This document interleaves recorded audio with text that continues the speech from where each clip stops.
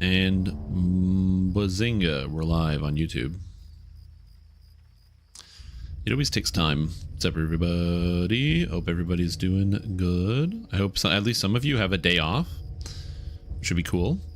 But yeah, what's up, everybody? What's up? What's up? What's up? What's going on? Hey, how's it going? Hope everybody's doing good. Hope everyone's having a good day today. I'm doing good. I'm having a good day today. Day off, gang? Hell yeah, man. Hope everybody's got a good day off. I am unemployed, so I have a day off technically. Hello, Shiltum. Yo, thanks, dude. I'm happy to be DDO's #1 shill. I shall attend to it in a trice. Yo, what's up, Skeletomic? How you doing? Months. Yo, Blue Phoenix, welcome to the stream team for 57 months. That's not 56, by the way, or 58. It is 57. I just double checked by looking at the number. Thanks for the support. Hope you're doing very well. And glad to have you back. It's very kind of you, dude. Appreciate it.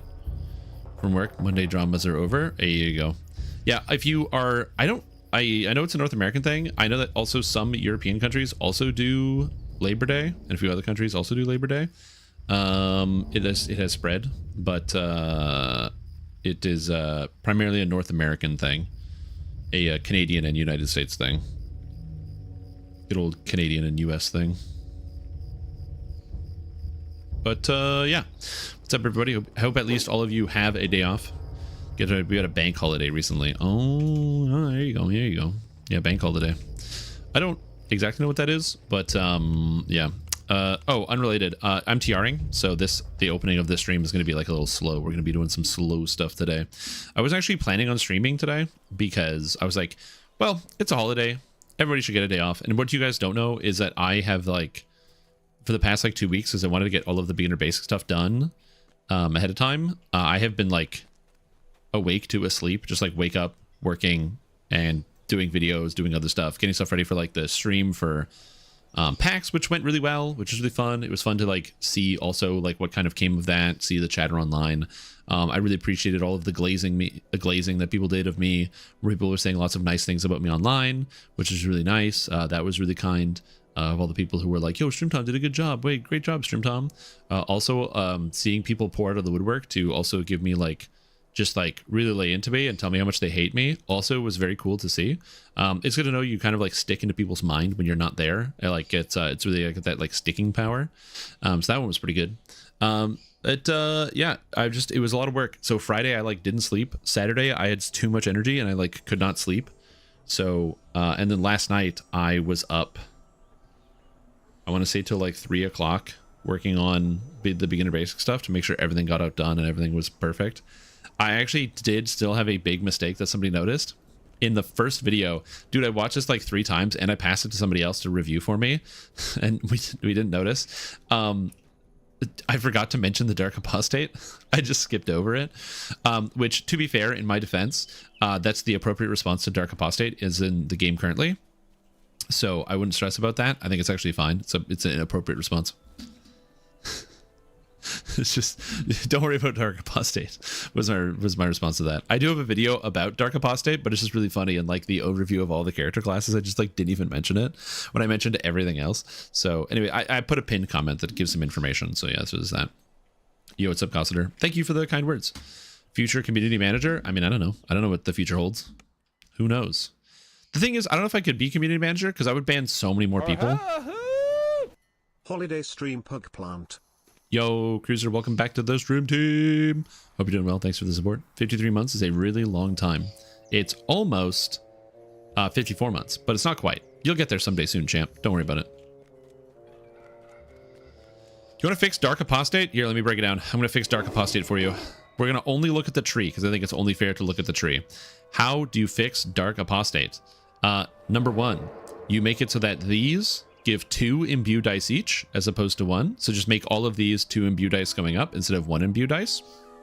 You change in the cores, you get this ability. Where is it? Pray for Mercy, which deals damage. Instead of Pray for Mercy being here, that should be the first core, Pray for Mercy, which adds the damage. That's just how the character works. And the damage increases as you level up, just like Stormsinger, from a d6 to a d6 plus 2 to a d6 plus 3 to a d6 plus 4 to a d6 plus 5 to a d6 plus 6, all at the capstone. So you get investment for doing all of that. And then you replace this enhancement with something else, but you just build that into the actual tree itself. You reduce the cost of some of this stuff because it's kind of expensive. And then also, where is it in here? Dark, like this is just bad. The cursed words should just be something that, like, when you bane, you also apply curse. So that should be like an enhancement, like connected to bane, so it does that. And then in the tier 5s, there should be plus 2 DCs with necromancy spells. And the harm scaling here is fine, and Ward of Shadow also is fine, but I think Shadows of Death should, instead of it increasing the Prey of Mercy damage, which as I said should just be in the cores, like it should be a d6 plus 2, 3, 4, blah blah blah, or d6 plus 1 up to whatever. This should change into being instead of Pray for Mercy upgrading evil damage per cast, it should be targets that are baned are vulnerable to negative damage. So you have to bane people, and then once they are baned, you can hit them with negative spells, so it's like a 1-2 combo. So that's how I would fix it. And now you can use negative spells all you want on a Dark Apostate. You can play a negative Dark Apostate. You can play an evil Dark Apostate. You can play a melee Dark Apostate. You want to weave in your Bane with everything else. You always want that to function. There's some cool stuff. That's how I would fix it. Looking forward. Been pretty PoE 2 pilled. Me too. Don't worry. I'm gonna be playing some PoE 2 today as well. Because, as you guys know, DDO non-peak hours are peak. If you play DDO at peak hours, it's horrible. But if you play off peak hours, it's really good. So I'm going to be playing until the game starts lagging, and then I'm going to do something else. But yeah, I just feel like streaming today. I'm just like in a good mood. I just want to be streaming. So we're chilling. I'm like super chill right now. I've had it was a really long weekend. The last 2 weeks were just like awake to asleep work for the most part, except for obviously the times where I was playing PoE 2 or Destiny 2 or Last Epoch, which I did a lot of in between. But that was like wee hours, like the sort of like I could go to bed, but I really need something to like let my brain just shut down for a little bit. So I did quite a lot of that.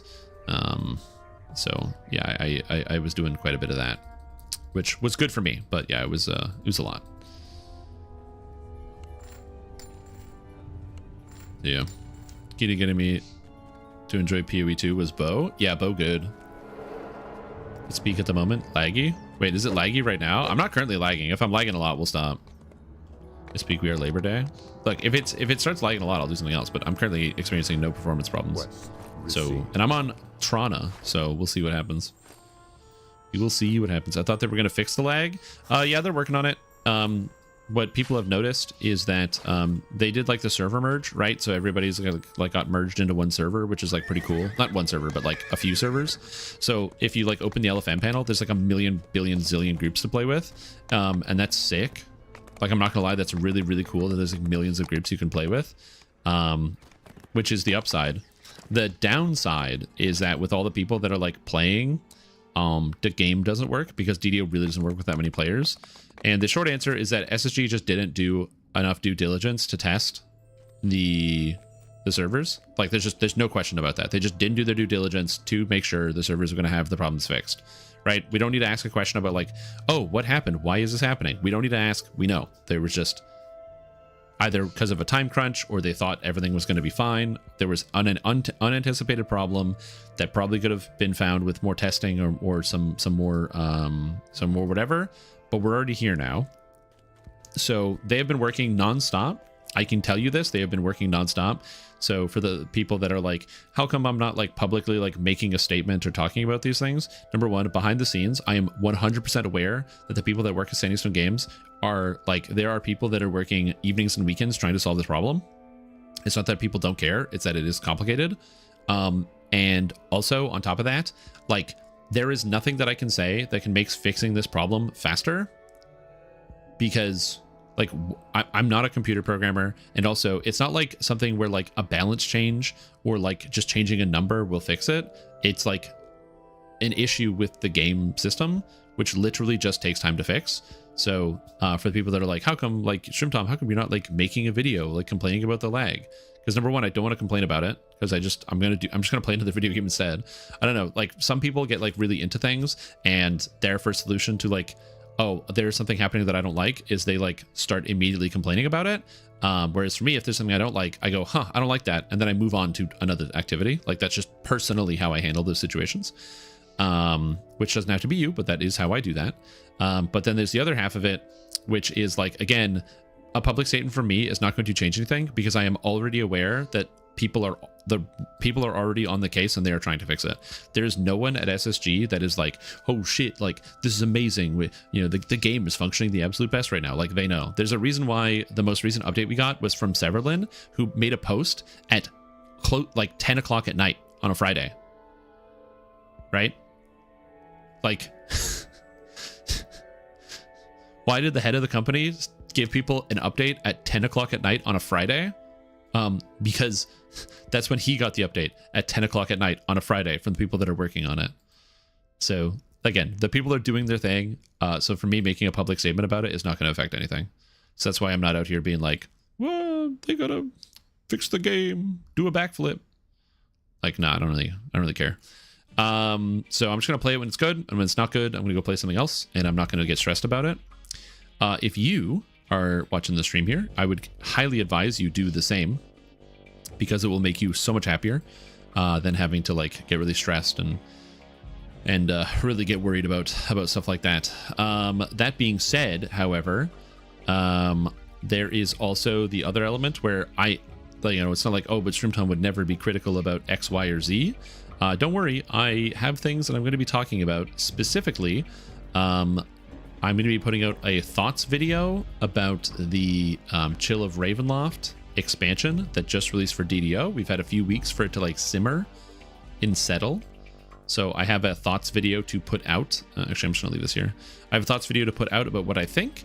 The TLDR is I think that the Chill of Ravenloft has the potential to be one of the best expansions in the history of the game, but has a few things holding it back. So, and those things are pretty major. So we'll talk about that when we get there later this week, because I can't spoil the video. I need you guys to watch it. So that, yeah.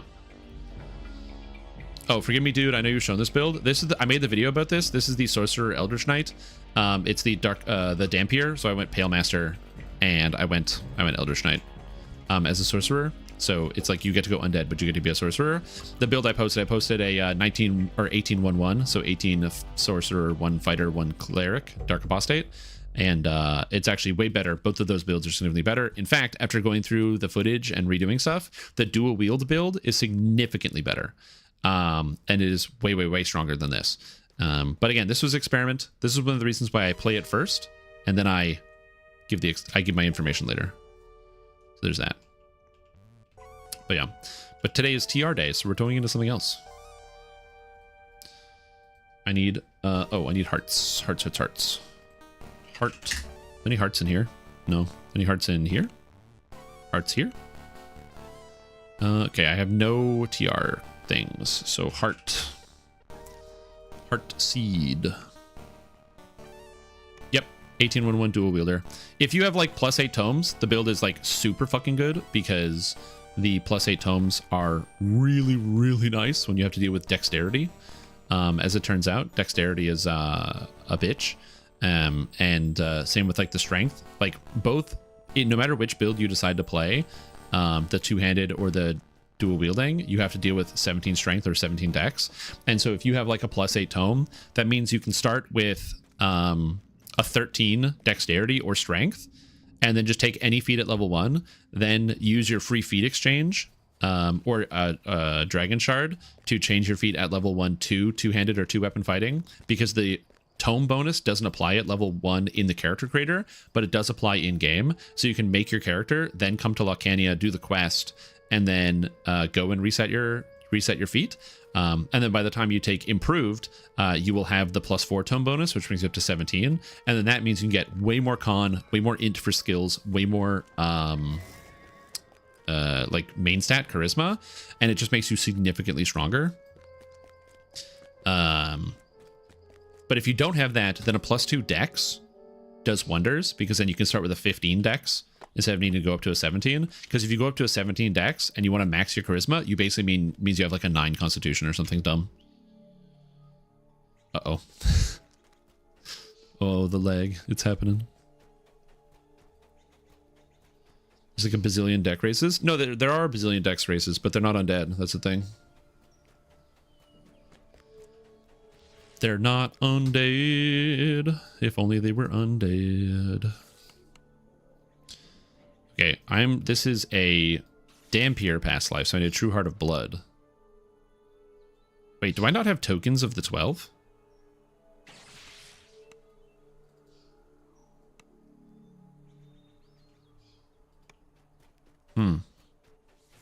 Oh, I think I converted all the tokens on one of my characters during cleanup, and I forgot to empty it. Is there a bank in the tower? I think there's a bank in the tower. No. I have them. I turned them all into tokens, and they're in an inventory somewhere, and there is no bank in here. God damn it. There's just a tavern. There's an auction guy in here, though. It's got Obsidian Enchant Relic plus Deadly Crook. Yeah, PV2 Slammer is great. Yeah, man, you gotta hit him with a Slammer. EDs, would you recommend? You're gonna take Quick Cutter. I know this is gonna sound really boring, but you can't beat Quick Cutter from Fury of the Wild. Okay, so always go Quick Cutter for your Epic Strike, and then outside of that, where do you actually go with your Epic Destinies? For Artie, I probably recommend Dreadnought, just because it gives you infinite uses of Action Boost Haste, which is really nice, and the Mantle is really good. So I would recommend Artie. Dreadnought as probably your main tree, especially if you're Warforged, so you can easily heal. And then your third tree can be whatever you want. You could just go Macrotech, because it does give you a lot of good stuff. Imbue dice, charge speed, things like that, if you want to weave in the Rune Arm.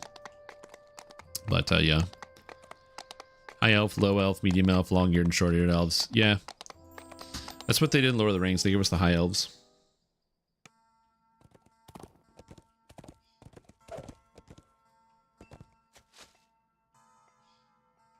For sure, but he's melee. He said melee. I feel like it would be unfair. Okay, so I need to find my tokens of the 12. They're on another character. Yeah, I mean, you can run Stradion on melee if you want, but I wouldn't do that. Dumpster Fire, and like its namesake, it's a Dumpster Fire. Dumpster Fire is extremely powerful. Used to be the best rune arm in the game. Well, second best rune arm, because the B cannon was better, but it used to be the second best rune arm in the whole game. Actually, has anything outclassed the Dumpster Fire? I think the rune arm from Fire over Moorgrave is better, because it gives you dripping with magma, but not from the shot. But yeah, the Dumpster Fire is like one of the highest damage shots. You don't need it to be AoE. You just get up into somebody and you press the button for 20,000. It should burst. That's why you do it. The old 20,000 damage, especially if you hit a construct, because it does rust damage. But like a Warforged. So the place in which it used to be really, really good is when Legendary Master Artificer was like an endgame raid that people were running all the time. The Legendary Master Artificer is the final boss. I don't know if you've ever done it, but you have to fight 2 Warforged Titans, and Warforged Titans can both be poisoned and rusted.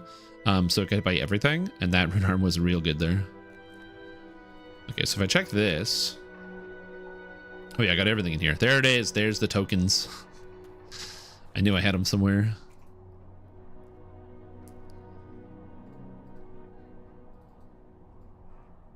Beep.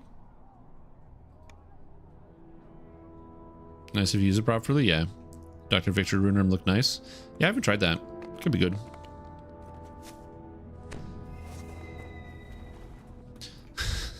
Tall elves, skinny elves, elves that climb on rocks. Good old armor elves. Armor hot dogs. It is unfortunate that if anybody references anything even tangentially related to The Simpsons, I immediately I just clock it. And I'm like, oh yeah. Funny word. Word funny. Text.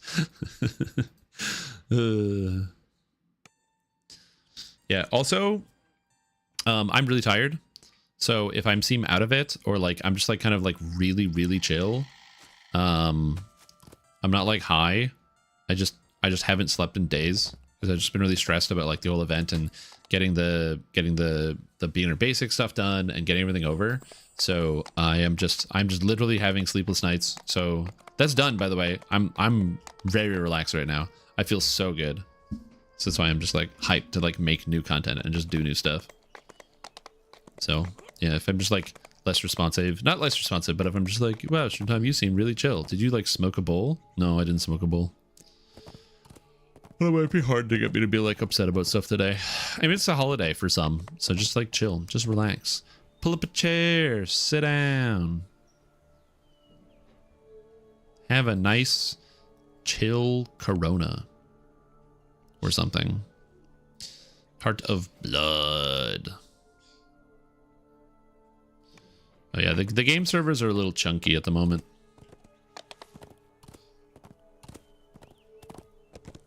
Lackadaisy vibes, yeah. I showered this morning and then I didn't do my hair.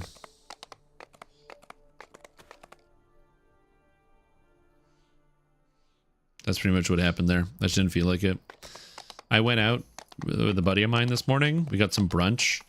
So I had some huevos rancheros. Oh man, that shit's so good. If you're living in a place where you can have huevos rancheros and you don't get it, you should. It's very good. Extremely good way to start the day. It's too early for Bobby to show up because he's in Arizona time zone, which I think is like 13 hours in the past or something, or like 13 generations or whatever in the past. So he'll catch up eventually, but yeah. Ooh, epic past life. What do I want? I kind of have all the things that I want currently. I don't need spell pen. That's boring. I think I'll go over power over life and death. That seems good. Stream Tom. Confirm. Yes, clock's melted. Going 1 or 15? Going to 1. This is a regular Dampier. I'm not an iconic. Or are you saying like when I reincarnate? I'm going into a dragon disciple, so we're gonna go level 1. Stream Tom. I have not planned out my dragon disciple path. Strength, Dex, Con, hell yeah. He's bluff. Boop. Boop. Almost there. Hit him with the randomizer. Oh yeah, buddy. Yeah, I'm like thinking about it. It's like a slow process. But yeah, we're going to be leveling up from the beginning because I want to make a video about Dragon Disciple to give people something to follow. I said I was going to do that 8 years ago or 8 months ago. So it's time to like follow up. Also, what's up, Fenris? Welcome back to the stream team. Appreciate the support. Hope you're having a fantastic day. Thanks, dude. Hey, who are you? Who am I? Oh, geez. DDO's a little gummy, huh? It's like my keys are sticking down. It's funny. Hand wrap or stick? I'm gonna go hand wrap. Because I think hand wrap is the superior way to play. The first time I did single weapon fighting, and I leveled it all the way to cap, and I enjoyed it. But I think that hand wrap is the better way to do it. Yo, good morning. Need more chai. How are you doing? How's it? How are you? Yo, what's up, Float? How are both of you? I hope you're well. Yeah, just slam your bow. Don't think about it. I don't care what the stats are on it. You might be like, oh, but I already have like double fizz and attack speed and crit. And so there's literally nothing you can get from a slam. But just slam anyway. Maybe you'll get stun recovery. It added fire? Oh, geez, that's crazy. I need coffee? You know, so Wolf Kobold was posting in here in the chat about how he's like taking a break from caffeine. And his life is like way better. And I'm like, maybe I should try that again. I'm not convinced it's a good idea, but I kind of want to try again at some point. Not today. I'm gonna get a cup of coffee later. To wrap monks? Yeah. I think that hand wraps is gonna be the best way to do it. So yeah. And I need caffeine. Yeah, or nap. After I bought 4 things of Rogue. Here's the thing. Rogue is really good. Like, I find my biggest problem that I have with Rogue is that, like, unlike a lot of other energy drinks and other products that you get, there's like no real come down with Rogue energy. You kind of just like feel good for a long time. I find like if you drink like a regular like canned energy drink you buy at the store, oftentimes there's like that really harsh crash. Cooldown is way too short for it. Yeah. Don't worry. Don't worry, Blue. Everybody had that same thought. Everybody had that same thought.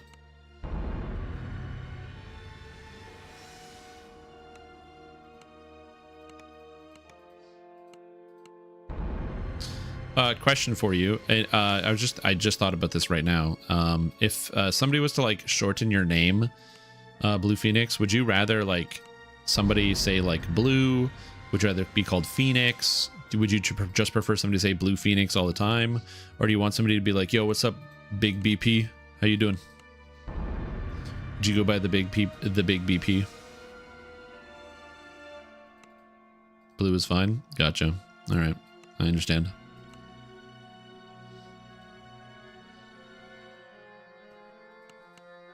Big British Petroleum. Oh no, not BP. Oh shit, sorry, not British Petroleum. My bad. I didn't even think about that. The only real DPS strike and others should be buffed. I think Quick Cutter should be slightly nerfed, and then the others should be buffed. My proposed nerf for Quick Cutter is just nerf it to a 10 or 12 second cooldown. Maybe 10. Too much like the petrol station? Yeah, makes sense.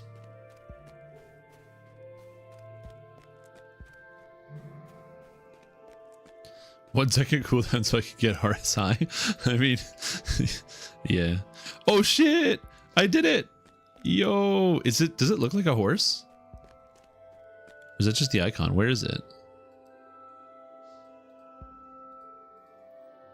Am I blind? Where is it? Academic steed. Where's my horse? Do I have to log in and out to get it?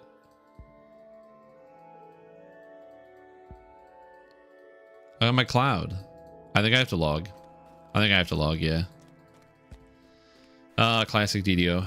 Gotta log in. Log in. Ah god, I saw on the forums that Stremetum killed a whole class of play yesterday. Now he's nerfing Quick Cutter. True. Stremetum ruining DDO. You know what? Strimetom or Strimetom as I'm called by my friends. Yeah, true. I might in fact be ruining DDO.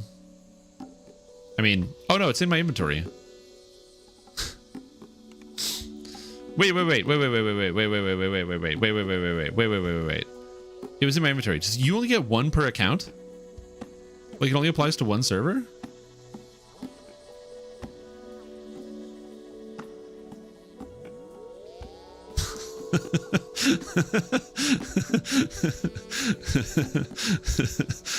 I don't. Oh, you can re-get it? Okay, good. I was about to be like, I don't know why I expected anything different, but yeah, that's funny. Whee!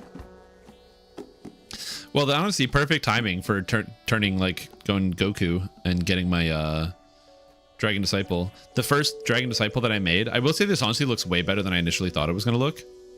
The first Dragon Disciple that I made was called Goku Mid. So, this feels appropriate. Alright, sick. We're bringing it back. We're bringing back Goku Mid. That's really funny. Anyway. Stream Tom. Okay, now quick check. We're gonna do another race. I don't know what races I have done already, so I need to know which ones I'm not doing. Dragonborn, Drow, Tabaxi, I'm done. But I have an Azamar. Azamar seems like it's the best option. I think we'll go Esmar. Which makes the most sense, honestly. Yeah, I'm gonna do Esmar. Beep. To block, we use shift for keybind, alt. Because you don't need to jump and tumble at the same time.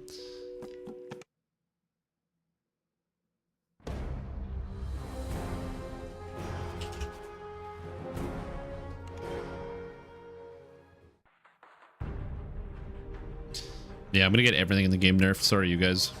Sorry, not sorry. You've all had it too good. I'm taking it all away. You know when your parents would be like, if you don't, kids, don't settle down in the back seat. We're gonna turn this car around and go right back home. Guess what? I am turning the fucking car around. No one gets to have any fun ever. Oh, I'm a rogue. We're done having fun. I am done with League of Legends. Also, oh my god, Wrath, thank you so much for the gifted subs, dude. That's insane. Thank you so much. That's what the heck?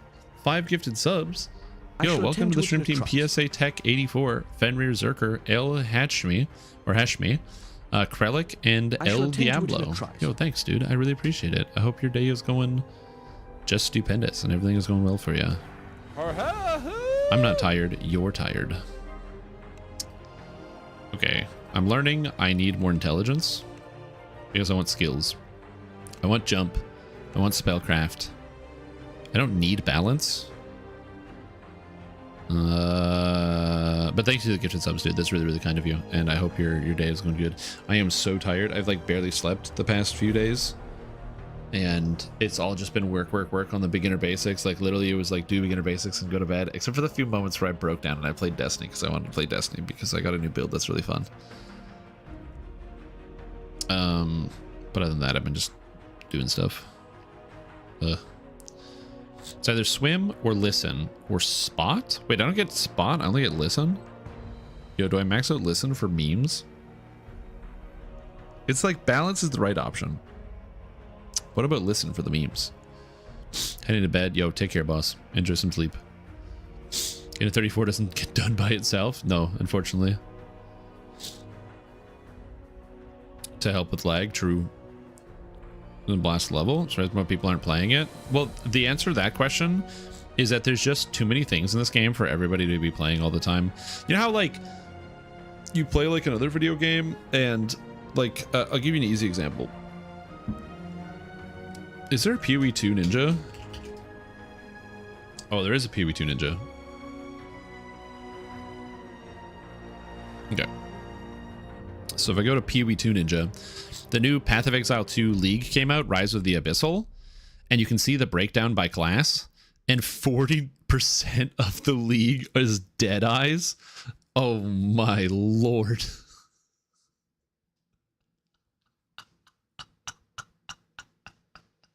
Forty percent of the League is dead eyes. Oh, that is so funny. Jeez Louise. Anyway, yeah, it's like Blightcaster in hardcore season. Some games will have like there's millions of builds, but everybody congregates into like one thing, right? Whereas in DDO, I think there's just like too much stuff. There's too many different options, and it takes a long time to play. Like in Path of Exile, you can get a character all the way through the game in like 25 hours and do everything you want to do. But in DDO, 25 hours for the majority of players is like level 12. So yeah. SG will delay the lag patch because of Silksong? No, there's no way. Yeah, I'm playing a Blood Mage. What are people doing on Blood Mage? What are we running? Fireball? Wait, they're all running Fireball and Ember Fusillade and Living Bomb? Lightning Spear Blood Mages? What the crap is this? Lightning Spear, Ember Fusillade. Oh no, I'm not doing any of this. Some guy's using Comet. Ember Fusillade.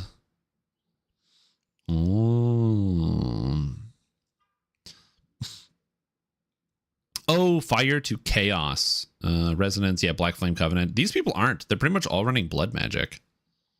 Wait a minute. There's Blood Magic in PoE 2? Hold. Where is it? Oh, that's not that far away.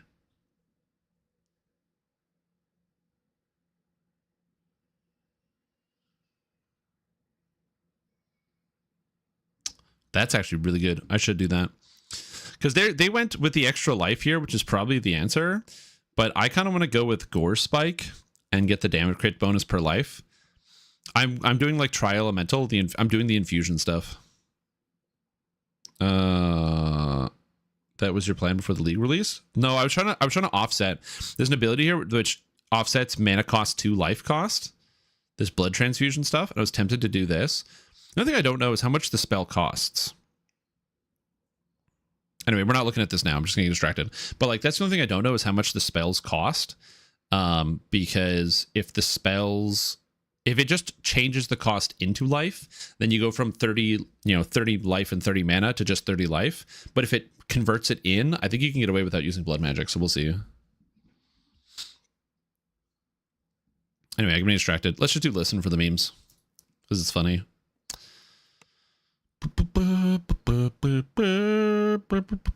Stunning Fist is like really good, right?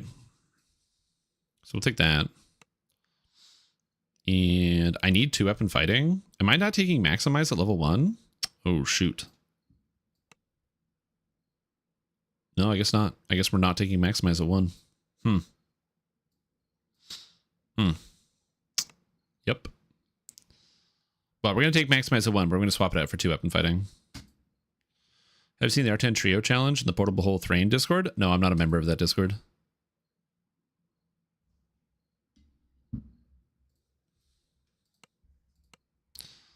Oh, it's like the blood builds. Yeah. What are we building? Oh, you're here. Did I hit create? I meant to click random.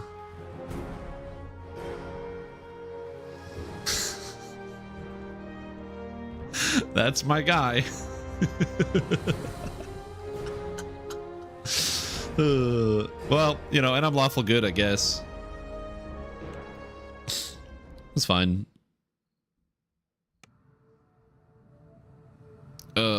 Well, is what helmets are for. Who peed on his face? He peed on his face. It's a monk technique. You wouldn't understand. Memories of a large white dragon striking your ship come flooding. Yeah, he's lawful good. Hey, it's fine. Look, if I get instantly killed by a unholy blight and whatever. Stepping out of the grotto, you find That's yourself so funny. in Korthos village. The Sahuagin have threatened this place for Oh, generations. is the bot dead again? Judging Oh my from how it looks lord. now, the I hate how we have to Sahuagin keep are kicking winning. it. Just being like telling it to come back to some life. hopeful souls still hold out for help to arrive.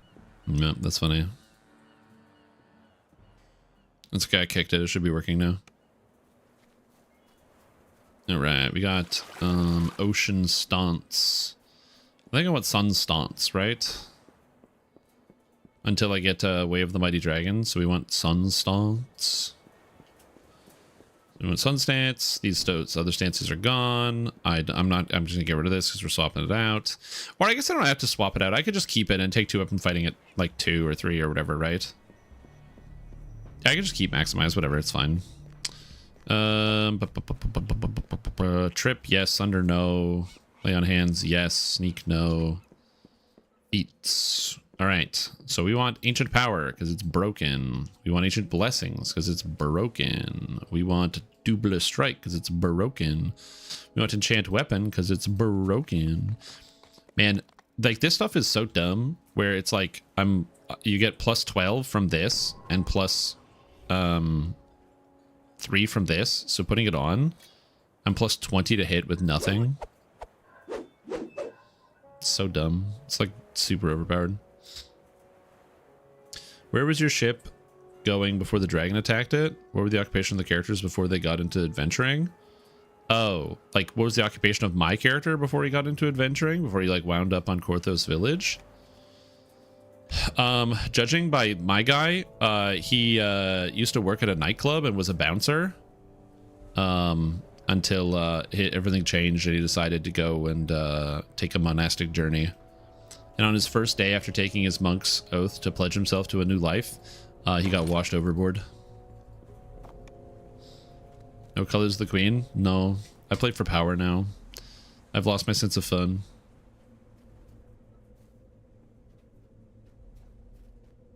Oh. I was like, is the airship not working? No, it's working. It's just it's a little chunky, you know. Is that if the game is like too laggy, I will. We might end up playing something other than DDO today, but hopefully the game is going to cooperate. But we'll see. It is not currently cooperating. Yeah. Oh, is the PAX West stream going to get uploaded to YouTube? So I don't own it. I want to make sure this is clear. I don't have any clips from like the PAX West stream or something. I had to sign something that says that I do not own the content, that PAX and Daybreak own the content. So if it gets uploaded to YouTube or to another place, that would be on Daybreak or PAX to upload it somewhere. I do not own it. Now, it is on Twitch, so you can still watch the VOD and like read through everything. But yeah. I mean, I can upload my own stream, but my own stream is me silently sitting there. I also forgot many times that I was actually like live streaming to you guys. I was just like unaware of this while it was happening. XP. 1, 2, 3. XP. No, I'm not going to use the heroic stone. I gotta feel it. There will be a time where I use it, but not right now. Under potions, apparently. Food. Sentient XP, and there's regular XP. I'm going to start like level 3. What the hell? Am I blind, or did you not take the ship buffs? I did. It's right up here. It's just the lag. I have a lot of sentient XP. I gotta do something about that. I'll probably swallow all that on one of my characters. Just get them to like open their mouth like a snake. Just eat all the sentient XP. Keep going. A little more. A little more. A little more. What's the build? Dragon Disciple. Disciple of Dragons. Feeling no one wants to join my group. I swear I have cooties. Yeah. I mean, also, like, it's tough right now because of, like, the lag issues. So some people just still aren't, like, playing around a lot. Okay. Let's go to Marcedon Lion Claw. Beep, beep, borp, bop, boop, bop. I get another point. Let's do balance now. Max note that listen check. And we get 2 weapon fighting. Again, if you're like, oh, did you plan this out? Nah, I'm doing it as I go. It's like way easier that way. So we want... you can actually boost haste and ninja spy now, right? Quest Okay, so I actually don't need Vistani. Interesting. Yo, what's up, Bootguard? How you doing? How you going? We're gonna take I think Fate Arc, because it gives me a dragon and a bunch of mana. So we get some mana.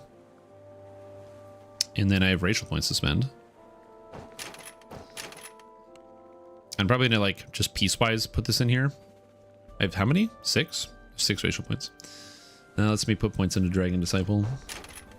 Take Draconic Burst. We take Power in Practice. And we take Draconic Devotion. Makes sense. Oh, and then I get the Imbue die next. Yeah. Oh, and Power begets Power. Oh, no, that's just in the tree. Okay. So I need another point. Okay. Oh. I thought the key thing was... Okay, that's there. Okay. Oh. I don't know what element I'm going to use, so I'm just going to put all the elements down here. It's gonna happen like that. Anyway. Yeah, good afternoon. Hope everybody is well. Hope everybody is doing good. I gotta say, the Dragon Disciple riding the Storm Cloud feels pretty good. I should use the element nitrogen. Yeah, I could.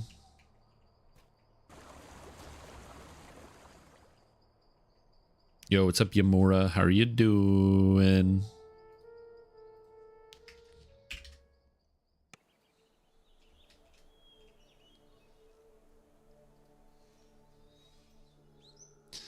Yeah. I'm an elementalist. I used tungsten. Oh. Please, DDO, please. Just let me through. Let me through. Yeah, like I said, it's gonna be a slower day because I'm slow today.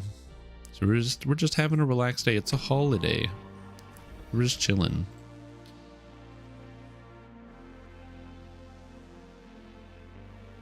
Shavarath. Mobs are standing still. Yeah, it's good for me. The servers are right there with you. Perfect.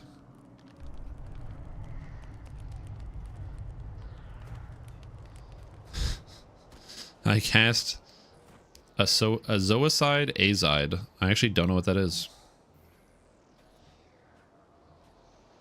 Okay. Now you might be wondering why I came here. And it's because in theory there's less lag in Amrath. So I can loot the bank.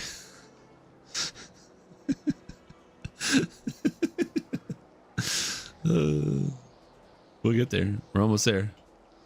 We can do it. Oh no, there's people in Amrath. They knew. Oh, they knew. Ugh. Man, I like how everybody goes to like everybody has their own like secret bank that they go to. That's so funny to me. I think everyone's got their own bag that they go to. It's amazing. How was like during the pack stream? So we got lucky. We had like 2 lag spikes total, and the 2 lag spikes were so minor that only DDO viewers noticed. If you were not a DDO viewer, like if you're somebody who doesn't play the game, you probably wouldn't think anything of it. It was really lucky.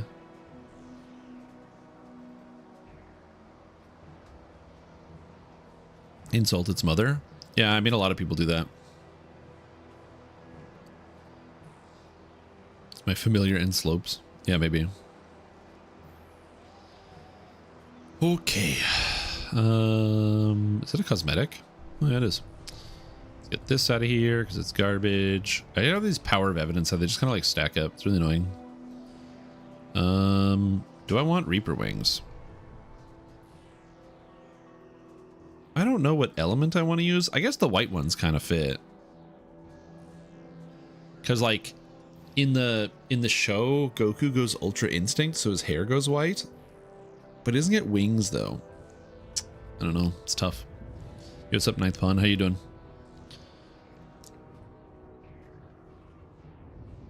Yeah, that's what I'm saying. Like I think that like audience members at home, I don't think people notice like that was an issue. I think that was just something like if you are hypersensitive to it, like we are. Not hypersensitive as in like nothing is happening, but like we have experience, right? So you can spot it from a million miles away. So we can go like boom and just like instantly know when it's happening. Whereas somebody else, it takes a second to pick up on the same thing. Jack Jibber's Blade. But yeah, so overall we got very, very lucky.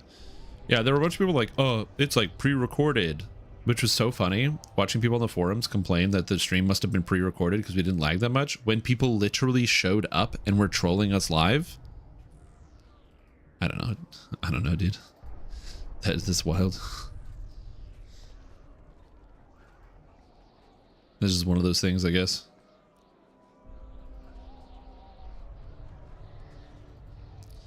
Just remember that there were quite a few people that were upset that we didn't address or talk about the lag and the performance problems in the DDO game servers during the live stream.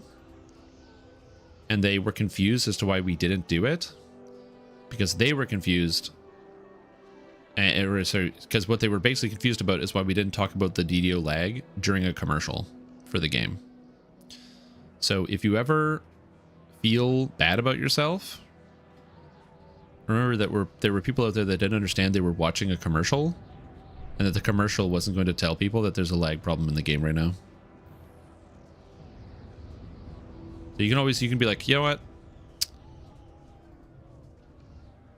I might not know everything, but I know some things.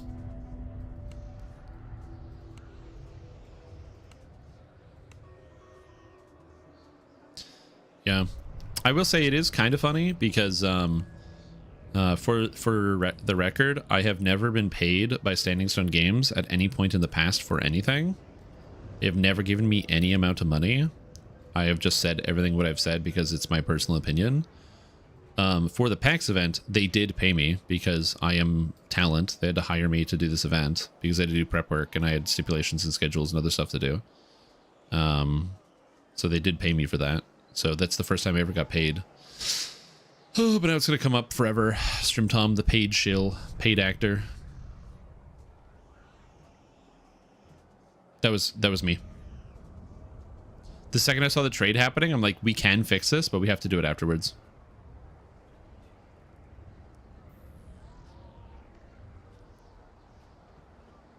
Yep. Definite marketing majors there, yeah. But just general rule of life. If you're not sure if you're watching a commercial, you're probably watching a commercial. I know. Dude, this is some epic lag. What the I don't know, guys. We might not play any DDO today. We'll see. I've been playing with Cormier. The lag is barely there. It's super rare that I get locked at all. Well, that's just thing. That's why we were playing on Cormier, because it was the best option. I tell you, come to Ataraxia. No, we're here. But you were just taking a break to chat? No, I'm trying to take items. The scrolls of teleport are here and here. we're still waiting. So yeah, it's a holiday bringing more people on when it's usually off peak hours. I know.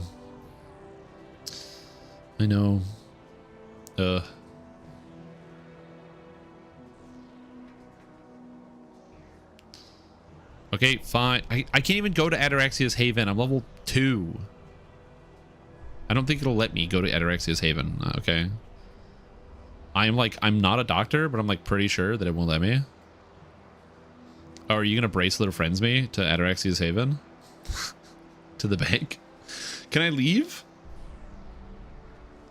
Oh yeah, I can teleport. Oh yeah, the withdrawals here are taking way longer than a regular bank. That's for damn sure. Oh, hydrate, good call. If you want to bracelet or friends me to a bank to prove that it is faster, I'm not going to get in your way because it works really well for me and I don't have to do anything. But, yeah, I have nothing more to add. I mean, this is working fine. Okay, we got the goggles. So now what do we want to use? Some dual wielding. I need hand wraps. I need to get those hand wraps. Oh, yo. I forgot I had this. Invulnerability of combat mastery. That's kind of good. Let's take this out. I have those Vorpal hand wraps. I gotta find them.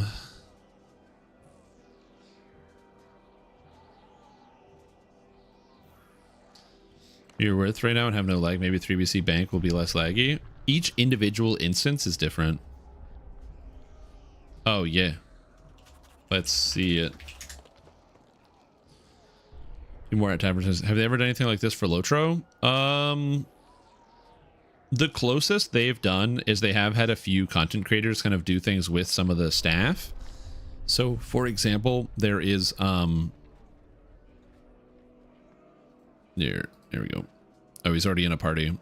There is Bloodborne is one of the Lord of the Rings content creators, and he has like had the opportunity to kind of do some stuff with some of like the devs and do some like interviews and dev streams and things. But I don't think they've done a similar scale for Lord of the Rings right now. Can't leave, can't enter Ataraxia. Wow, unlucky. It's always how it happens. But yeah, it's so they've done some stuff with some of the different content creators. This robe looks spooky for a dragon disciple. It's so really dark in here. Oh yeah, I forgot there's a tavern. The Refectory. The Refectory? Brave. Welcome, sir. Have you come to browse my wares? Welcome, outsider. I have prices on the finest items in all the plains. Are you ready to bid, or perhaps you have something you need to list? and the spirit binder. The tides of battle flow with the breath of the spirits. Boots stamp upon iron. Fire howls. Sin is everywhere, but it is too loud. And when the fallen whisper to us, few of us can hear them. But you can, can't you? You will listen to me for when my time comes? If you ask it, I will listen to you, mortal. Your soul song will fire my remembrance of ancient days and those that were. I do ask. Then it shall be so. I shall bind you to this place, and your spirit shall return here when you pass. There we go. I'm now bound to Amrath. That's neat. I actually didn't know that they had like custom dialogue for this.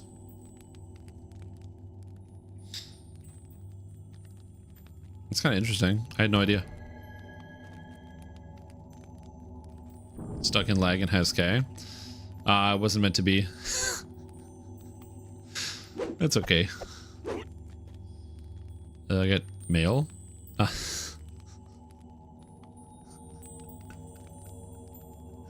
Guys, you don't have to mail me Sunblast anymore.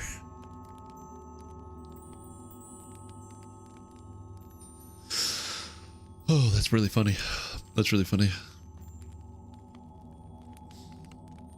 I appreciate everybody who's tuned in to do that. Alright, well, if you're lag stuck in House K and you're unable to move, I think I'm gonna find my Vorpal hand wraps. Oh, hold it? Alright. You know what? While I'm here, since everybody else seems to be stuck and unable to win, I'm gonna win the game here. I'm gonna use my button of winning that I paid for so I can pay to win. Remember, you can only have a button of winning if you are in fact a winner. So I'm just gonna win real quick. I'm winning. Congratulations, you've won. Perfect. There we go. Now I feel good. That makes me feel good. All right, accept. I made it. We are in Ataraxia. Thank you, thank you. Let's see if this bank works.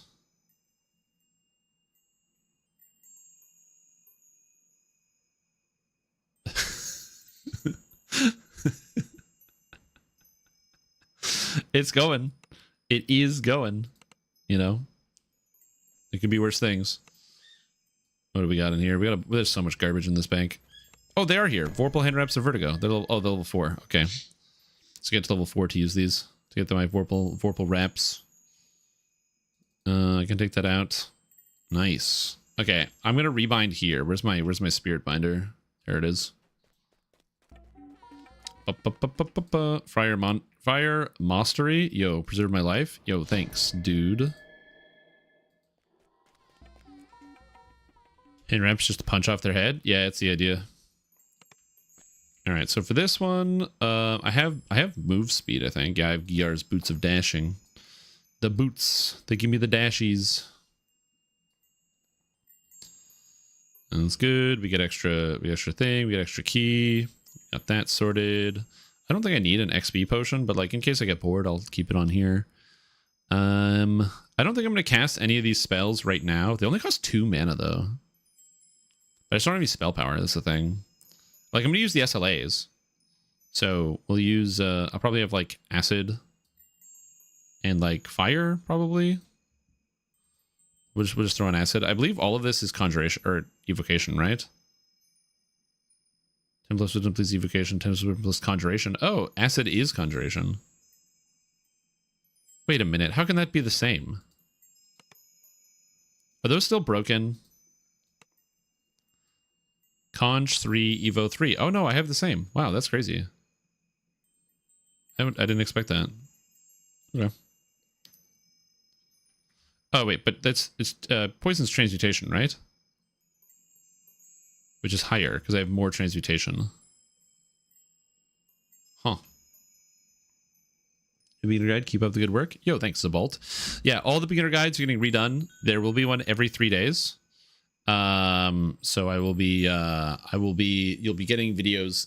Somewhere I'll post the calendar so you'll see what video is coming out on which day. So if you're like, oh, I'm waiting for this thing, you can know when it's going to come out. I have one video coming out every 3 days. So there's one today, And then 3 days from now, so on Thursday, you will get another video. And then 3 days after that, you will get another video. And then 3 days after that, you will get another video. And they will be coming out. The goal is it's 3 class videos, then a general video, then 3 class videos, then a general video, 3 class videos, then a general video until it is done. So the first class on the list, I believe, is Barbarian. And it's going to go into how to play Barbarian and everything you need. So I'm talking about like, is the bank good? Yeah. Yes. Extremely good bank. Many thanks, gentlemen. And we're gone. But you're going to get in the video. I go through everything you need to play that character alone. So if the only video you watch is the beginner basics for that class, you'll be successful. So if you only see beginner basics Barbarian, you will understand the whole point of playing Barbarian, what to do with it, how to get supplies. What if you're like, what if I get potions? How do I deal with the fatigue from rage? What if I need to heal? What's a hireling? So I go through all of those things in every video. They are very repetitive. So like the Barbarian video teaches you how to get hirelings. Guess what? So does the Wizard video. So does the Ranger video. Every video is going to teach you how to get a hireling, which ones you want to use. It's going to teach you about your enhancements. It's going to teach you everything. And then for those that didn't see it, I posted the link in the description of the actual beginner basics video. So you can actually see there's a lot of people that are in here already, but I have sometimes beginner basics build guides. So I have this, if you want more advanced builds here, it's kept up to date as of this time. Why ugly font? It's because I use the DDO Builder Lite and it's formatted in Courier, and reformatting the skills is a nightmare. So that's why everything looks really ugly. Why is everything chaotic neutral? I actually have to update this link, so I'll do that later. But you can see if I go into the melee builds, each of the builds are here. So they're already done, right? So you can actually already go look if you want. If you don't have to wait, if you just want to play one, you can. But the video is not here yet. So the Barbarian video, which will come out, is going to go here when it's actually live. And then each one comes with like, what is the build? Do I have to play as the race that's in here? So if you aren't going to, you can make an adjustment. How easy or hard is this build to solo? And do you have an alternative build? Because in some cases, like Barbarian, not really. I don't really play a lot of Barbarian, so I got nothing for you. But like when it comes to Fighter, do you have an alternative build? I have a tank build if you want to try it. Paladin, do you have an alternative build? I have a bow paladin build. For Monk, do you have an alternative build? I have a shuriken build if you want to try that out. Same thing. Sorcerer, I have a melee sorcerer. For Cleric, I don't have an alternative Cleric build. So there's that. For Wizard, I have 2 alternative builds. So like each one gives you good information. And then in the video itself, I also go through all of these numbers at the end to explain what each thing means. So that way somebody who reads it like this, they won't be mystified and be like, what does Nimbus of Light 3 mean? What does Divine Smiting 2? Like they don't have to be worried about that because I go through that with them in the video. And then there's the leveling guide of what points you take at what point. All of these come with a leveling guide that tells you where you should be taking your points, and then your general epic destinies. Some of you might be wondering, how come there's no gear on this list? And there's actually 2 good reasons for that. Number 1, if I wanted to keep gear up to date, these would need to be updated every single patch that comes out, because there's new gear every patch. So that's too much for me. And 2, that would literally add 60 hours onto the project. So I'm not going to do that. So it's a beginner gear or beginner build. Just don't worry about it. When you get there, you can start to figure it out or go for something else. Yeah, and also which packs they own. So yeah, the other thing too as well, every build is designed to work with the minimum possible, right? So one of the most horrifying examples is Rogue. As I said here, this build gets significantly better if you have access to the Vistani Knife Fighter. You can play Rogue without Vistani, but oh my god, is it better if you have Vistani.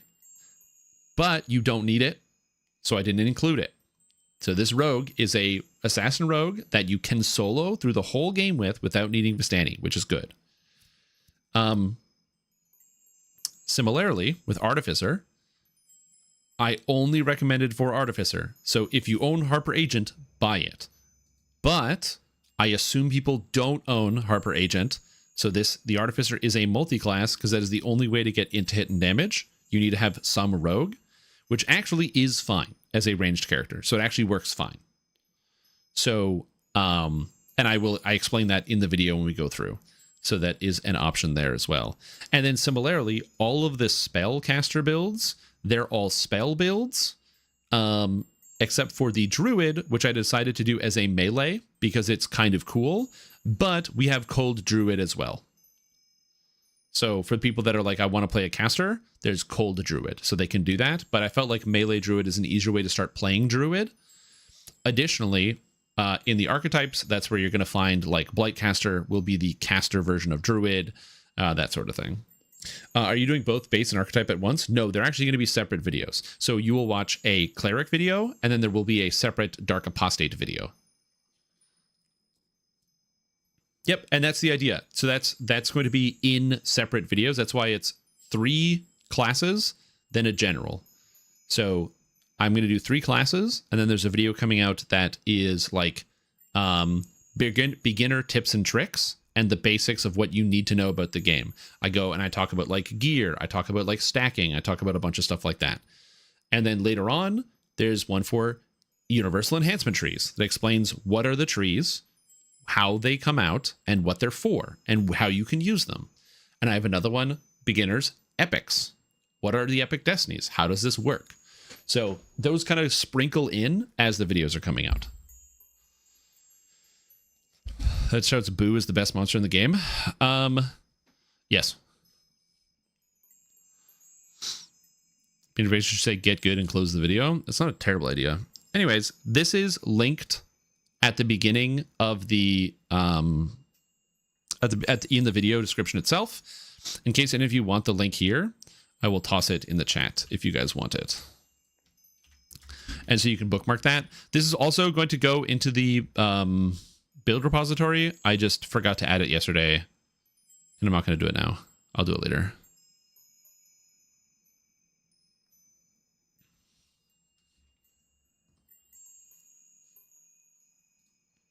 Yeah, so that's what I've been working on in the background.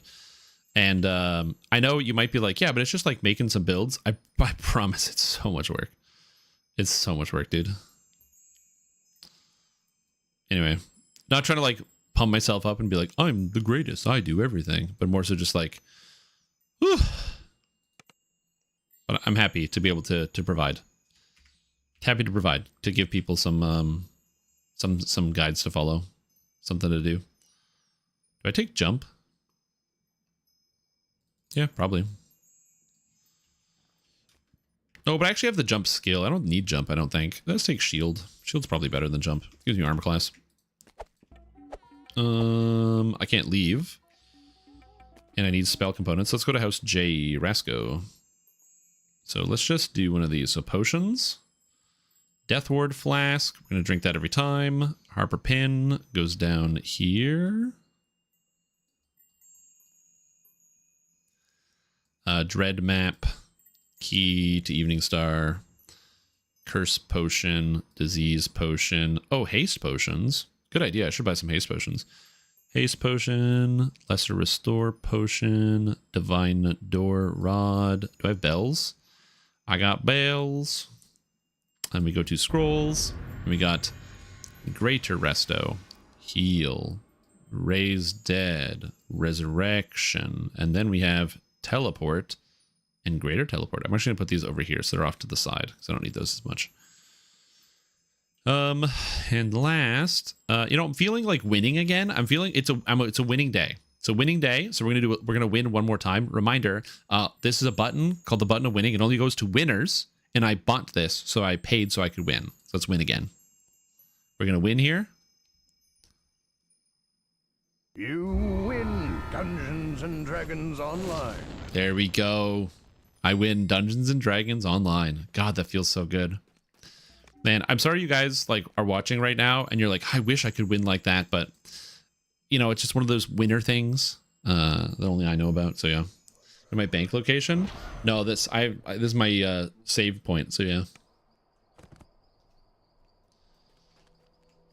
Yo, what's up, Kibber? How you doing? Did I do lives with only random gen gear? Yeah, I did on for my solo guided playthroughs. I played with starting from nothing. Play the game.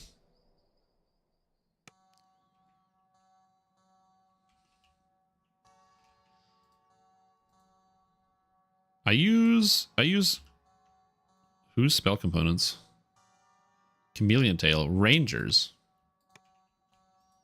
All right. Okay. Gibber. Move 1, 2, 3, 4. Buy 1,000 of these. Buy 1,000 of these. Buy 1,000 of these. Buy 1,000 of these. And now I need healing potions, haste potions, heroism potions, and I have strength 16, so I can carry all this.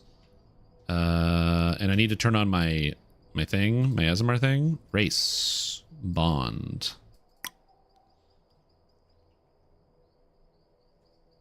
A ton of info and great. You have easy access to and references to guides. The cool thing about it is all of those guides are going to be kept up to date forever by me. So those will always be good, up to date. Why no War Domain Cleric with Druid? Because I don't want to give people bad builds. I only want to give people builds that work. Also, I didn't go to House K, which is what I wanted. I wanted the beginner builds to be as simple, straightforward, and successful as possible. So there's not really any flavor builds that are in there. They're all just good. Every single one is just a good, solid, like, meat and potatoes build. So, like, here's the thing, though. If you really like War Domain Cleric with Druid, you have to understand. Right now, we've got a bigger buzz about Dungeons & Dragons Online than probably ever before, because of the presentation that went on at PAX. Not ever before, but in modern times. We actually have people outside of the DDO space talking about Dungeons & Dragons Online. So if you think it's cool and you want to showcase your sick build and let everybody know about it, I encourage you to maybe write up a build guide or post a video. It's the best time to do it. Who knows? Maybe then people will fall in love with your War Domain Cleric with Druid. Or they won't. It's a 50-50.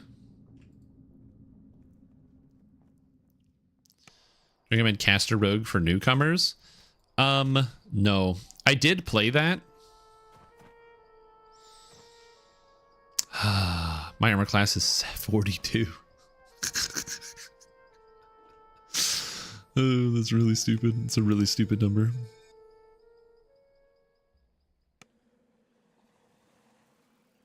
It wasn't a packed house by any means. Well, you have to understand is that, like, there were also people just walking around, and a lot of people aren't going to, like, go actually into the seats. As somebody who's, like, been to PAX before, and been one of those people that just walks by the main stage. Sometimes you walk by the main stage and spend 10 minutes watching, and then you walk away.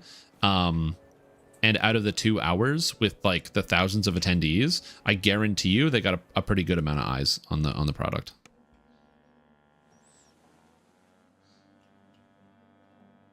I guarantee you. Now, you have no reason to trust me. That's okay. I trust me. I should have a cosmetic. Oh, well. I'm just writing on this thing. Also, if you're wondering why I'm doing Korthos Island by myself right now, because I'm tired. Oh, do I have maximize? Yeah, I have maximize. Maximize. Oh, I don't have quicken. Well, that affects that decision.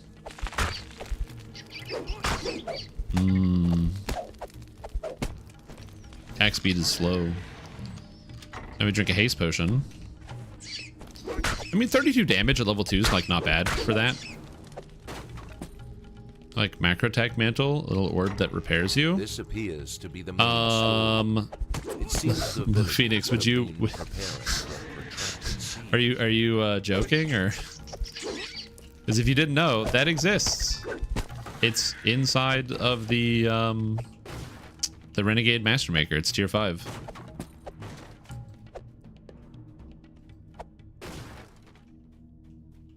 That's literally already in the game. And it heals not just you, but everybody. It's like the cleric healer aura, but for repair. You mustn't let the scrolls fall into devourer hands. Down 1,000 haste spots of life? Yeah. Why am I looting chests? I don't know.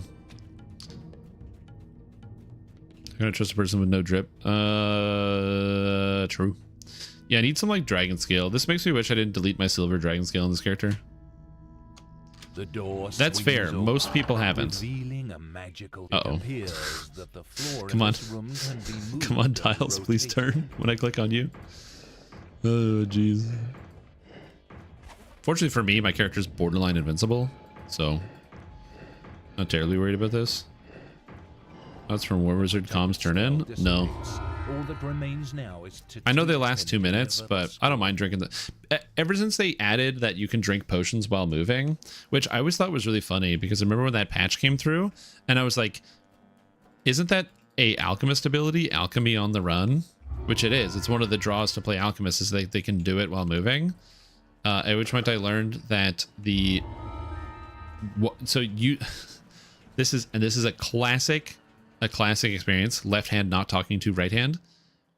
Alchemy on the Run, the alchemist ability, and the ability to just drink potions while moving are two separate things in the game code that have two separate programming origins behind them that are programmed differently and do not work the same. They do the same thing, but they are written differently. Approach those who would doom Korthos by destroying it.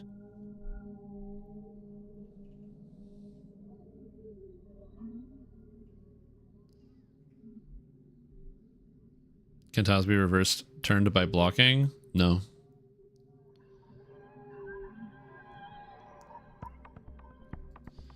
Level 10 thrower build at 90 AC, ring of Baphomet for 10 HP and lesser displacement? Oh, hell yeah.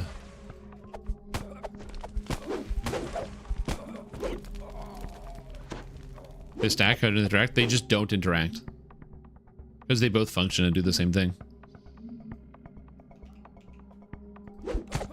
That's like basically a good way to describe like a classic DDO issue is like different people working. It's the reason why there's text lines in the game like for blocking or for the shields where it'll be like you get knockdown immunity. It's the reason they have to state you are immune to most knockdowns is because different knockdowns have been programmed into the game by different people. And so DDO has like 8 different versions of the effect knockdown. And so therefore, if you get hit by a monster with a knockdown, there's a chance that the knockdown actually doesn't function properly, and it knocks you down even if you're immune. So that's why they have the text most knockdowns. It's not because, like, there are some knockdowns that you can't avoid. Like, for example, the slam from the Forge Wraith. The Forge Wraith Giant in Too Hot to Handle. That is designed to knock you down anyway. But also, some knockdowns just always work because they just do, and it is what it is, and you gotta deal with it. Great Spaghetti Code straightening. I'm gonna...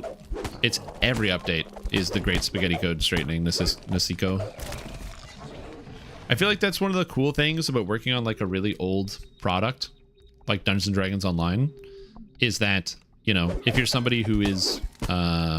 interested in learning a lot about legacy code, I can imagine it would be kind of fun and interesting to like go and try to untangle the web of legacy code that exists in the actual database. Some people have are like very skilled at this, but I can just only imagine what it looks like. Thus protecting the Caneth Crystal and saving Korthos.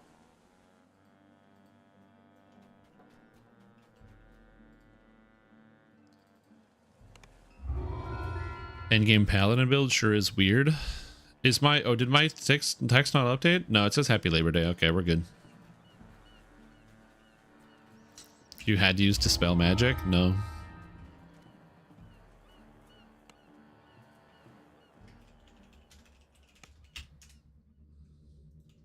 Coming from deep in the crypt, you hear the Also, it's fun strange to and replay these unsettling quests after echoes like that doing it come with some of the other strange. guys. Or like the people on stage. It was fun. Found some kind Being of like, secret hey, by the door way, in this wall. quest is hard. I actually thought we were gonna Once you fail open the it, you can reach whatever's what do you call it? The behind Caneth Crystal quest because of What a treasure how chest glitters in the dark many passage. times the crystal got hit.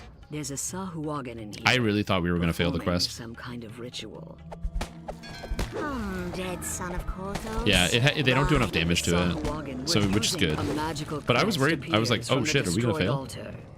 If you take it with you, it may be useful later. You continue to hear cultists. So you pushed over, about their tripped, pushed evil down, or work told to lie from down? further True. inside the crypt. Really enjoy your content. Thank you to all you do. Thanks, Sean. I appreciate that. I am happy to provide. As you slay And in these the foul interim, while I'm cultists, still looking for a take real care to job, you're keep gonna get your lots of own more health content up. from the stream, Another Tom. treasure chest. Perhaps the cultists brought it here. Someday, but it's somehow, there's another I'll provide a real Sahwagan. need to Croaks. society. Crag Wolf Hayton. But it ain't today. You served the light. Another crest drops out as you smash Craig the Wolf altar. Hayton. And now there be other altars elsewhere in this crypt. Oh yeah, that's the reason why we did. We did them on normal. Actually played the game after. So far, there's a chance probably. I don't know what their plans were. Like if they had other stuff to attend at PAX, other things to do. Like if I was there physically, I probably would have also done other things. Like maybe I would have like as a streamer done like a meet and greet with like fans and other stuff. Or like just gone to see other public things. So like it would definitely depend. I will also say this. I know it might have seemed weird to some people to like turn off the stream on Saturday after the stream was over and like pass it over to my friend Yasukai in chat here. But the reason why I did that is because I was just like kind of really high on adrenaline and I needed to come down. Like I needed to like take a step away for a little bit afterwards. Because if that had actually happened on stage, it would have been like, hi, I'm Shrimp Tom, do whatever. We get off the stage, I would have said hi to people on the ground, maybe met some fans or people that have been sitting around being like, oh, hi, I wanted to see you. Can you sign like my face, please, or something? A magical barrier And then I would have like left the public view and gone like with some friends to like a bar and had some drinks and like celebrated. So that's like what I would have done. Just like gone out and just like chilled and gotten out of like public view. And so I always had the plan of like turning the stream off and walking away. That was like always in there. But when PAX was like, hey, we're gonna give you 500 viewers, I was like, oh, okay, I'll stay for a little bit. Wouldn't. There's eyeballs Borderlands 4 release stuff. Amazed he even took the time for DDO. I think he might, if only because he was so that was Sam. I think he was really intrigued by a lot of the ways that DDO does things, either with some of the storytelling elements and some of the ways things are woven in, because obviously a narrative director is not somebody who's focused on like the level design, but sometimes the level design can inform the narrative. So I wouldn't be surprised if he did take a little bit of extra time to play some DDO to get like a feel for some of that. By ice and sent to Uganda. Yeah, exactly. I don't need to go to Uganda. I mean, as like a trip, it sounds like it'd be fun. Not that kind of trip though.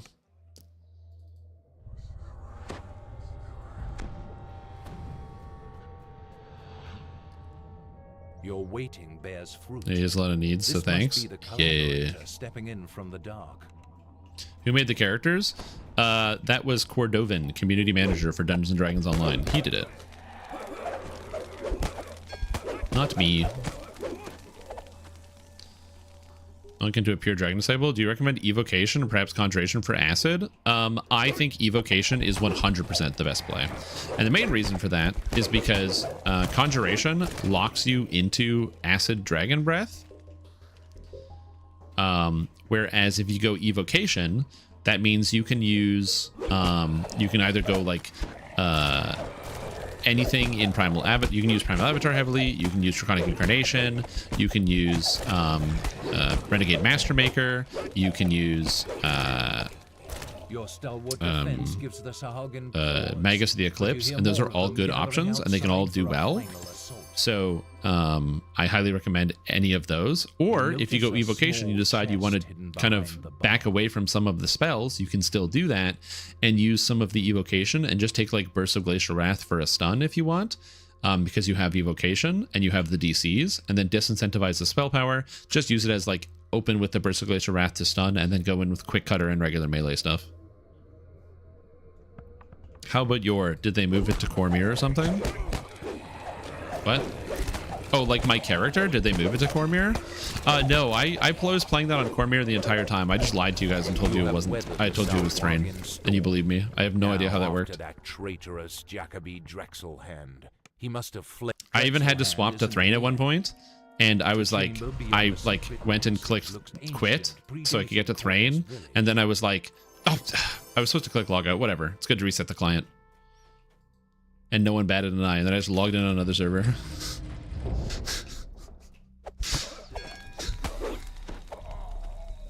Is that mostly past lives giving you those stats on the character level 2? Character looks more strong than anything I've been able to make with no past lives. Oh, 100%. So, past lives give you a lot of power, Pacian, and here's what I will say.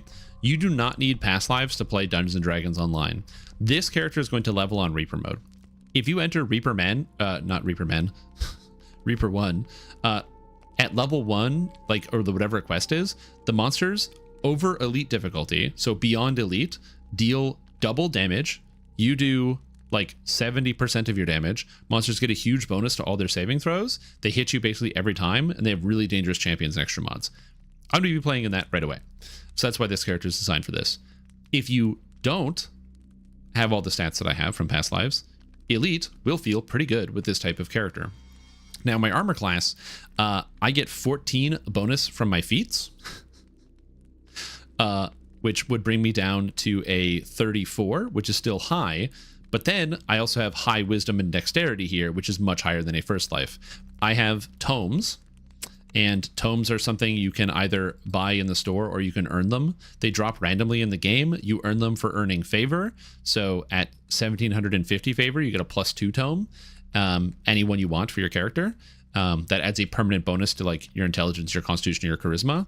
At 5,000 favor, you get a +5 tome to add to anything you want. And at 7,500 favor, you get a +8 tome. So if you get 7,500 favor by doing quests and then reset your character and get 7,500 favor and reset again, if you do that for all 6 stats, you will eventually have +8 tomes for your character, on top of the fact that that is 45,000 favor, which is divided by 4, like 12,000 DDO points. So you do earn quite a lot of points just from doing that. But also you get them pretty often from raids. So I actually have a bunch of tomes that I've earned from raids that I don't have anything to do with, that I oftentimes will like do giveaways here on stream. It's actually going to be easier to do with people on Thrain. So tomes are a part of it. And like I said, you get them from the endgame raids. You earn them from getting favor, which is like the rep. So like when you do quests, every time you do a quest, you get favor. And this total at the bottom, once you get to, again, as I said, 1750, 5,000, and 7,500, you get a tome for free at each one of those points. So that's kind of cool. And then also, you can also just use the almighty credit card and just buy a straight up +8 for all your tomes, all your characters. Bear in mind, they do go on sale. So it's not something I recommend you do right away. I think tomes are something that are nice, but like definitely not necessary to have by any stretch of the imagination. And if you like the game and you play one character and you start earning past lives and stuff, you will like earn the tomes.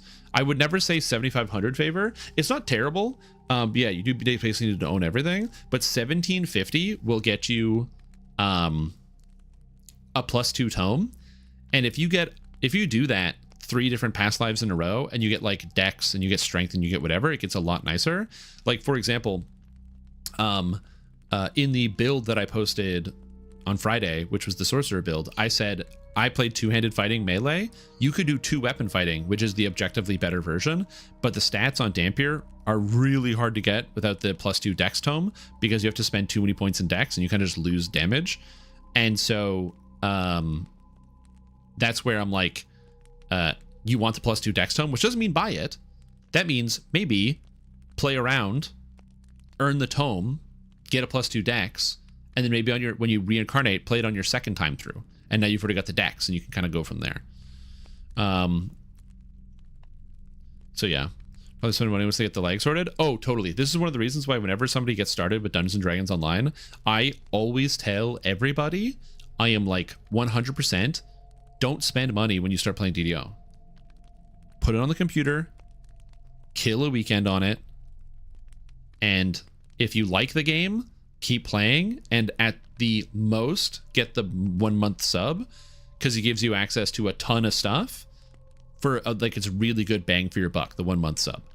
And then that gives you like a good month to really explore around it, because especially if it's sort of like what's the way to put it, like kind of honeymoon stage, you're like in love with the game because you're like, wow, this is cool. Look at this. Look at that. Look at this. Look at that. That's crazy. At the end of a month, you might burn out on that and be like, oh, cool. The new WoW expansion or whatever. So that then you can just like stop paying because you only paid like the $15 or whatever. And then it's like, you know, $15 for like a whole month's worth of entertainment isn't terrible. And when it comes to the past lives, this is something that's really important. Racial past lives gives you the least power per past life, so they are the worst.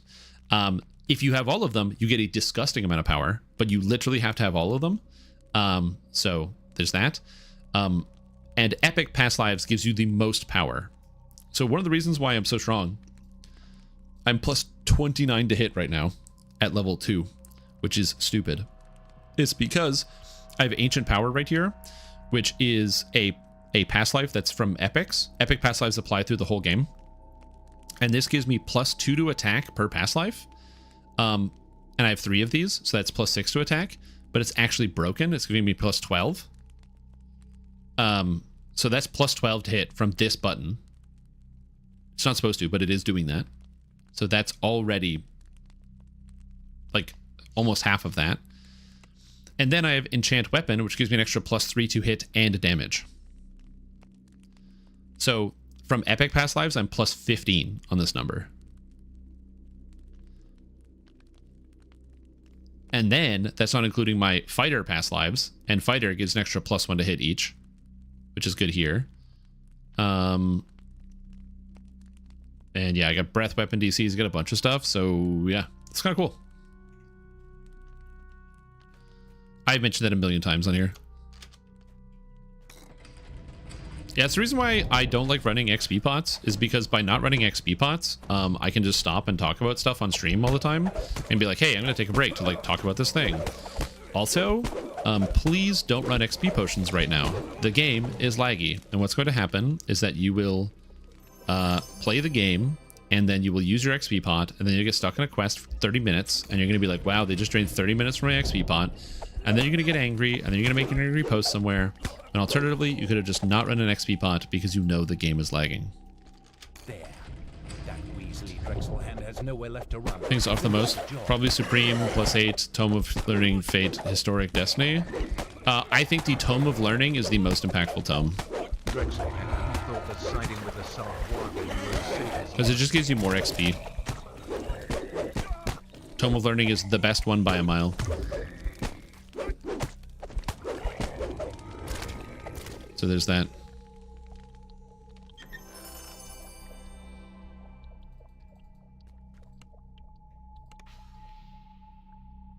Yeah, Tome of Learning is like my #1. After that, I would say probably +8 Supreme would be the next one.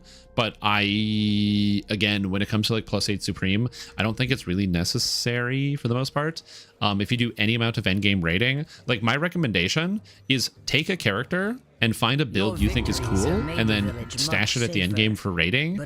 So what I mean is like get like a bard, a thrower, something like that, get it to the level cap, gear it, and just sit for raids. And then you can just log in on the weekend, scan around if there's any raid groups going, join in, do your thing because your character is really powerful because you geared it out. And then you can just accrue tomes that way, which is a good way to do that.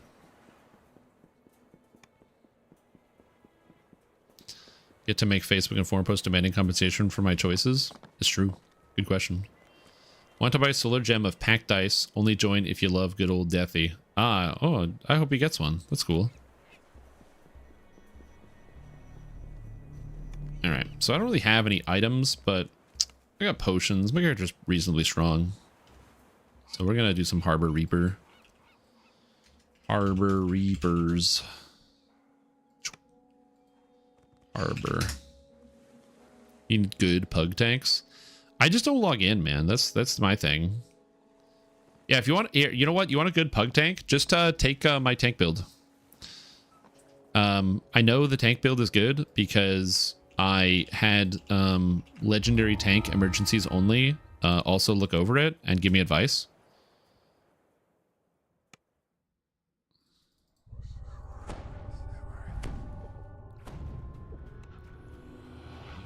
No 4K HP tank. Hey man, that's a pug tank. That's perfectly good for hard mode. The way into the gambling hall is clear. Look, if you're out here pugging R1 and you need them good tanks, that's a tough one. Yeah, well, the fun tank was never designed for tanking raids. If you want to get into raid tanking, you need to play a real tank.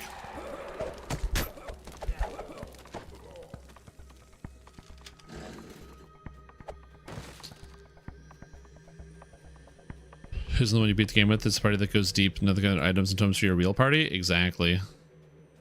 Oh. Gotcha.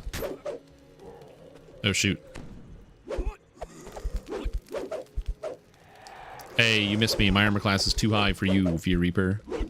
Oh, shoot. Oh, no. I should go get some ethereal hand wraps.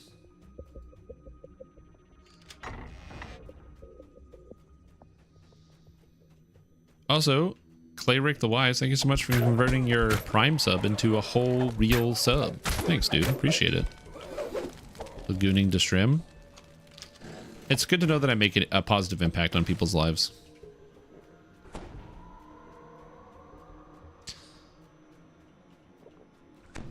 If you're on Thrain, we need pug tanks. Yeah. Like I said, I could log into my tank more often. I just don't. I'm busy doing other stuff. Like not tanking that, and also I am privileged. I am part of the guild Reaper Casual, and we have some very good tank players in our guild, so I like never have to actually do any tanking. I just get to log into whatever, being totally honest with you.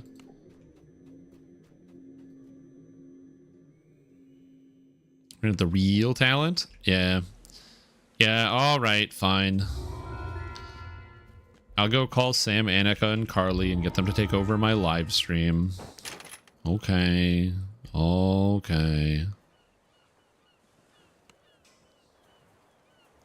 And when they were like, don't worry, we'll come back with the real talent. I was like, ugh. Is there a difference to the streamer for Prime versus Tier 1? Yes. The difference is that if it's a Prime, that person has to come back and renew their sub. And they have to remember to do that. And sometimes what will happen is they might be subbed to a streamer, and then they need to come back to renew their sub, but in between at some point they end up like watching another streamer and they use their Prime sub on that other streamer instead of on you. And so that's unfortunate. Versus, ow, that hurt. That was painful. That chill touch.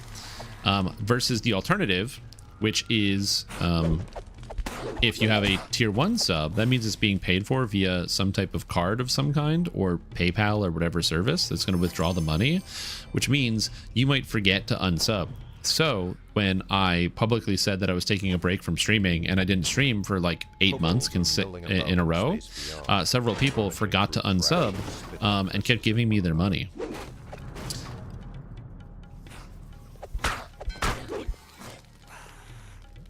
So that's the big difference. But no, other than that, there's no real difference. Some people did say they forgot. Some people also were just like, they knew I was going to come back, so they just left it there. But some people forgot. Because they love you? Oh, 100%. But some people definitely forgot. Like Bookworm came back in the chat and was like, oh yeah. Whoops. It's okay.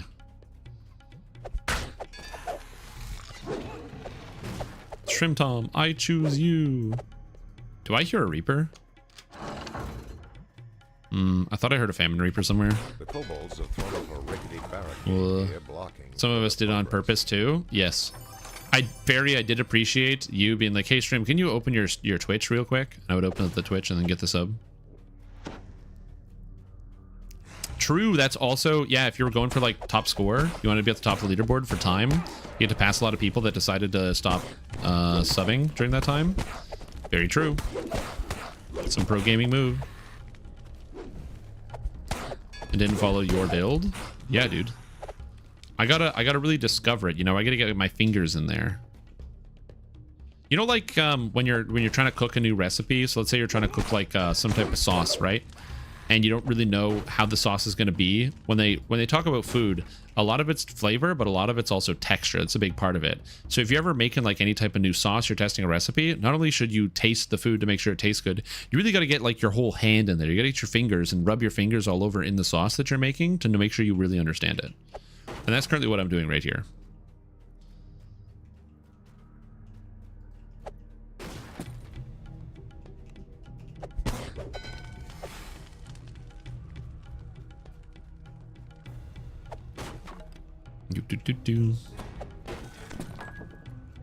You flinch as an unseen web clings to your face. Below, chittering voices rise in hungry anticipation. He got him.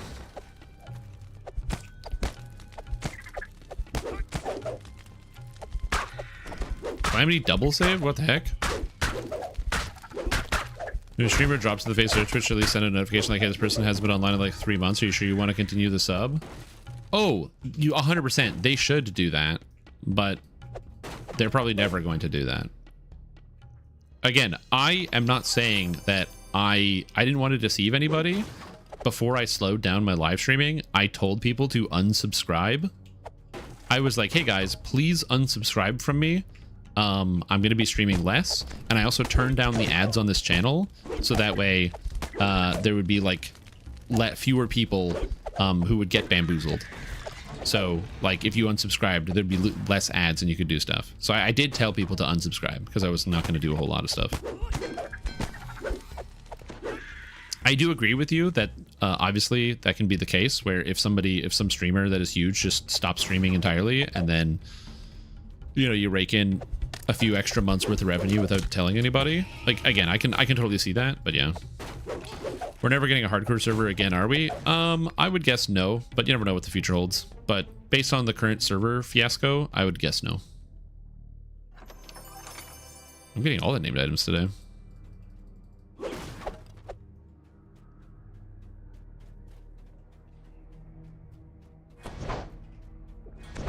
$6 Don't you want to stop giving us money? Yeah. It could be worse.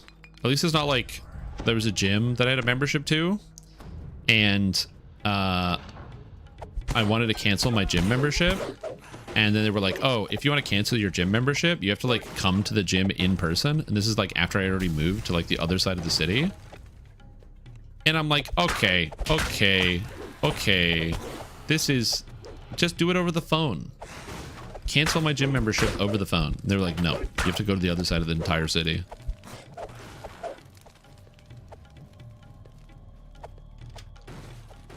Surprisingly, wasn't Planet Fitness.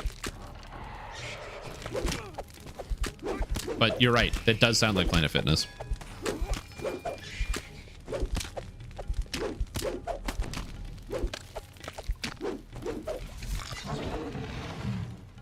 Yeah. Yeah, stuff like that is just really annoying. Okay, so I missed one somewhere. Oh, wait, hold on. Nope, I'm washed. Damn. Somewhere. I'm washed. I missed one. Where is it?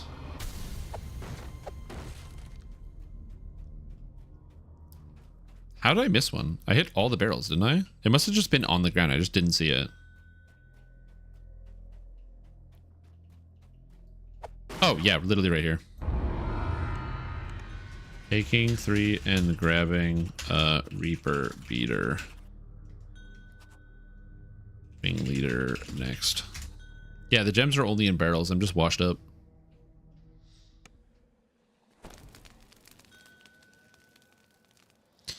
I'm washed up.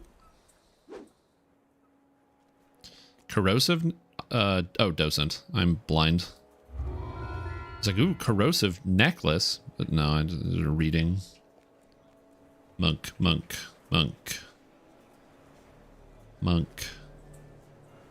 Oh yeah, Master Jian.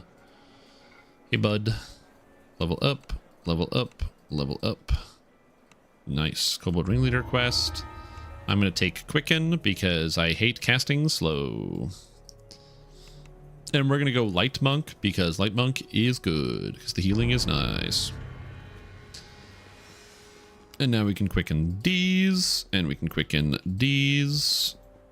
So that's good. Honestly, I'm just going to turn on quicken. I have a lot of mana.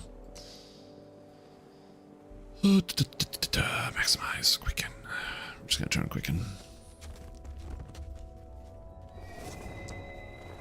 And right here. See my deposit. I just need to get level 3 item. Oh no, I'm trying to access the bank in the harbor. What am I doing? Huge mistake. Hold. Book of Spirits. Nice. And then we have the Spark Soul boots. And the Cinderfinger gloves. So we have items that function and Skullduggery cap for wisdom and charges. Insane. I have everything I could possibly need. I don't really need any other items. I think I am good. So Spark Souls, good. And we're going to change this to lightning instead of acid. So we're going to grab resist energy. It's good. We're going to go enhancements. We're going to grab electricity instead of acid. We're going to maximize it. We're going to quicken it. We're going to update the quest text so it is Kobold Ringleader. And we're going to go into the quest on Reaper mode, and we are all set. Ugh. Thought Dark Monk was way to the healing. Yeah, that's Henchman Mystic. The scurrying feet of kobolds can be heard nearby. It's likely you will encounter several of them in the Now we cast resist energy. You should proceed with Beep, caution. beep, beep, beep, beep, beep.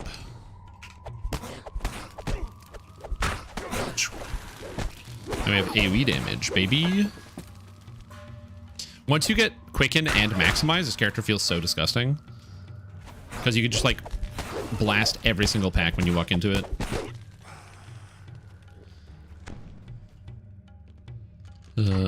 Remember Tolero said never say never regarding hardcore. The next one being banning your hardcore still holds some hope. Yeah, it's a never say never, but SSG has a really like if it's gonna be like on the back burner for like 6 years, it's basically never. Which again, I don't think there's anything wrong with them like not wanting to do hardcore for a while. They did a lot of hardcore in a very short period of time. So like kind of taking a break from that is fine with me. I don't really care that much. I'm being honest with you. Like I like hardcore, but I'm not going to lose sleep over it being gone for a bit. As long as we get some other type of hardcore light style event, that would be nice to like kind of fill in the gaps. No leg. Your power went out? That sucks. I hate that. It's like a beautiful sunny day here. I could have like if the power went out, that'd be a huge surprise. Bear joined my party. Yo, welcome.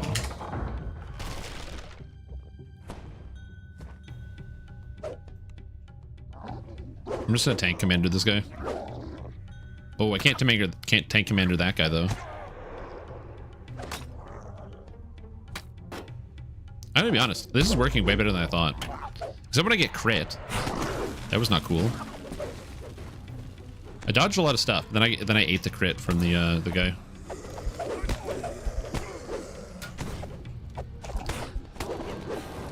Wow, that's unlucky. I should have healed. That's fine. I'm gonna stabilize. I'm gonna stabilize. There we go. Yeah, I should have healed. I thought I was gonna kill the Reaper. I'm gonna be honest with you. I'm gonna stabilize, don't worry. See? No worries. The game melee, you kind of want to be a Dark Monk regardless because of the core 4 Grandmaster Flowers adding either light or poison damage to stuns. Yeah.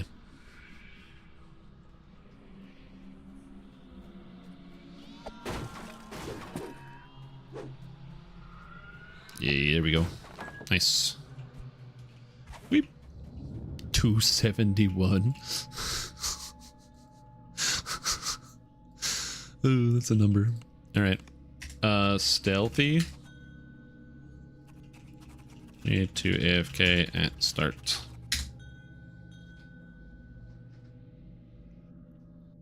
Dude, that's so funny.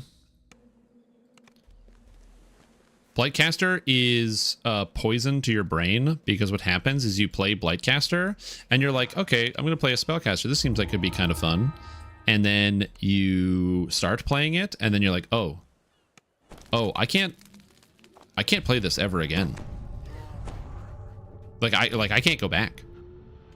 What, I have to play a real spellcaster? Oh, wait, I have to deal with mana? I don't have infinite temp HP? Huh?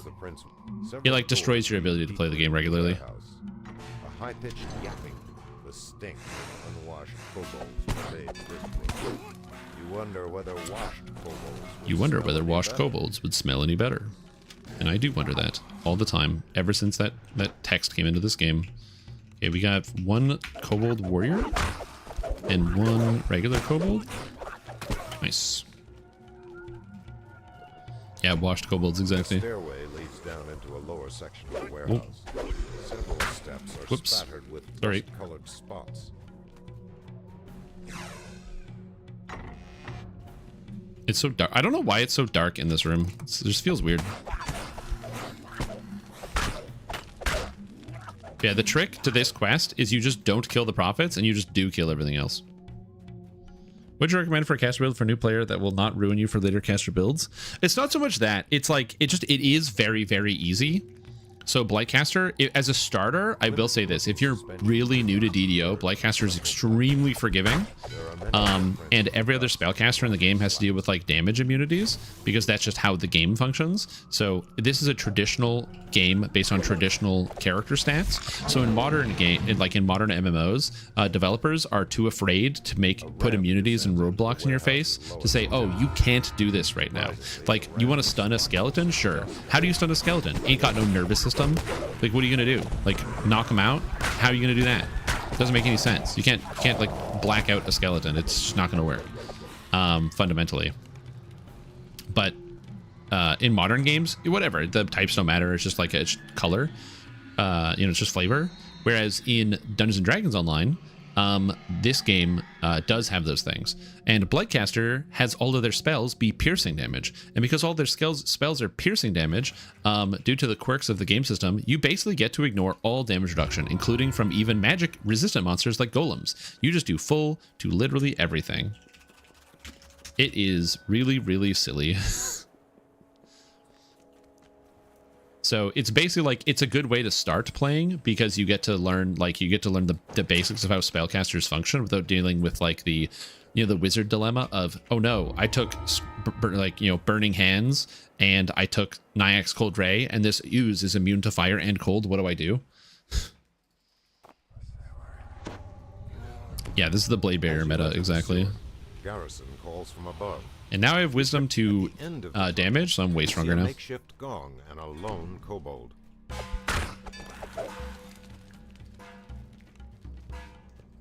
Yeah. But yeah, Blightcaster is, if you're going to pick a character class to get started, my two recommendations are Blightcaster and Warlock.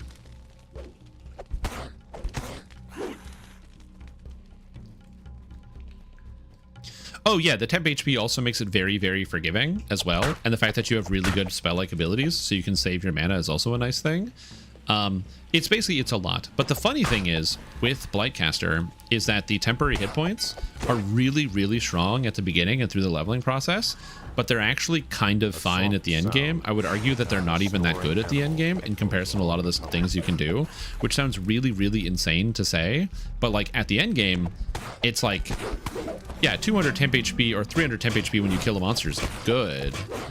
But like if you're an R10, you're taking 1500 when you get hit by a monster. So you don't really, the 300 is fine, and also there's no support for the piercing spells and epics. So it kind of like loses a lot of its steam. So you kind of have to rework your Blightcaster. So it just is kind of funny to me that like Blightcaster is one of those things that is crazy powerful in the leveling stream, but it just loses a lot of steam as you get higher level. Okay, that heals me for like my entire health bar. That should be illegal. Warlock's a kind of caster. It's a good way to start.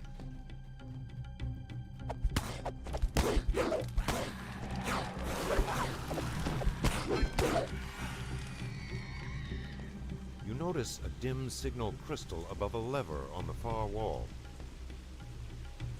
thought it was the patience meta. You know what's funny? The fact that there's a skill called patience that asks people to lower their attack speed to make it easier on the game servers. That's why that feat exists, by the way. It's just to make it so that the people attack slower, so it's easier on the game servers. But also, just I would say generally, this is not, and this includes myself. I would say a lot of DDO players have no patience whatsoever, which is funny. 2 signal crystals are placed above a metal Physical gate. dragon disciple? Good question. Or Draconic incarnation? I don't know. Yeah, don't we have a thorned dragon now? You leave the Or whatever it is in Myth Dranor. There's like those spike dragons. Pungent new scent. Range build, a lot of left click to damage. That is correct, yeah. You deal magic damage, but you're basically like an archer with magic. But you get to convert it, so like you get like the chain attack, you can have like the cone attack, you can do an aura and go melee. You can literally do an aura and then have a bow anyway. You can do like crossbow warlock. Warlock's kind of cool. But yes, it functions much more like an attacker than a spellcaster. You see a pack that has been unceremoniously discarded beside a brazier.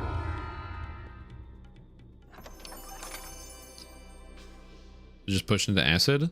Yeah. Fortunately, the benefit of Lightcaster is that they still get Tsunami for some reason. Grey dragons? No. There's like a thorn dragon that's in the Fang dragon. That's it. Yeah.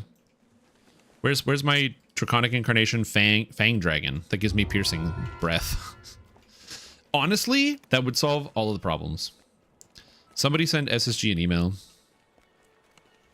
Dirks. I'd do it, but I'm busy. I'm playing a video game, okay?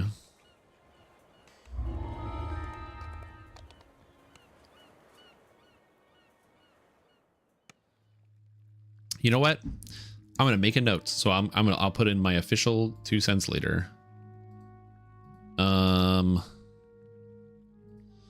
Fang dragon.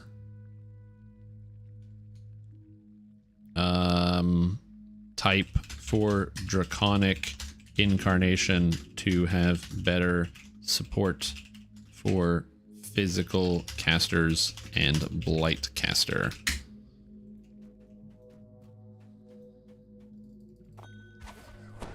You wish all these bones were a little cleaner. It's a good idea. Reeks of rotting meat. Is this my OG character? No, this is a new character. When Stream Tom gets racial completionist and I get bored, I will rename this character and make a new Stream Tom.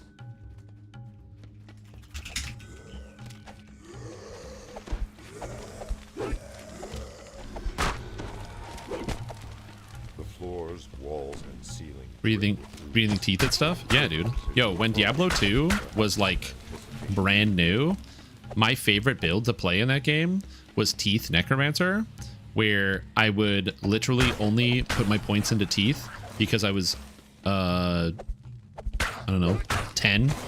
And I would just keep casting teeth at everything and having the teeth cover the whole screen. It works really, really good all the way through the entirety of normal mode and Act 1 of Nightmare. And then it entirely stops functioning. Ain't no way you're beating Nightmare Duriel with teeth. The Kobold chieftain brothers has been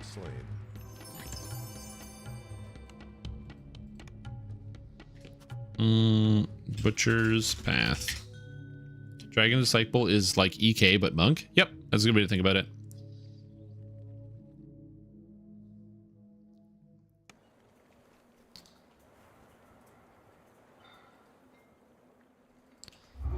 Yeah. You Defoe Explo on the path or no? I don't know what you mean.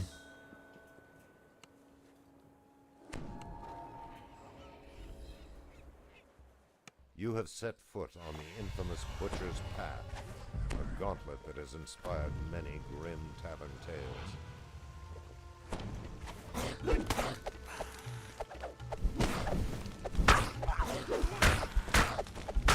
Oh. Yeah.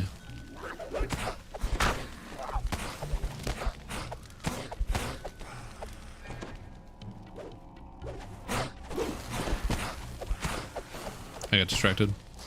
That was a bit of a stretch and a whole other topic, but the Draconic Raiders reward box, I think at one time you called out some items are better than others. Can you remember them? Yes, I can. So, number 1, the Sword of Shadow is the best two-handed item in the game for leveling. If you can have one on your character, it is good. There's nothing else that is better than that. Okay? So it's just the best item. Sword of Shadows is the best two-handed leveling item. It just does the most damage. It is ridiculous. If you don't have one, highly recommend for any character you happen to be playing. Number 2, if you like me, playing Vanguard, the Colossus is the best Vanguard shield in the whole game for endgame. It's easy to get because it comes from the raid Fires over Morgrave and nobody wants it. But if you don't raid, it is free, so it's quite good. So that's a thing.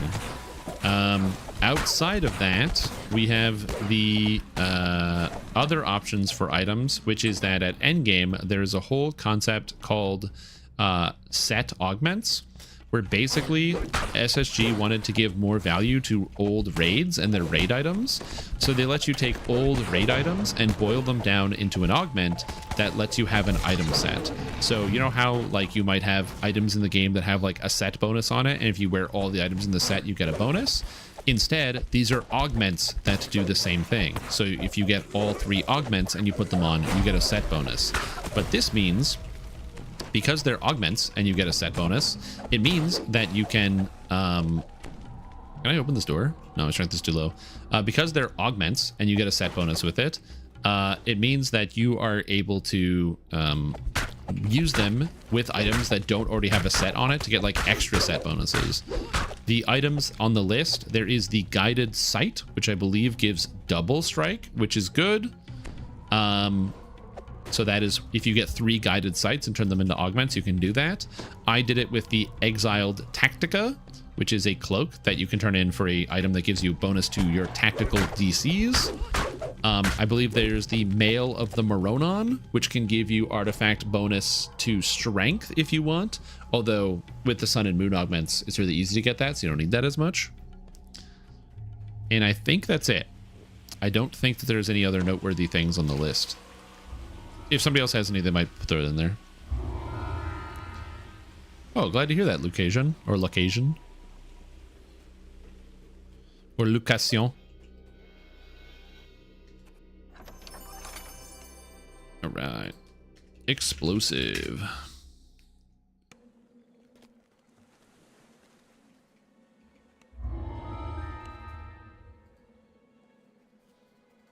Guided Sight is double strike? I believe Guided Sight is double strike.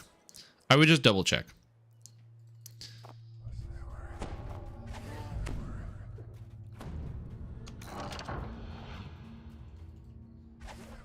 I love that you can just do this quest on Reaper now. It's so wild. Oh, perfect.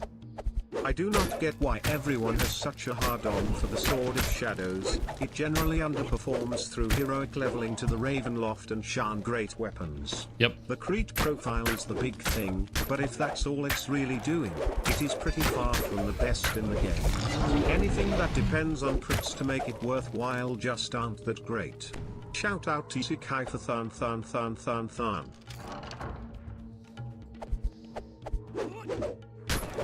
Tharn. I think you meant to say Trana. Unfortunately, you said typed in Tharn. So that's going to be a big Rip Bozo right there. Also, if you are wondering, you might be like, oh, how come the robot isn't working properly? It's because the robot sucks and we're going to be replacing it. I just didn't replace the robot because I was busy.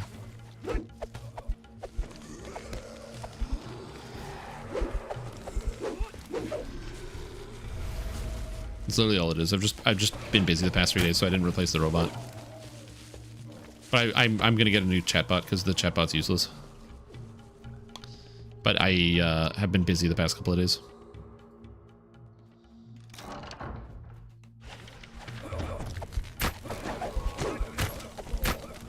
With the thieves gone. Christmas strike time, maybe we'll get on the first try. Congrats. Thank you. I am pretty good at reading things on the first try. I was one of those kids that, like, whenever the teacher would be like, hey, does somebody want to read this paragraph out loud? I would be like, oh, pick me. And I did it for two reasons. Reason number one is if nobody else would raise their hand, then it would just be no one raising their hand, and it would take like fucking minutes of the teacher being like, well, if nobody raises their hand, I'm gonna have to pick somebody. And like, don't waste my time. I don't have to sit here and like, you know, not get the chance like move on through the class or learn something new because people are just sitting there on their hands not saying anything. And then the other thing is, as a kid, like a grown-up, I have no patience either. And so when I can read something really quickly, I never enjoyed like listening to people slowly master the art of reading text. Being in like 11th and 12th grade and like listening to people stumble over their words when reading like a paragraph was something that I never found patience for. Which, to be fair, it takes time for everybody to learn, right? Welcome. We're headed to recovering the lost tome next. But yeah, so I always just like, I was like, oh, me, I'll do it. I'll read the thing. This kid's for volunteers. I just volunteer. Yeah, hey, Joey, how about you read this paragraph today? Oh, how do you get the Sword of Shadows? You get it from the Plane of Night raid. It's from Vault. You might have heard of it as Vaughn 5 and 6. So that's where you people are most commonly like describe it as. They'd be like, yeah, we're going to Vaughn 5 or Vaughn 5 and 6. People run Vaughn 5 and 6 in epics almost every day. And at any levels, you can run it from 20 to 34. So you just get a raid that fills up with people who have like bring all their level 34 characters, and you don't even need to know how to do it. You just join the raid, people will do all the things, and you get to collect yourself a possible Sword of Shadows. The librarian scans the shelves. The grinding runs I did was a pale mystery who's seen. Do you think Dampier's or Dark Apostate would work with Cinderpowers for the purpose of getting 30 for Rachel's and Epic TRs? So yes, it's the same thing as what I had to do, where if you want a favored weapon, you are gonna have to swap and use Divine Crusader. The librarian has left the room. Quick! The librarian's voice shrieks. Which can be annoying. Your true intentions, thief. My traps will be the end of you. My traps will be the end of you. Meh. Yeah, I would go Longsword. Longsword makes it infinitely easier. Because the problem is you need to get Scimitar, which is the Undying Court, which is elves, and you're a Dampier, so you're not an elf. If you had the option to just take Undying Court anyway, maybe. And maybe you should be able to, because you're like literally you're kind of Undying, but you're not a member of the Undying. For those of you that are unaware, the Undying are a type of holy undead, where as opposed to dying and then being resurrected as undead, they die and then are brought back to serve their community and their families in death. It's like a volunteer resurrection. So unlike regular undead, which are evil, the Undying are actually good. They're classified as good undead.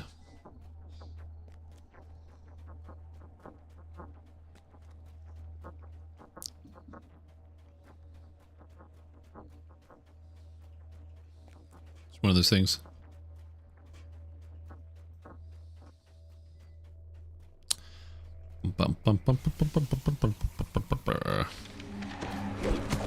Might be like, why didn't you press the button? I don't know, I wanted to fight these guys.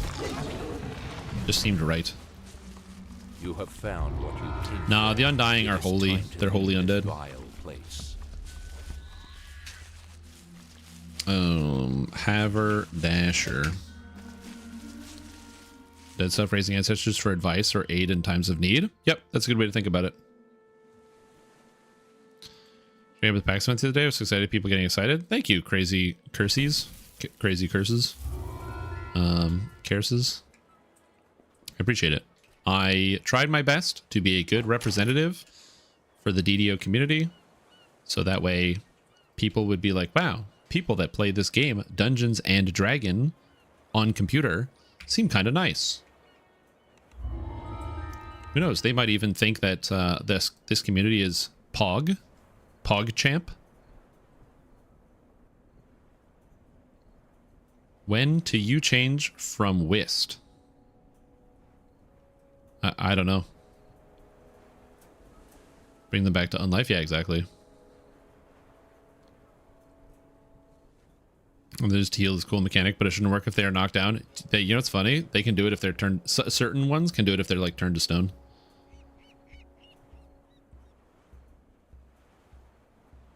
Oh, gotcha. All right. I got confused. And good undead sounds like marketing jargon. Yeah, it is marketing jargon. You know who tells you that they're good and holy undead? The Undying Court. You know what the Undying Court does? They have the best resurrection magic. It's called marketing, guys. You're listening to another commercial. Come on, stop getting bamboozled. This is embarrassing at this point. A skittering sound beneath the floor sets your nerves on Have edge. some self-respect, man.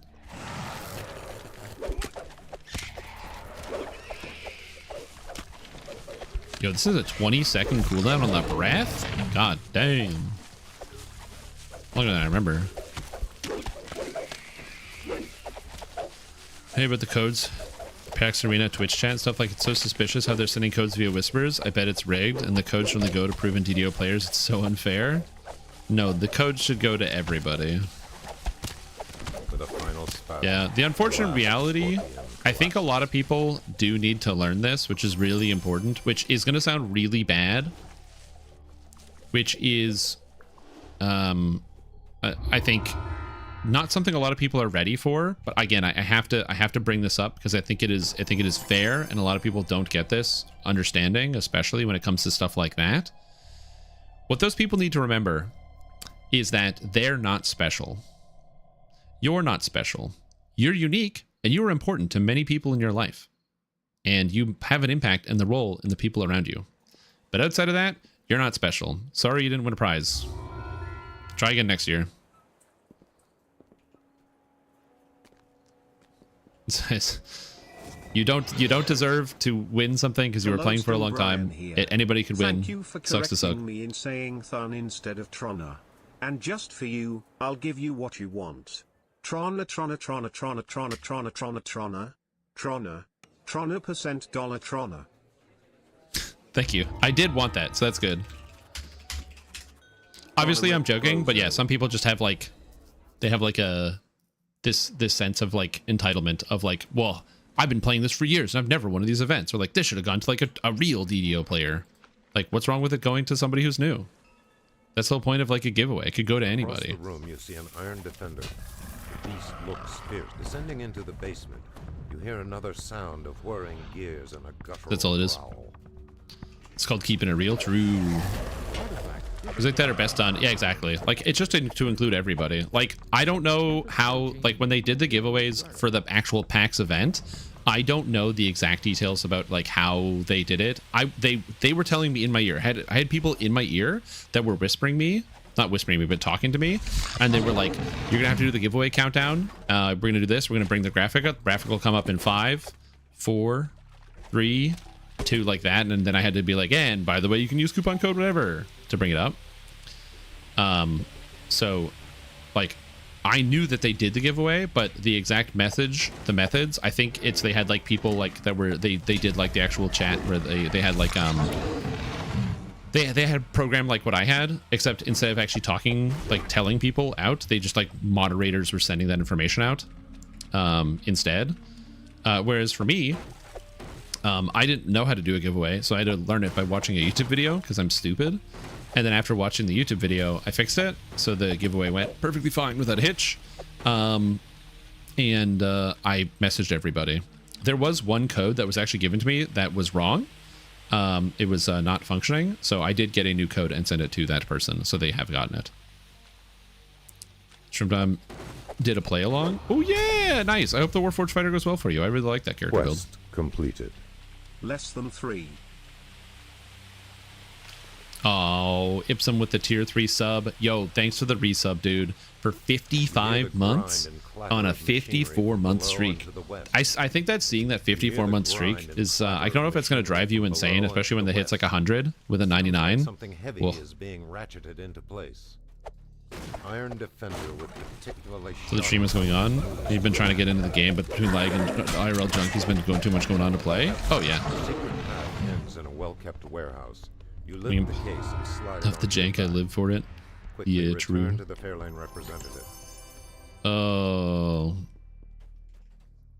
Market twos. The what are those ones called? The missing in action and such.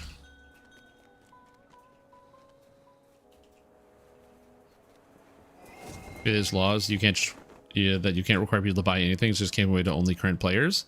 Yes, that's why there's no purchase necessary. Yep. Yeah, because it's like if you have people buy stuff, then it's like a sweepstakes or a lottery or something like that, where it's not like a giveaway, it becomes a lottery because you have to have people buy into it.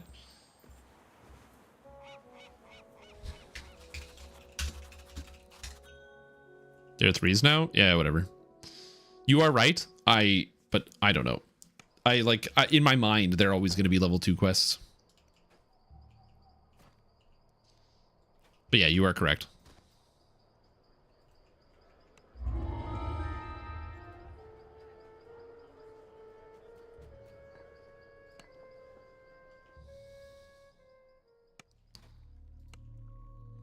So yeah. But yeah, but the other thing too, for me, you know who I think should win the giveaway? People that want to win so they can play the video game. That's who I think should win it. And I think all the people that put in won so they could like play the video game and have fun. Oh jeez. So to me that's good. That's the most important thing. Mechanism to activate them within the tunnels. It's scary. The series looked perfect for what I wanted. Yeah. Now bear in mind when it comes to the cash shop, so I don't really use the cash shop for the most part. It's the same reason why my recommendation for getting started is play the game, and if you're having fun for your first real like big time play session, if you want to get into it, I recommend you go and you like just get a 1 month sub, because that gives you access to basically all the quests to level up through the whole game, and then you can just like play one character and go on a full DDO adventure. And if that's enough, $15, boom, you had a great time and now you're done. Or you can even keep playing and earn the points and then spend the points on some quest packs and go from there.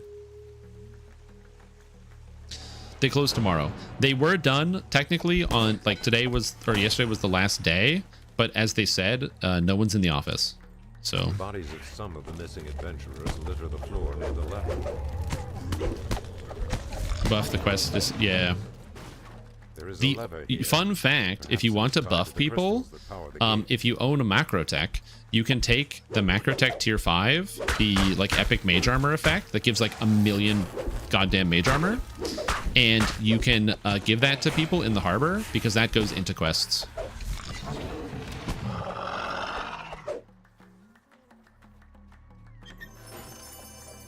It doesn't get taken away. Is it here?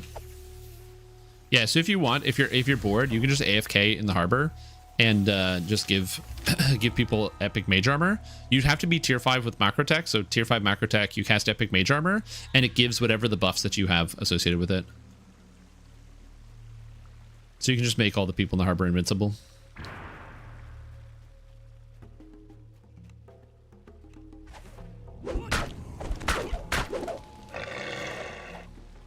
Oh, did we find him? Are we done? Nice. I didn't realize Bear was already in here. Leave the creature in twain. Return to the woman and tell her what you have learned. All right. Sunken sewer.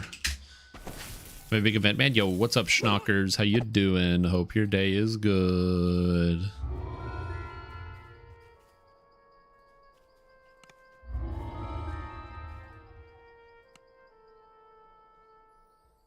Also, Wolf Spirit Man, I did read your Carl Sagan quote. I just don't have a good response because it's just good. So it's not that I did read it. I just don't have like a thing to be like heck, other than like heck yeah, brother.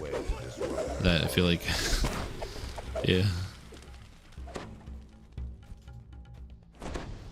Ah, poison. There used to be a meta for armor in the harbor that gave you DR, men vulnerable. It If you blocked, no, you still have it. It's called invulnerability. It's craftable. It just gives you DR5 that's beaten by magic, and none of the monsters in the harbor have magical attacks, so it's just 5 DR. So you take 5 less damage from every attack, which is extremely good. On elite mode, it means you don't take any damage from most things. So you park outside and give everyone epic mage armor. Amazing. Do they intend for people not get first time favor points when transferring? If you transfer, you will get the first time favor points. You just have to earn them. So if you've already earned them, you have to do it again on a new character and you will continue to earn them.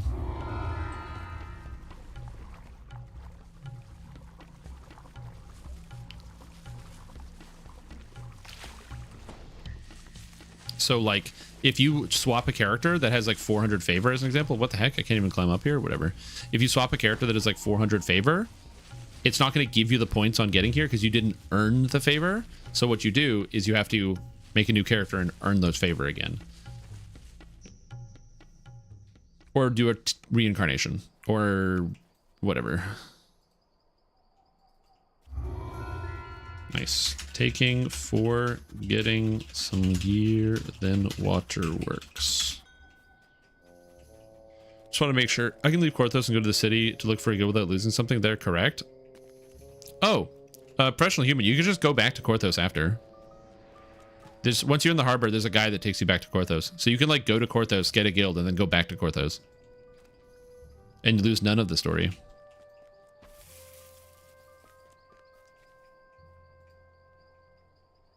Here we go. Level up. That was a good level up. Should favorite souls earn bonus favor by default?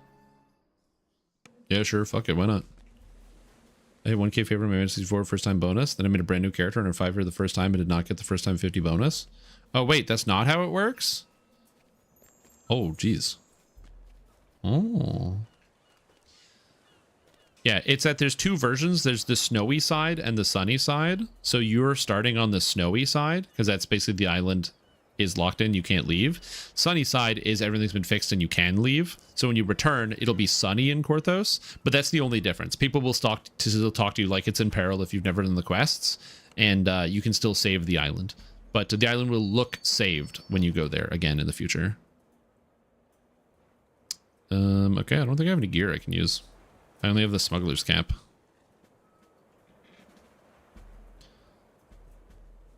Oh, that was easy. I don't have any gear for level 4.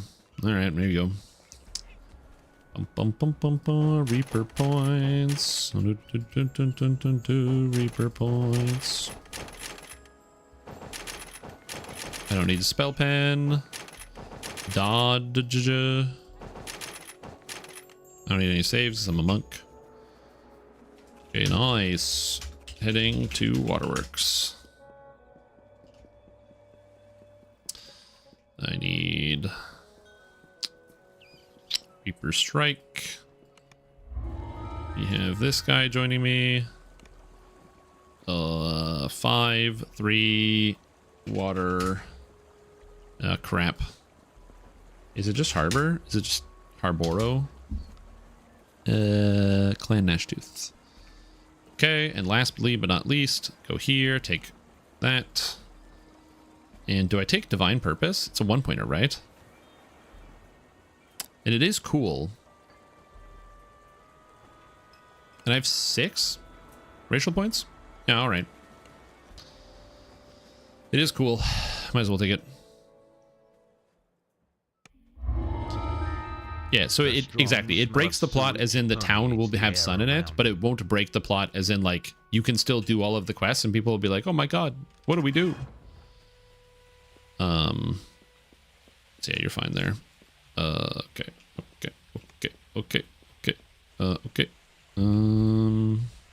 You know, I'm just never using poison. I can get rid of this.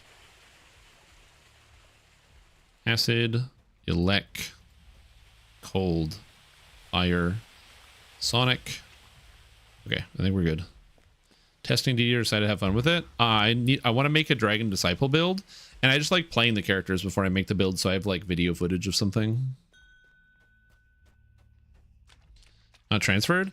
So my answer to the favor thing is I don't know.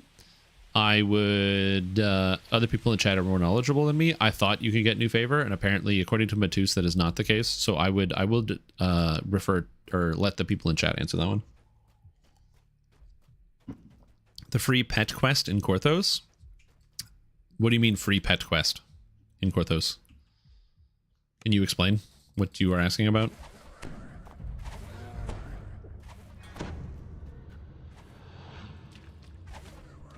Higher favor locks out lower favor? Interesting.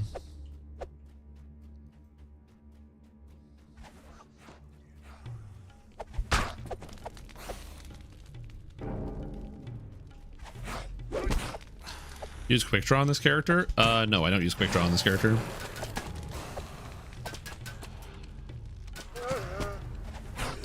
In theory, quick draw is supposed to be good, but I will not be using quick draw though.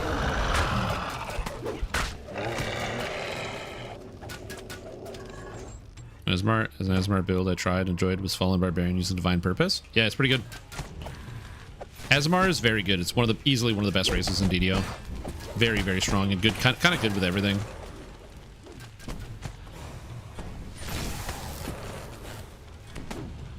Boom, punch. Did I skip something? Okay, yeah. By the way, if you haven't used either of the codes yet and you're logged into DDO, make sure you use coupon code, all capital letters, by the way. Coupon code DDO PAX West, one word, DDO PAX West, for a starter kit and a pet, a non-combat pet, as well as DDO Strim for Keep on the Borderlands, and the bonus items like the cosmetics and all the cool stuff, and something else. I can't remember the other thing. So make sure you use those coupon codes. DDO PAX West and DDO Strim. Yeah, favorite memories in 100 slots. Those are coupon codes available right now.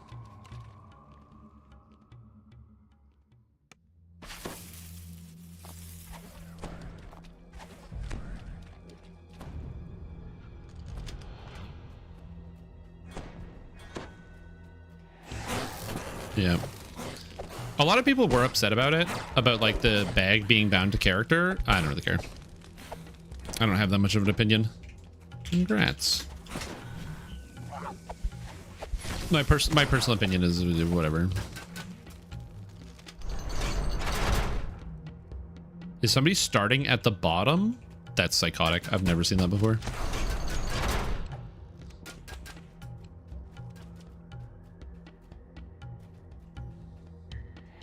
Music is going well. Could even get picks until after 22 points, so just regular Dragon Disciple's worst weapon. Yeah, but as long as you're having fun, that's what matters.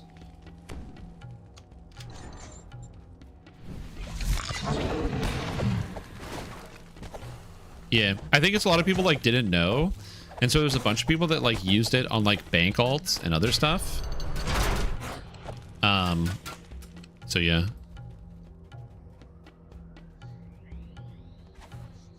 Oh, free pet renames. That makes sense. Yeah, yeah, yeah.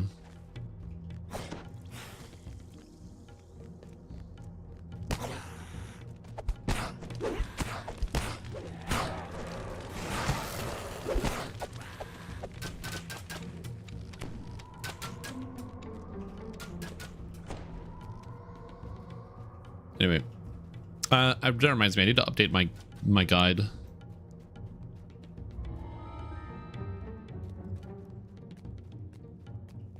Oh, Arlos is already out. Nice. Damn, we have some fucking gamers in this group that just want to go, go, go, go, go. Which is good. It means I can focus on doing some other stuff right now. I don't have to do anything. Where did you post these? We're... Oh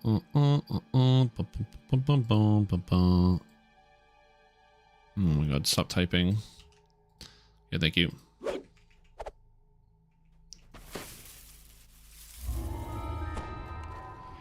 Alright, part 3 and 4. I have to edit my YouTube comment. I posted a YouTube comment with some codes and I forgot the other coupon codes. That's not me. Whoops, switch account. Okay, to my channel. Videos, beginner basics. I have to edit my own comment. Edit.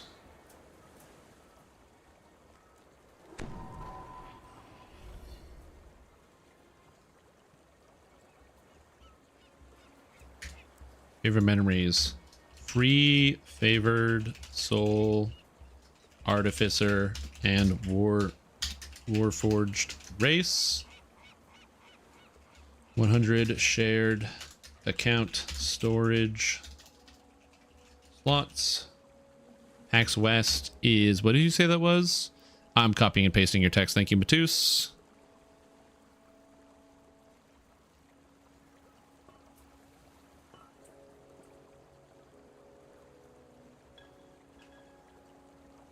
Thank you. All right. Easy. The strong smell of sewage permeates the air around you.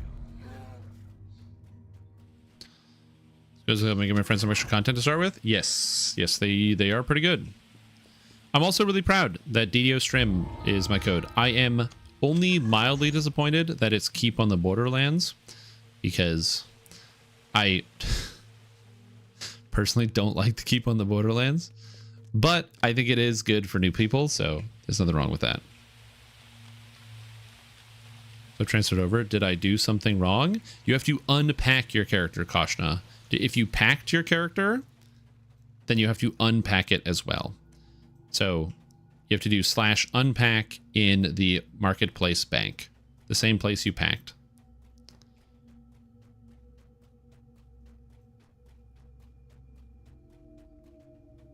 Oh, I have a reason to like it? Yeah. Oh yeah, what they gave away is really, really awesome. I have no problem with the fact that they're giving away some good stuff for some new players. For sure, it's cool. I guess, like I said, just from a gameplay perspective, I just think Keep on the Borderlands is really fucking boring. It's just a bunch of really tight hallways and packs of monsters, and like it's, in my opinion, like the worst way to introduce players to DDO. Like I think that Korthos Island is infinitely better and more interesting.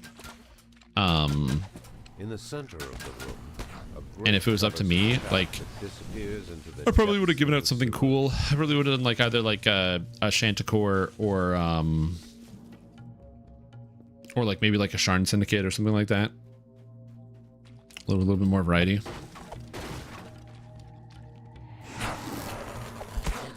But I'm still happy they gave something away. So like, I'm in the camp of beggars can't be choosers. I am happy that they decided to give something away to the community, and that people will be able to have fun. And the mount, yeah, it's a free mount, which is cool. If I recall correctly, it gives you the bonus items too, so you literally get a horse. Like a fast horse. And it looks good. Yeah, and being able to have a mount for free is really cool. If you're wondering why I don't mention the codes in my video, it's because the video has to stand on its own, and the codes are all going to be going away by at the latest September 13th. So yeah. Yeah, if you want a horse, DDO Stream.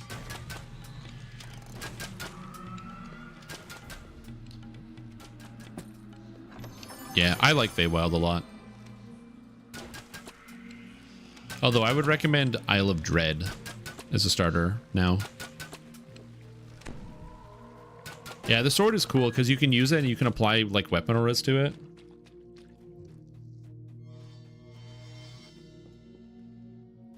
Horse instead of the feather farm. Yeah, but the feather farm I don't have a problem with, because sometimes you gotta farm for shit. And it's good to teach people that you gotta farm for shit in a video game. The only thing I don't like about the feather farm is that if you want to get the fast horse, you have to get the feathers, buy the horse, not use it, and then upgrade it and then use it. Which is like, that's a little much.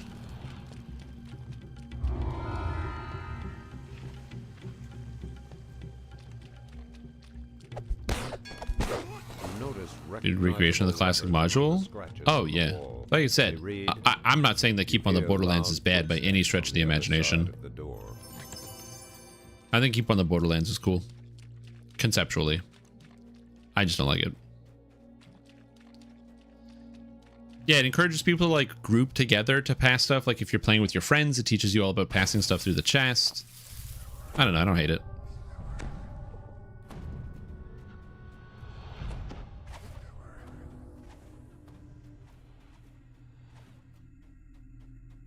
Oh, there's like so much sun coming through my window now, I can't see anything. I feel like I'm blind all of a sudden. Goddamn sun.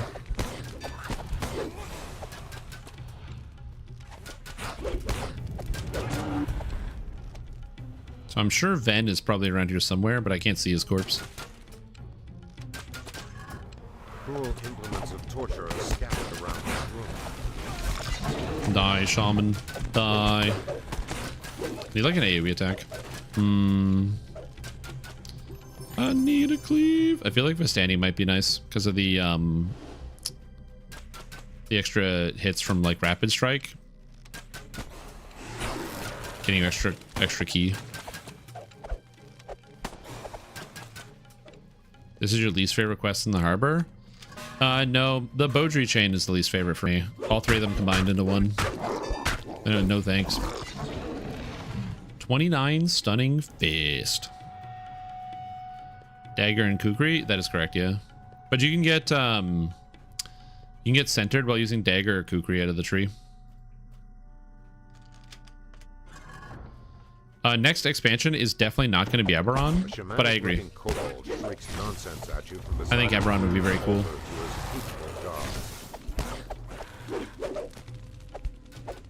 Yeah, I just don't see them doing that. There's just a free mountain alternative adventure pack to do a level 1, yeah. But yeah, anyway, DDO Strim. Make sure you use coupon code DDO Strim. Coupon code 100 slots. Coupon code favored memories. And coupon code BDO PAX West. If you don't use any of those codes, I'm going to be honest with you, I think you should consider using them because they're good and it's free. Also, even if you think you have the stuff, just use them anyway. Nice job, team.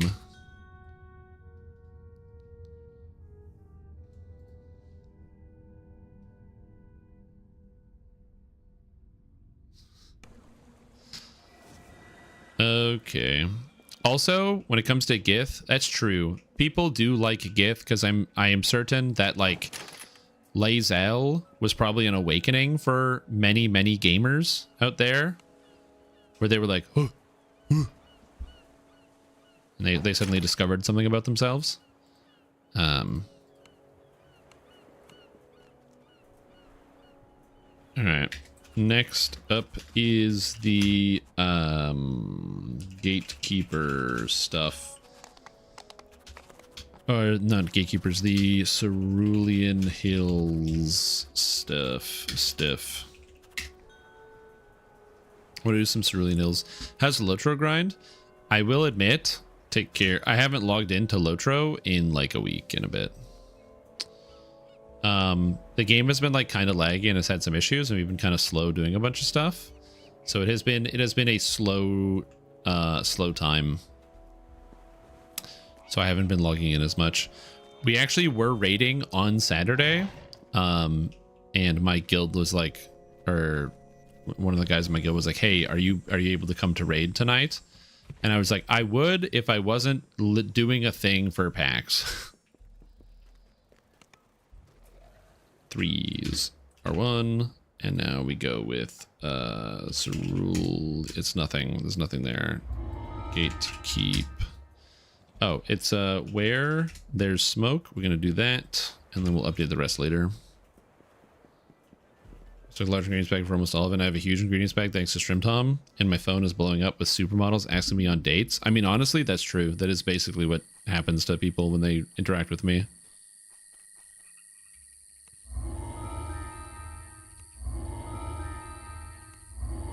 No, the people in my guild are very good. It's again, it's mostly just it was just a scheduling issue. That's all it was.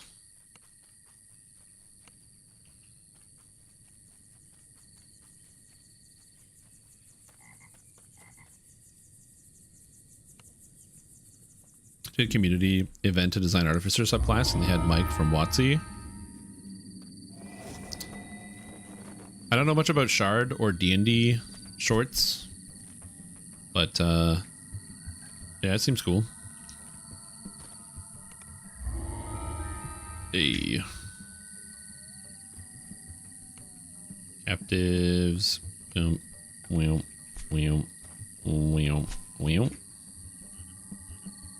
Average Lotro player is garbage. Yeah, again, I think that's probably true. A dusty caravan blocks the road to the west. Because again, it's a game that has an excellent story, and so a lot of people that are logging into Lord of the Rings Online to play the game are logging in because they want to experience the world of Tolkien, which again they do a really good job of like bringing to life. It's one of the best parts about the game. Like if you're somebody like me who kind of just watch the movies, it adds so much context and flavor into the world, and it like makes you want to go read the books and read the Silmarillion and read all that other stuff. I tried to read the Silmarillion. It was really hard. I got about halfway through and then I kind of lost steam. You covered this before, but are you getting away from streaming because you like it and don't want it to be your job? Because I think you're an excellent community. Oh, no. I wanted to move away from streaming for two reasons. One, streaming doesn't pay a whole lot unless you're like mega famous, and I'm not mega famous. So like you guys don't see my P&L, but let me just say, you know, the sheets, I lived under a tight budget for the 5 years I was, 4 years I was streaming full time. Let's say it was a really tight budget, okay? And so, number one, I'd like to like do things other than live under a really tight budget and barely scrape by. I think it would be cool to like, you know, save for a house someday. I think that's kind of cool. I'd love to be able to buy a house. You know, kind of invest towards my future. You know, I gotta go to the fucking dentist and that shit's not cheap. So like, you know, I want to be able to do stuff like that. That's a big deal, big motivating factor. And then the other part is that, where there's smoke. The other part is that even though for me, it was something I enjoyed doing, I kind of just hit like a bit of a burnout for sure, which is why now when I'm live streaming, you guys might have noticed I stream a lot less. I've been streaming consistently 4 days a week, and I stream anywhere between 7 and 9 hours each day, as opposed to before where I was streaming like every 5 days and 10 hours. Like for the first like 2 years of streaming, I was streaming like 6 or 7 days a week and like 10 or 12 hours every day. And it just gets exhausting after a while. So I like really toned down the quantity and I'm much happier. So there's that. Which is the other half. Save the dogs? Uh-oh.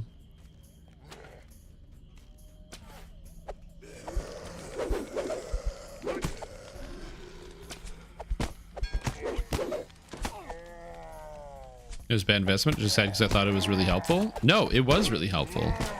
100%. That's the reason why I didn't just like quit right away. Is because I had like big supporters and big benefactors to allow me to continue to keep going and to continue to keep building out this platform. And that's the reason why I'm never going to abandon, but one of the many reasons why I'm never going to abandon streaming is because I had the opportunity to take the time to put together this platform that I have and get the reach that I have. It means that I can keep like making content for people that want something to be able to enjoy, like especially when it comes to the beginner basics series. I'm doing beginner basics not because I'm out here being like, and now I'm gonna make all of the money off of the new players. I'm doing it because I think it's cool and I want to be able to support people in their new journey, and feeling like I have the freedom and the space and the support to do that is like really empowering. Smoke rises in the distance. You'll need to act quickly to save Nash's house from the flames. But yeah, basically the kind of the core part there is, as you say, dumped a lot of money into me during COVID, which by the way, I appreciate that. That is very kind of you. The reason why I said money is tight, even with that being said, again, business model not extremely sustainable, especially at the lower numbers, which is why, you know, hobby is more of an important aspect to that, which is why, you know, returning to school and trying to fill out that element instead was kind of like the current goal here, because that is where I can kind of make it more of a sustainable thing for the future. But yeah, the unfortunate reality is at the end of the day, it's Dungeons and Dragons Online. Like, there's just really nothing else I can say. It is Dungeons and Dragons Online. That's the video game that I'm talking about and playing right now. And it's just not the most popular video game. And I know that there are a lot of people who play like less, or like not less popular video games, but like they play video games that are home of memory. There are people that are playing video games that are obviously like older, for example. Like you have people that are doing like, you know, they play like Super Metroid and they stream that, or they play like I don't know, Crash Bandicoot or something, and they stream it to like thousands of people, and that's like their thing. But those are like old recognizable IP products that had sold hundreds of thousands of copies with like recognizable thing. And DDO is just, well, I mean, shit, dude, people don't even want to play right now because it's lagging too much. So it's just the nature of like playing a video game that doesn't have the same level of recognition as other things. Is not that there's a cap, but that the growth rate is also tied to the success of the video game. And DDO is not as successful as like other larger products, or was widespread. And so there was always going to be some type of cap. And it's just one of those things where like at some point I had to decide, like, is this what I'm going to do for the rest of my life? Or am I going to try to branch into something else? Like, I had to make the decision. I was like at a crossroads of, am I going to invest in a different direction and decide, hey, I gotta swap games. I gotta test some stuff around, which I did, by the way. That's one of the reasons why, like, there were many times I would stream other games and see how people responded to certain things. Because I was like testing the waters of like, can I do this? Can I conceivably like make the jump? And the problem is, if I decided I wanted to stream another game full time, I would just have to accept the fact that I would lose 60% of my viewership instantaneously and pretty much have to rebuild a lot of that back. And now in an uphill battle in a new community, trying to like regain people's, like, not regain, but like earn people's trust and support and all of that other stuff. And then also hope that it just happens to go well and not run into any problems, which is a bit difficult when one of the issues I run into is I got Lyme disease, so I have like pretty bad arthritis, unfortunately. So as like a video game player, I would love to just like throw myself into something like, let's say, Path of Exile. I know a lot about the game. Being a full-time Path of Exile content creator is something I could see myself doing in the future, of like the hypothetical future where it's like, oh, I need a new game that's like lots of build potential and it's similar. You know, that could be fun. The problem is I can't play that game for too long. My arthritis gets too bad and my hands get too stiff and I have to like take a break. Whereas like with DDO, it's just less intensive. And so there's just like, that is also a real reality of like, there are limitations to what I can physically do. Bull skulls decorate this modest fountain. So like supporting video streamers. Oh yeah, well, like I said, I'm not going away. And as I said, I am happy to say that thanks to you, thanks to other people who supported me, like Horse, and many other generous benefactors in the community. And I don't want anyone who I'm not naming right now to be like, but you didn't say my name. I am very grateful for everyone that has helped me and been a part of the journey. And I also don't want you to feel like some cost of like, but now it's gone. Don't worry, we're still here. But yeah, it's just the unfortunate reality of like online streaming, baby. It's there's a reason why most people don't become famous and don't make it.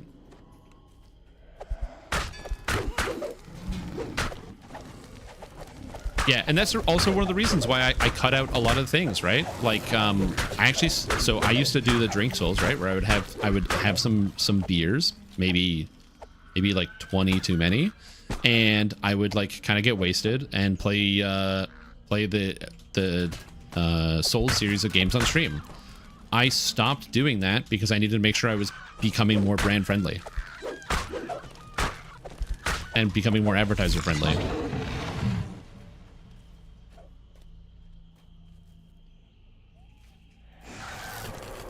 So yeah. Sorry, I did it for a short time. It's physically exhausting. Yeah, also it is tiring, but yeah. Dang, F key doesn't work. No, doesn't.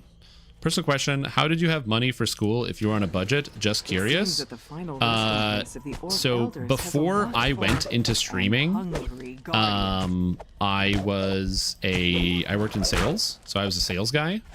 And as a sales guy, I was very successful. I had won awards in my company for sales. I was paid accordingly. I got paid in both monetary value. I got paid in trips. I got paid in all sorts of stuff. And they gave me a lot of money because I did really, really well. As surprising as it might be, I'm actually good at talking to people and good at convincing people to buy things. And a lot of the sales that I did was commercial. So it would be like, you work for 3 months, you land a deal that is, worth the company $250,000. And then, some of that ends up trickling down to me, the sales guy who locked it in. So not $250,000. Usually it was way less than that. But, there's the trickle down that happens there because you're up just a cog in the machine.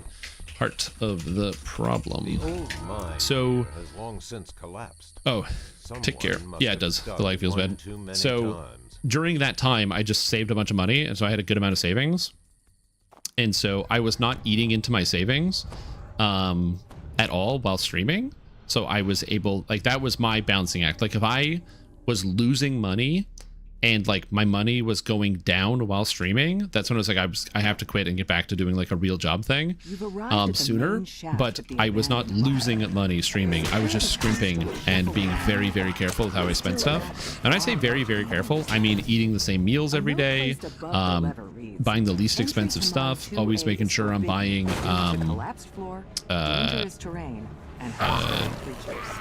the best before meat or whatever, where it's enjoy it tonight, or whatever it was that I could make sure I'm staying on a tight budget. Just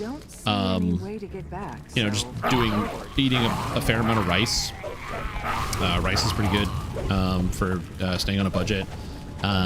Stuff like that. I never really went out. I didn't ever go to the bar. I didn't go drinking. I only ever did anything like that if it was either specifically with friends for something, like an event was going on, or if I was doing something for the stream, I was doing something on camera. I really, really did not spend money. So I tried to stay as close to it. I sold my car. Yeah, I sold my Mazda 3. Selling the Mazda 3, dude, that was a tough one. Yeah, and sales also, the reason why I got out of sales and then I went into streaming is because I'm stupid and I'm dumb and I'm a fucking moron, is because if you've ever... So, doing commercial sales, I was working 24 hours a day. I had my phone. I had my personal phone, and then I had my work phone. And my work phone, that was it the ringtone or the ringer or whatever, was on 100% of the time. So I had that ringer on all day, all night. And if it went off, I answered that phone, because if you don't answer that phone and somebody calls you at 3 a.m. because they have a problem, or they have something, or somebody who owns a business has some revelation and they want something from you, you got to be there right then and there. And on multiple occasions, I was working. I worked weekends. I worked every holiday. I worked nights all the time. It was like a 75-hour-a-week job. It was just. It was. I can't recommend it. Bear in mind, I got paid. Okay, I got paid. But yeah, it was an eternal job. Before she disappeared, at the price of your soul? Yeah, but then you know how you know what you do when you make a lot of money at the price of your soul? All you see when you enter is an old woman Rosemary. You end up spending a lot of money to keep your soul alive. Her thoughts clouded by some I never cooked. I was always buying food because I didn't have any time. I would also be going out with friends and other salespeople, other coworkers. We'd go and we'd go out every weekend, because you got to be social, you got to connect with people, and you got to do stuff. You find a dull and so yeah, it was a lot. In this workshop. You take it with you. Perhaps you'll need it outside. Yeah, but yeah, anyway, I did end up saving quite a lot of money. But yes, so that's why in streaming I had to make the decision to go, okay, I'm going to take some of my savings and I'm going to invest this into myself. And that's when I decided to go back to school. So instead of streaming, because I needed to focus, the other part that was difficult for me when it came to school is I am a university dropout. I did 3 years of biochemistry and I did not finish the 4th year because I couldn't. I had a complete and total mental breakdown and I needed therapy, and it was like years of recovery. I had a lot of stuff I needed to resolve, and I still have not like gone back and finished it. Maybe I will, but like I just, at the time it was outside of the scope. I had tried already one time to go back and finish school, and when I went back I realized I was not ready at all. I was not in the right headspace. I didn't have the I didn't have like this, not so much the support network, but I just didn't have the tools at the time to be able to do it. I tried too hard, and it was a massive failure. However, moving forward from that, I have been able to finish the program that I was in, but I decided to go cold turkey on everything else. I went cold turkey on the streaming. I went just into the school. And again, it wasn't like I've always been good at school. Memorizing stuff is very easy for me. I've never had issues with getting good grades. The hard part, I get to it, is at some point my brain literally just stops. It just stops. Like I am working, I am doing stuff, I am thinking, and then all of a sudden I wake up in the morning and my brain goes, "No, you cannot go to school today. You cannot." And I didn't know what to do about it because I'm like, I don't know why I can't do this thing. I can do it. It was just, I just was not allowed. And even when I was doing my medical tech program,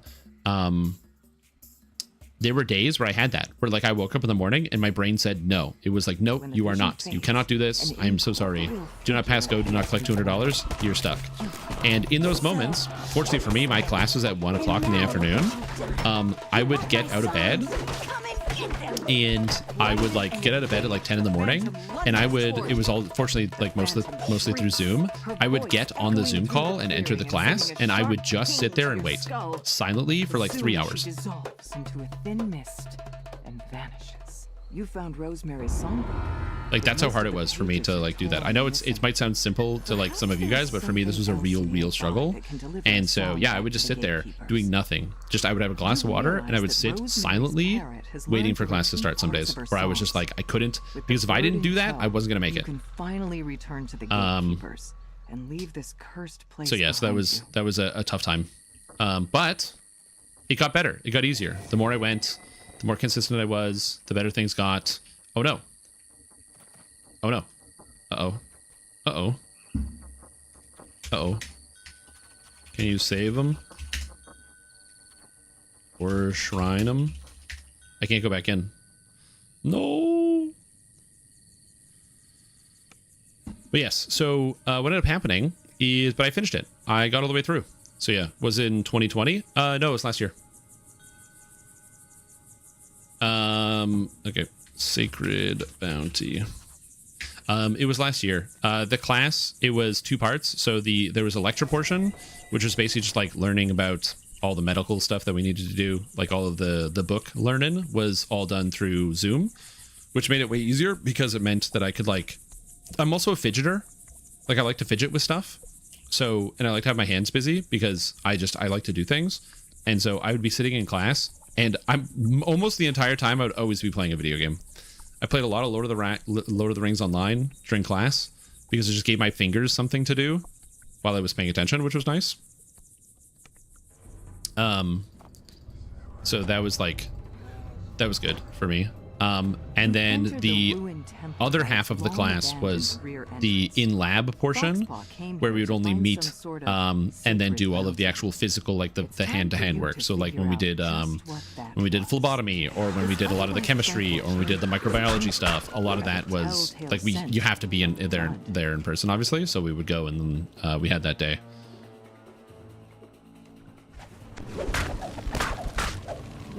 So yeah. And I actually prefer it that way because like I don't need to take a bus somewhere to then have somebody show me a PowerPoint. I can just watch the PowerPoint from my house. It was very convenient. The air grows more humid as you approach the next. Yes, that's what ended up happening to me. So that's why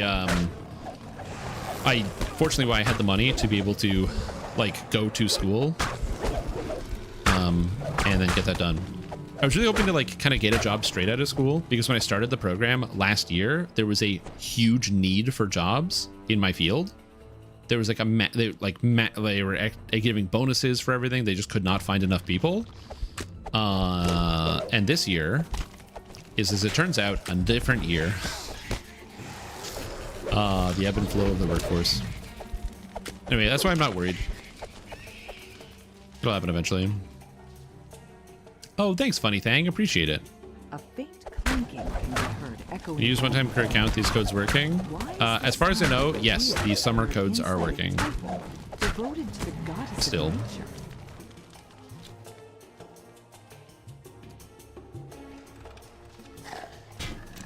I'm gonna have to get some more water. Oh my. But yeah, it's been a long journey for me. That's okay. Like I said, and I've said this before, like when I was younger, I didn't realize, I thought like life was really simple. You go to school, you finish high school, and then you go to some school of some kind, and then you get a job and you do that for the rest of your life. And then as I got older, I started to meet people in their 30s and 40s who had like changed careers once or twice. And now I am in my 30s, having changed career like 3 times or 4 times. And I've realized that it's like, yeah, you know what? Life is a journey. It takes time to go through these things. And not everybody figures it out right away. And that's okay. So it's cool.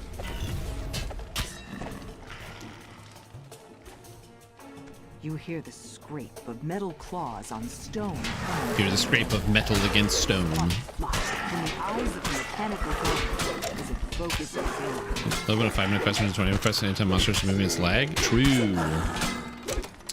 Hey Float, have you ever heard of the video game League of Legends? You might have more fun playing League of Legends.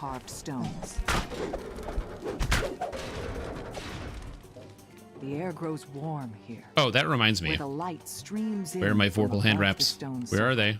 A single massive there they are. Apple the Vorpal hand wraps. Ho ho ho ho ho ho ho ho. With a faint inner light. Yeah, we're cooking. I don't want this. You found the sacred bounty Foxpaw was looking Play League of Legends. Now to return to the Isn't it better than lagging? What happened? The captives.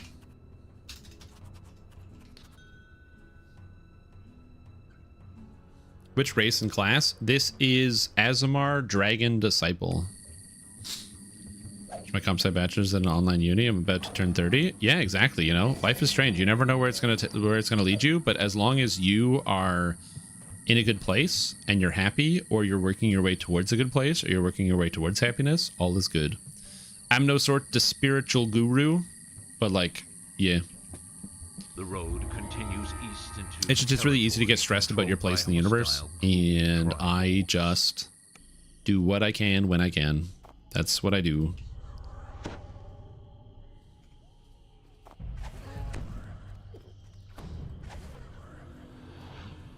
I was a person who did both online and person learning. I was 100% checked out in class and drove into school to take those notes. Others wouldn't retain anything. Oh yeah, 100%. I can understand why some people would be checked out in class. I was not one of those people. I can do online learning, no problem. Quest received. You're League of Legends, and then it cuts to a McDonald's ad. I mean, that's pretty good. Get some Mickey D's and then play some League of Legends all night.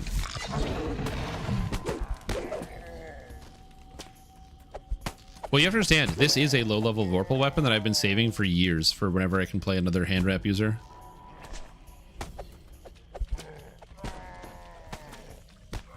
AC2 sound effects? That's correct. Yeah.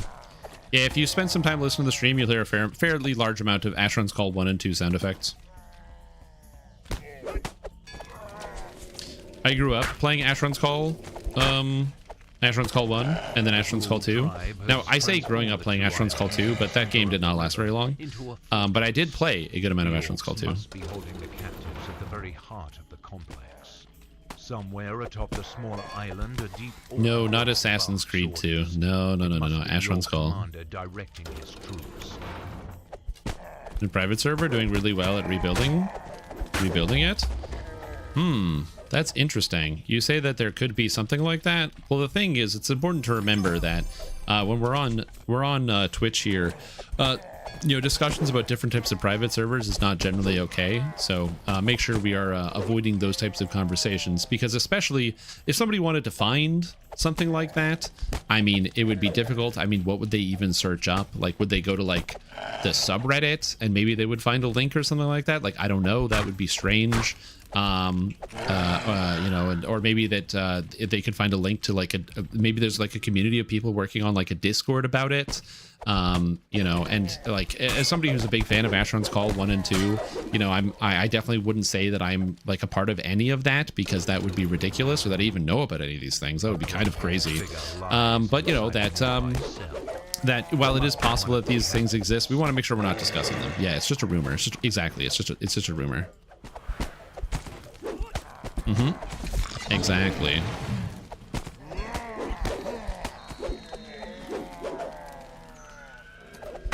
And remember, guys, I love Warner Brothers Studios. A captive lies inside the nearby cell. You see a captive inside Big fan. the nearby cell. Judging from the They're the clothes, best. It must be Lady Asdo. But yeah. As somebody who played a lot of those games, some of you guys actually might not know this about me, but I'm actually a delinquent, because I'm one of those people out here that has like a tattoo, and I'll show you my tattoo in just a second here after I kill Ravenloft. What a joik. But if you have never seen it, I actually have an Asheron's Call 2 or an Asheron's Call tattoo, and then I have all of my Asheron's Call 2 memorabilia. Like I got my Legions box right here. I don't have the first one. Yeah. Well, it's a good conversation starter. Hey, stream. I can't wait to watch your beginner basics video so I can find out what to play as my first character in DDO. I'm very excited for it. Oh, that's exciting, Horse. You know what's cool? Did you know that if you use coupon code DDOstream once you log in, you actually get a free horse added to your account? That's right. A beginner player with no money spent can get access to a free horse. That's cool. EC2 is maybe the record for a game closing down after an expansion release. Yeah, it's so sick. They released the expansion and it was like, I think 2 months, and then the game went down. God, it's wild.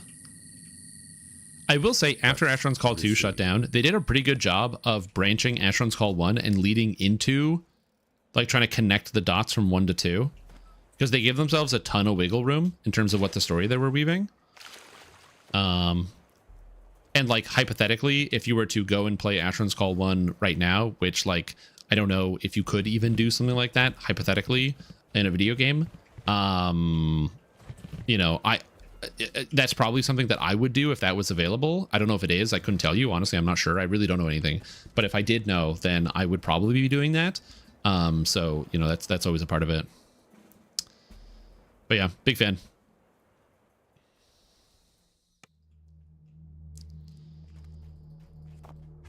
When they finally shut down Asheron's Call 2 for the second time after it came back up, me and my friends actually were the last heroes on Dareth. We did the hero quest and we were the last ones.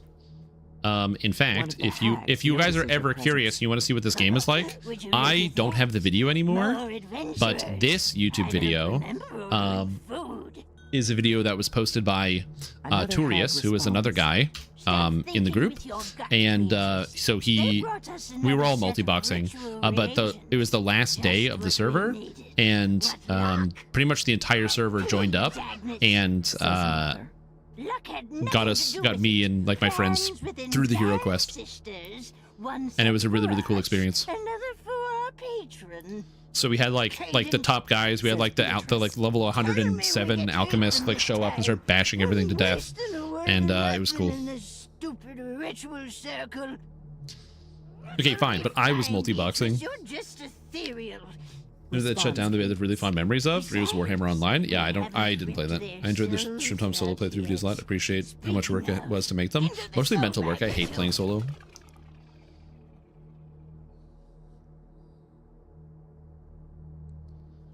Thank you, Ducat.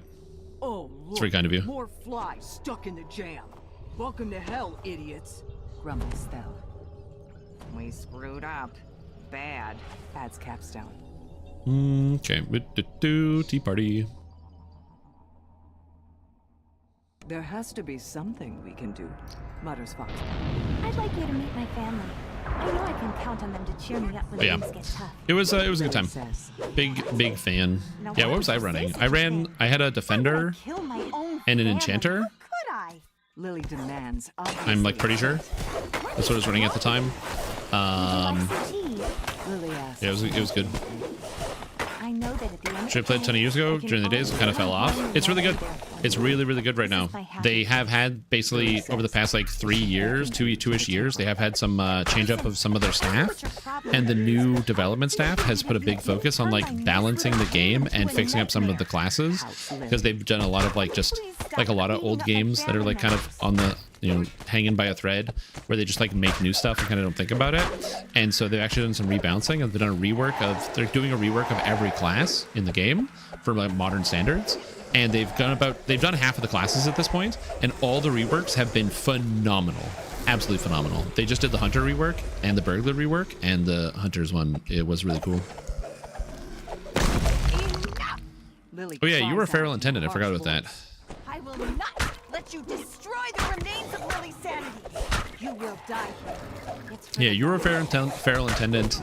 I believe Wrath was a sage. Oh yeah, no, I was the Juggernaut, right? I think I was the Juggernaut. Oh crap.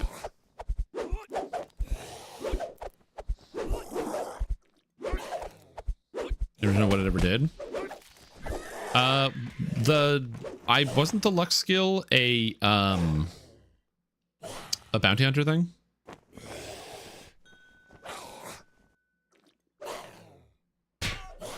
It's really off the sprint to be I'm trying to try to dodge, and Peter Griffin ragrolled into the ground. So I've actually never been knocked over. So I think there is something weird with it. I have never been knocked over.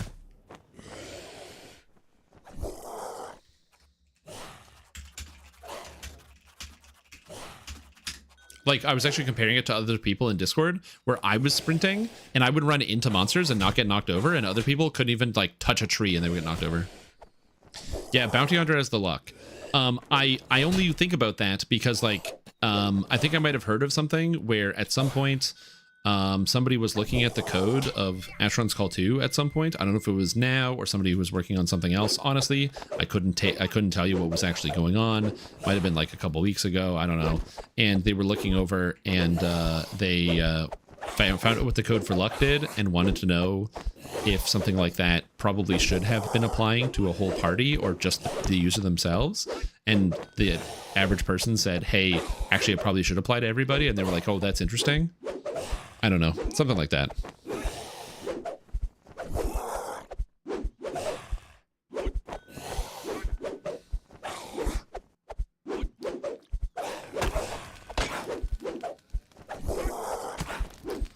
Let's just say I've been following these things very, very closely, Western Wolf.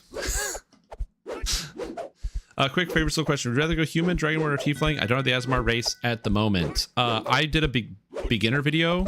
A beginner build series, and I ran it as human. But I think that wisdom is better than charisma for favorite soul, so I would go human if I had to pick Grey Talon. Charisma used to have the benefit of charisma favorite souls could easily use Draconic Incarnation, which was charisma specifically. But they have changed it. So now anybody can, with any casting set, can do it.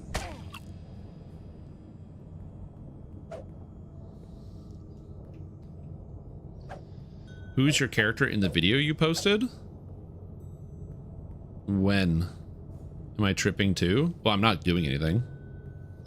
Dude, there's somebody in my group. Yeah. Giga lagging. But they haven't loaded on the screen. That's amazing. It's better than wisdom. It's that charisma doesn't do anything on its own, but wisdom does do something on its own. Like charisma doesn't affect your any of your spellcasting stats, like any skills that are related to spellcasting, and it doesn't affect your saving throws. Whereas wisdom does affect your saving throws. Wisdom does affect your healing skill. Wisdom also can be used if you take Guardian Angel as a secondary effect, where you can get a defensive bonus based on your wisdom if you get knocked down. Whereas charisma does literally none of that.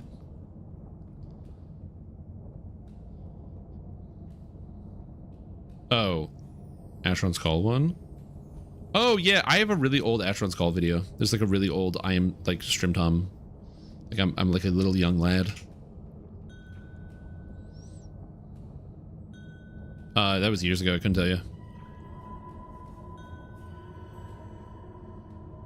Armir's running smooth. Yeah, we're stuck. I currently can do nothing. Wait, there's a free Lotro quest code right now? How did I not know this?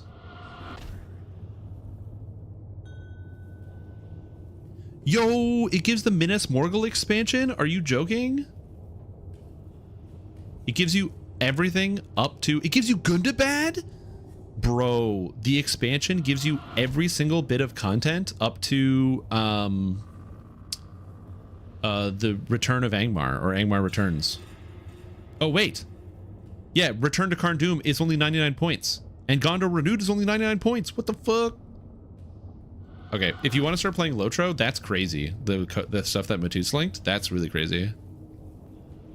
Even if you don't want to play the game, just make an account and put the codes in. Come on. Come on now. You know this. It's free. So all your spells are going to be fire, in which case you may be Tiefling for dealing with immunities aren't as big of a deal. No, if your favorite soul, you just comment for all those bastards. But it does... Lotro doesn't do this, by the way. But Lotro doesn't do this. So Lord of the Rings Online, so you know how in DDO, once you get to like... Oh, can we play? Nice, we're good. You know how in DDO... Oh, no, we can't. There are like quests, or like you can't do like any quests before you get locked out. Like you can't do Catacombs, you can't do Chanticleer, you can't do Tangleroot, you can't do this, you can't do that, and there's just like red chalices everywhere. In Lord of the Rings, they were like, yeah, fuck it, and they made it so that the game is free all the way through level 95. So that is, in terms of story, from the beginning of the story all the way through to the Trials of the Dead, so before people get to Gondor. So you can play the entire western side of Middle Earth, which is like 250 hours worth of content easily, for free. This code gives you the entire story of the Lord of the Rings, so all the way up to Mordor, and then the post Lord of the Rings story, which includes the Mordor expansion where you go into Mordor, the Minas Morgul expansion where you go to Minas Morgul and try to conquer it. Warning, we fail. The War of Three Peaks, which is a dwarf-inspired expansion. And the Fate of Gundabad, in which the dwarves attempt to retake the mountain of Gundabad from the orcs. I'll leave that one up to you guys. What is the code? I'll just post the link here on the website. It's just easier because then you can open up the tab and you don't have to worry about having to remember it. It's Explore Our World. Beatrice announces with a distinct lack of enthusiasm as she falls over and scatters into dust. Chapter 30 for the first time a character solo by following stream solo fighter vids. Super fun adventure. Oh, that's awesome to hear, Fight Prime. I'm glad to hear that. It's D3 per cast level. Yeah, but you get the spell-like ability, so you can just slam the spell-like ability. It does a good amount of damage because you can double Comet Fall people. I've always found for fire immune areas, you just hit them with a double Comet Fall. Because I always take... okay, so break time. I always take Greater Color Spray. And so if they're fire immune enemies, you Greater Color Spray into double Comet Fall, and in leveling, nothing makes it through that for the most part.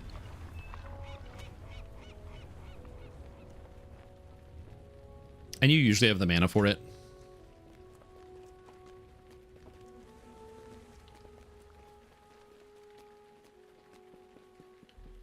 Hey, Barovia, how generous is she feeling? I don't know. I redeemed the code. I didn't get a little box for it. Log out, log in.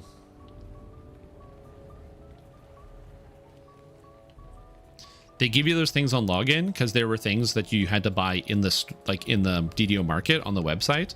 So you would buy it on the website and then log into the game and you would have it on your character. So you got to do the old relog.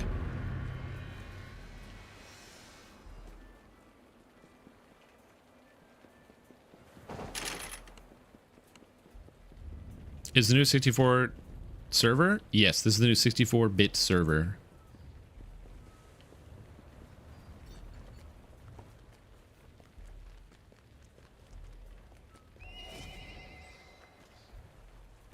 It sent using email. What? 64 bits, download more RAM. I'm going to be honest with you. Oh, hold on. /death.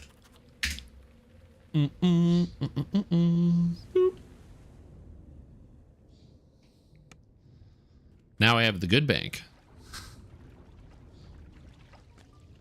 The good bank.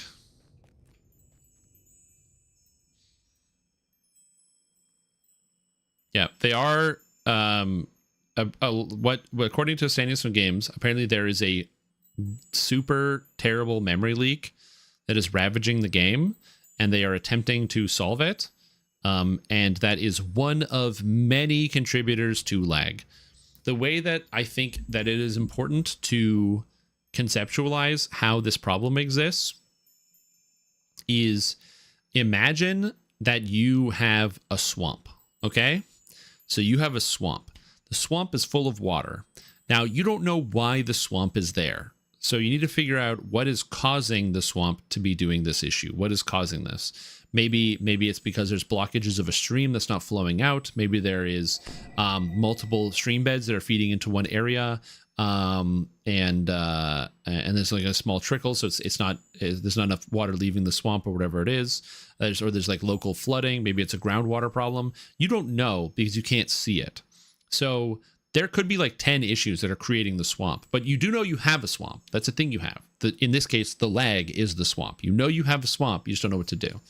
So when they say, oh, they have found a memory leak, if they patch the memory leak out, that's basically what it's going to allow them to do is temporarily drain the swamp. And when they drain the swamp, the swamp might come back. The lag might creep back up. But missing that huge chunk, if the memory leak was a big deal, now they can notice, oh, there's actually some groundwater that's seeping in. There's some underground water coming in.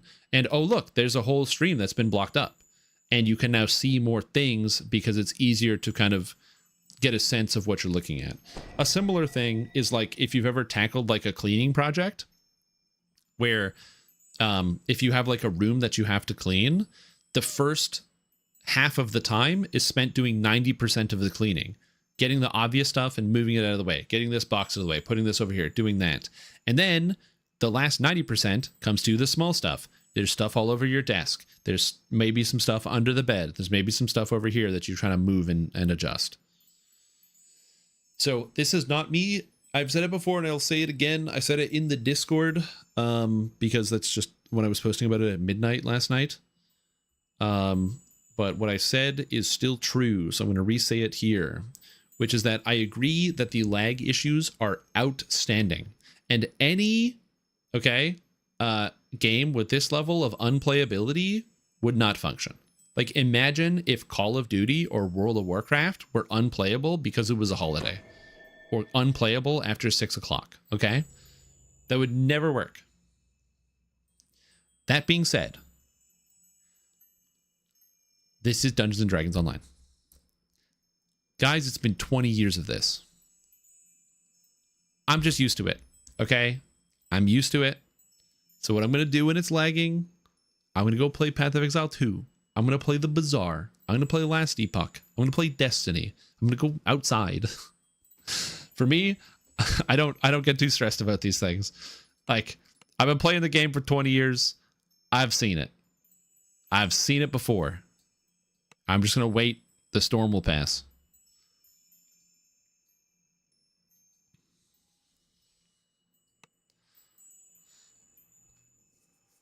They always have a new excuse for lag. Yeah, because it's probably not one single problem. That's like probably true.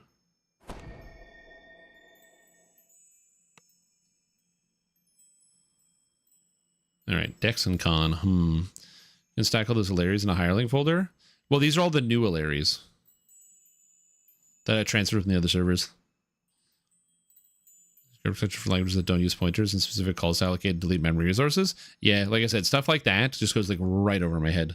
I am not a tech wizard, as some of you are, which is very cool. Your technological wizardry I find impressive. Cloak of Summer. Where's my Cloak of Spring? Ah, there it is. Dex and Insightful Dex. Crown of Leaves, Accuracy, Deadly, and a bunch of other stats. Do I have a single Wisdom item? I'm going to keep equipping items and finding out I don't have a Wisdom item.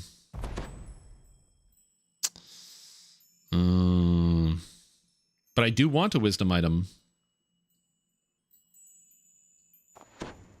But, you know, I really want to equip the Crown of Leaves, but I don't think I can equip it yet because I want a Wisdom item. Charisma, Sheltering Ring. Ring of Summer's Heat gives me fire stats. It's kind of good. Let's take that instead. I might have a Wisdom item. I'm going to keep searching. As the issue gets solved, at the time the problem is slowly being fixed. Yeah. It's just millions of problems at the same time. And like I said, some people can be like, this guy's a shill. He gets paid to shill for the shill company and their shill video game.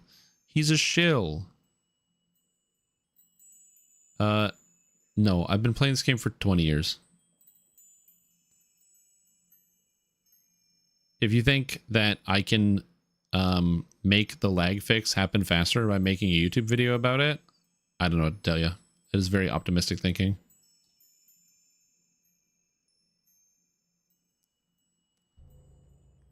Quest received. Yeah, so fucking quit. This is what I keep telling people. I am trying to be as honest as I can. Just quit. If you're not having fun, just quit. It's like, you are right. You're 100% right. It is a lot of constant excuses. I don't disagree. I don't disagree at all. And it is a lot to deal with for the average person. So just quit. Or you haven't quit yet because you're still holding out like everybody else is, going, come on, they got to fix it eventually, right?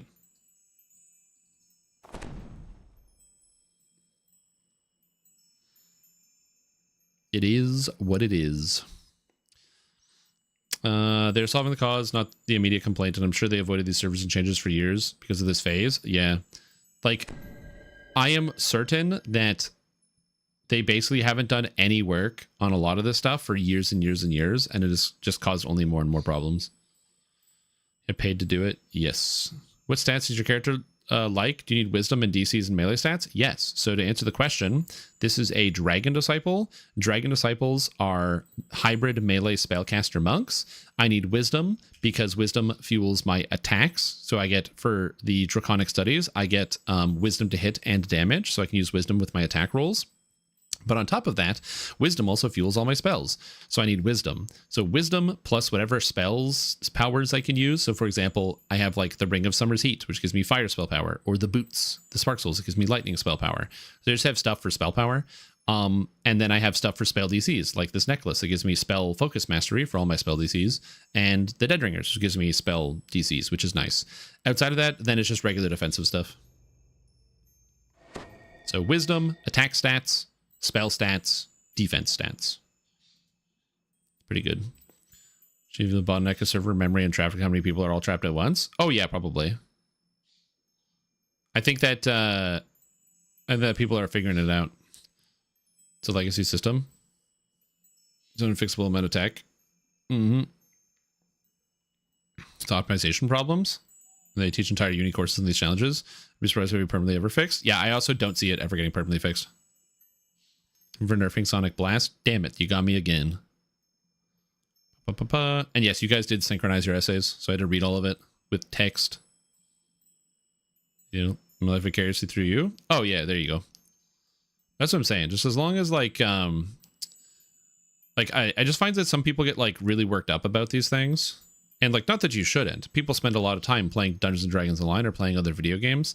And for them, it's really impactful. Like, if playing Dungeons and Dragons Online is how you engage with friends and how you've met a lot of people and has, you know, given you a lot of like positive things in your life, which MMOs happen to do. Like, people play MMOs because they're like good social spaces. And if you feel like that's difficult and it's affecting your life, then that sucks. And I empathize for people that have those problems, especially in the short term right now, because that sucks. But also play another video game. That is my solution. Just play a different video game for a bit. Are we talking about how we can't play DDO anymore? Currently, yes. It came up. Am I going Pure Dragon Disciple? Yes, I'm not multi-classing. Storm Boots, the only heroic item with wisdom item from Feywild? Yes, and I don't have a copy. I just don't have one. Shroom for melee hybrids is beneficial to do caster stat primary, or if you're doing melee swinging, always strength. That depends. If you want to do a hybrid and you want to cast spells, it's essential in current DDO to use your casting stat for your attacking stat. If you want to be a Eldritch Knight and you want to hit an enemy with a spell and not have them make a save past level 20, past level 12, you need to have your casting stat be your attacking stat. This is the reason why Eldritch Knights and other stuff, Eldritch Knights, and like if you want to play like some type of caster hybrid melee, like Dark Apostate or whatever, you need to have your caster stat to hit and damage, or else your spell stats are not going to be high enough and you're not going to be able to actually hit anything with a spell. So just keep that in mind. Like if let's say you plant Dark Apostate and you go like strength and wisdom, then you're going to miss a lot with your main attacks, and monsters will always make their saves against your spells. Every single time. And that's going to feel real bad. DDO has like a zero sum when it comes to spell casting, which is if the monster makes their save, your attack doesn't work.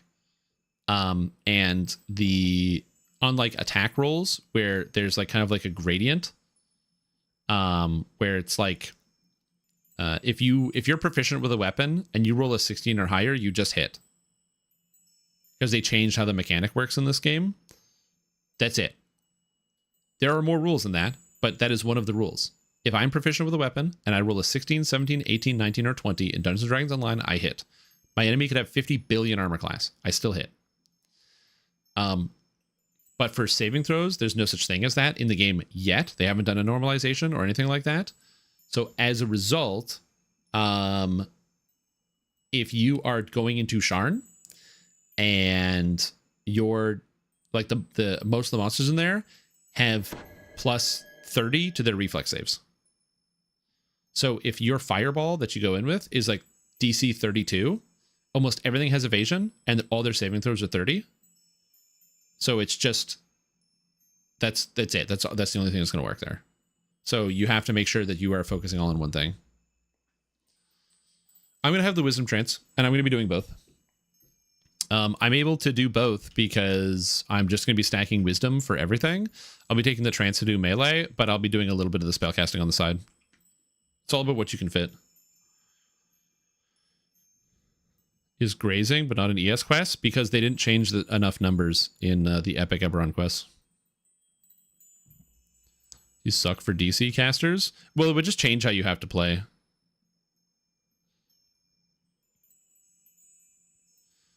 A lot of Stockholm Syndrome around. I think that people just get too locked into like their identity being around like a video game and get too invested in it.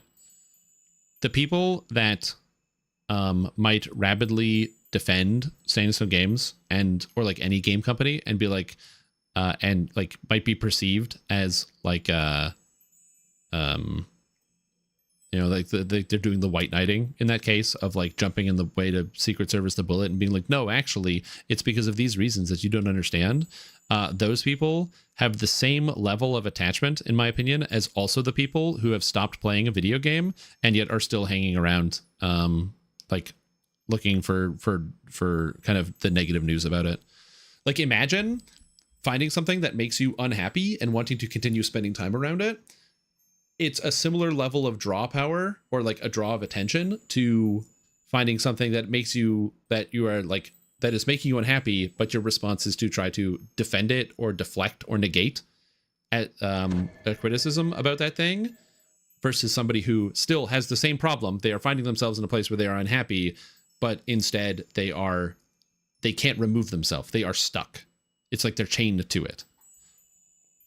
Again, this is something that I experience a lot, or like that we all experience when dealing, especially with like online gaming communities, which can get kind of stressful sometimes. And one of the reasons why I don't like engaging in like every single, like I don't like engaging in a lot of gaming communities in like different spaces where it's like I don't see myself ever posting a video about, like, even though I play a lot of Destiny, I don't see myself posting a video about it because the community is full of these like never play the game Andes, where they will just go to like every single time I see like anybody create a YouTube video about something that they find cool, you just go to the comment section and they'll be like, wow, cool video, too bad the game is bad and I haven't played since 2011. And it's like, go call your mom, go do a chore, stop getting upset about looking at a YouTube video about something you don't like or you're mad about. I want to feel validated. It's how they feel something is correct. It's why they hoover around. Yeah. It's like when people go like, oh, we have to vote with our money. And it's like, yeah, vote with your money instead of commenting on stuff. Again, not saying people can't voice criticism. I believe that people should be allowed to do that of me or anything else. But I think that there's just like unhealthy behavior there.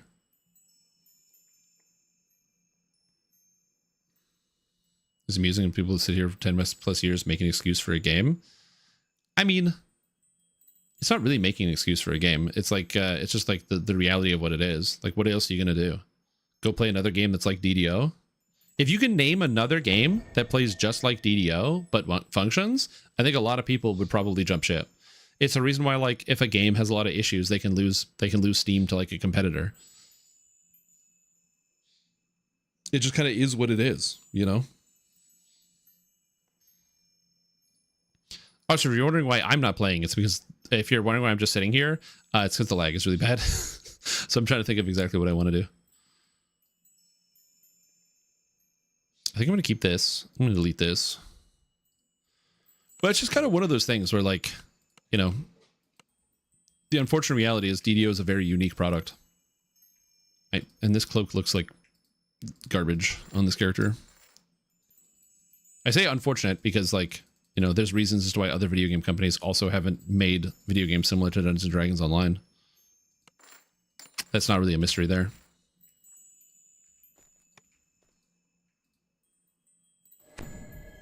It was like, it's like we have the ladder bug in DDO. We've had the ladder for a long time. Like the ladder bug for a very, very long time.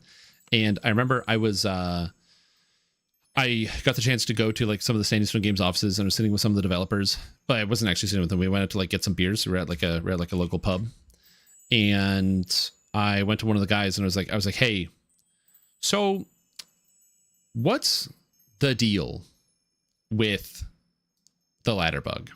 Like, what's up with that? Do we know what's going on with that?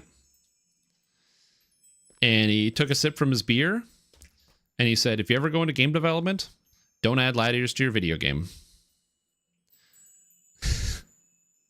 Which is funny because if you've ever played any other video games, you will find that in almost all cases, a ladder either is like a cosmetic thing where you can't climb the ladder. It's just on a wall somewhere. Or if there is a ladder that you can climb, it's almost always you press a button, then an animation or cutscene plays where your character climbs the ladder and then you keep going. But they added more though? Yeah, because it's a part of DDO.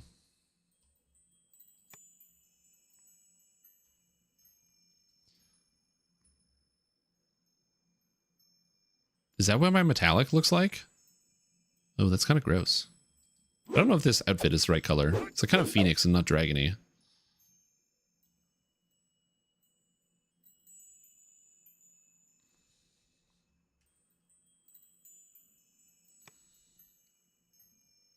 Ladders work in Call of Duty. They do work in Call of Duty.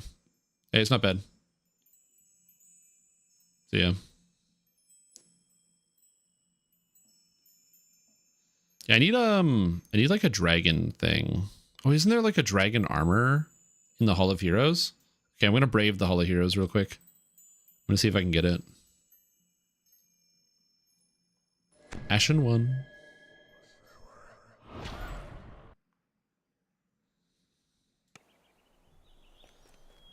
Okay, the game is not currently lagging. Feels good. Into the Hall of Heroes. Feels good. Uh-oh. You can feel the stuttering. Oh. Oh. Come on. We can make it. Okay. Eastraz. Oh. Oh no. The Hall of Heroes, dude. No. I was so close. We were so close.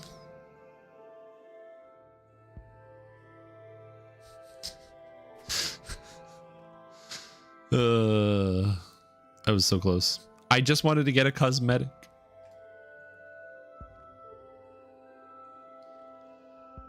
Yeah. Like I said, I'm going to be changing to another game soon. Hopefully there'll be a noticeable improvement on Wednesday. Plugged onto your bard? No. Oh, okay. Set of prismatic armor. Now, if I recall, I remember this armor looking really ugly. But we'll see. Which server? I am on Thrain.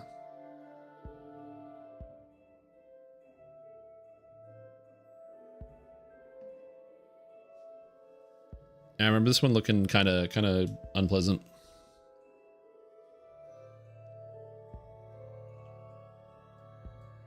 Yes, on Trana.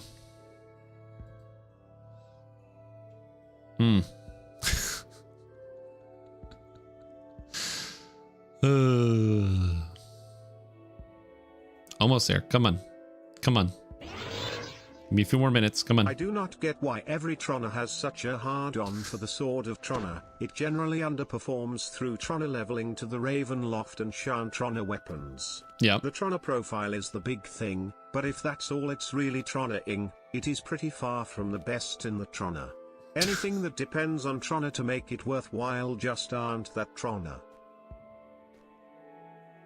I mean, I can't argue with you there. I should put a timer up on screen to see if we can actually like get across this hallway. Just like a challenge.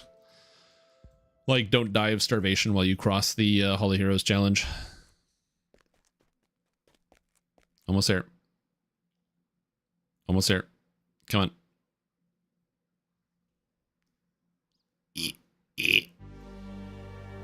Old characters impact across multiple accounts, so at some more DDO too and after fixes. Yeah. Like I said, this is a bad time to play DDO. You guys should play another video game. I just had an urge. I really wanted to play. That's all it is. I made a mistake. I know. It's on me. I should have followed my own advice.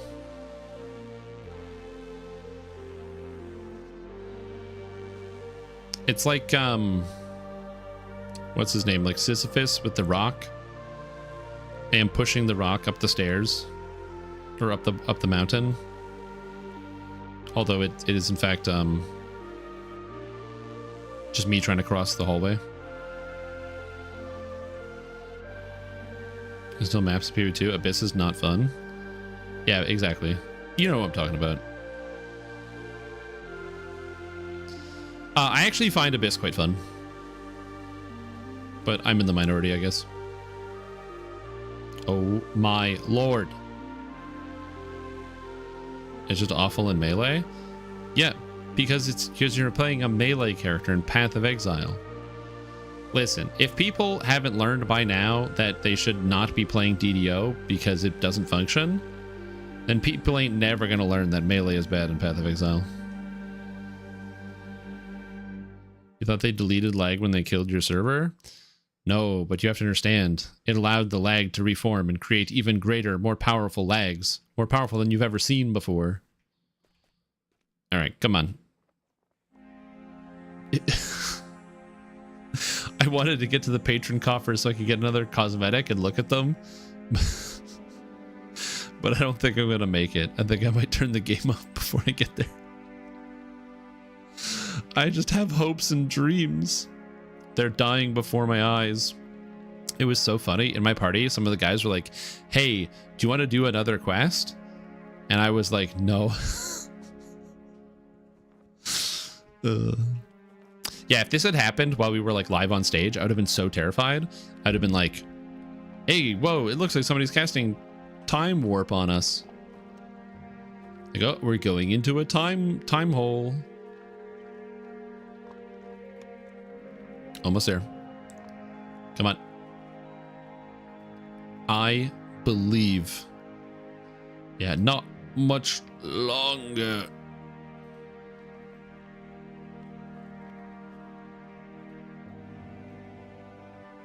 Come on, let me in.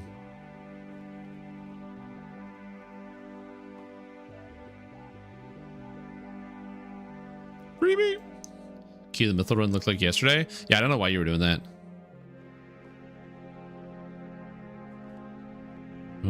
Where there was a client side lag only. Oh, someone else is trying to escape. Yeah, Cormier is very playable. Like I said, that's what I was. If you're ever struggling with all the lag here, like just go play on Cormier, which I could do. I could just go play on Cormier. But I just want to get to this guy. Give me the cosmetic. Give me the item, please. I'm so close. I can taste it. Okay.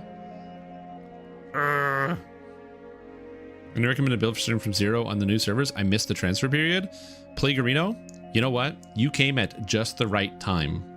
Because if you want to play a build, I have a whole list of one build for every class in the game.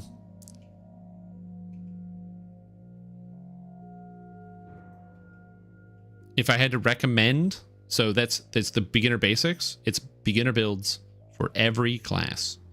The archetypes I haven't posted yet because a couple of them ran into issues with the builder and I haven't formatted it properly. But the melee, spell, and specialist are all there. Come on. Come on. I want to talk to the Dragonborn.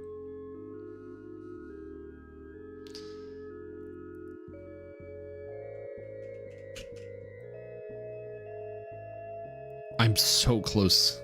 Please.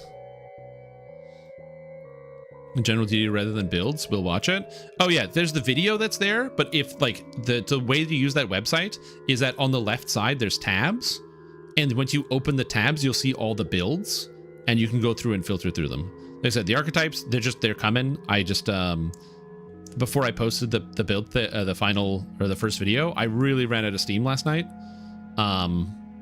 Because I was up to like 3 editing this, and yeah. 5 minutes since you started? Yeah. Yeah, dude, I only do hard content, okay? They try not to die of dehydration challenge. Xena.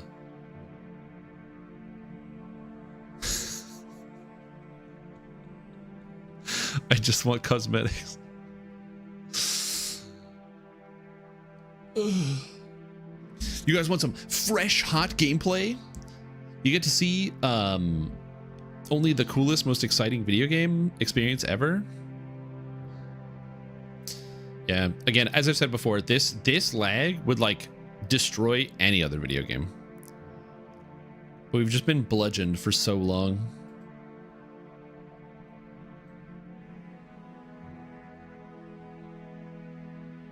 Like, imagine if like World of Warcraft was like this. That game has its own problems, but it doesn't do this. Even Lord of the Rings doesn't do this. It's all by the same company. It has like the same engineers and stuff. Xena! Or Xena. I don't know. Or Xena. Or Xena. Xena. Hey Shrimp, did you know the pronunciation of Irish words is my biggest pet peeve? You mean peeve? Planetside Wait, no. Phantasy Star Online 2's relaunch as New Genesis was about as bad as DSO or DDO gets. Really? Interesting. I didn't know that. Yeah, I didn't. So I never played Phantasy Star Online because I didn't have a Sega Dreamcast.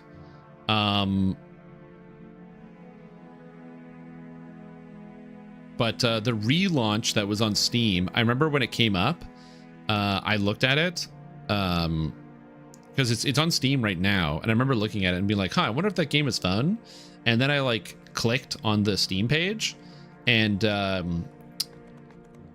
mean, it was a lot of anime girls, so I'm sure it's fun, but I just haven't looked into it too hard. Okay, I get to pick a coffer.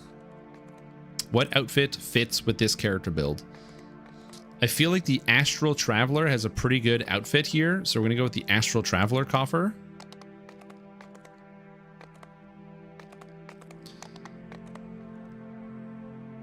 If Twitch played DDO like they did RuneScape, we would just have to pack it up. Oh, yeah, 100%. The dictionary? Oh, I bet it was, yeah. Being able to play online on a console? Hello, Ultra. Brian here. I just wanted to tell you that you make the absolute worst builds in DDO. You peaked at your Acid Arrow build and it's been all downhill from there. True. You can't even add gear for an endgame build. Do you even know what R6 even is, and can you even solo it? No, I can't. Let me know when you wanna stop taking L's. I'm pretty good at taking L's though. Yep, basically. I am pretty good at all of those things. So thank you for your kind support of my continuing content and consistent content. And thank you for the bits, Ludicrous. That's very kind of you. Also, 500 bits. Why'd you give me 500 bits for a message? Am I blind? Did you do that before?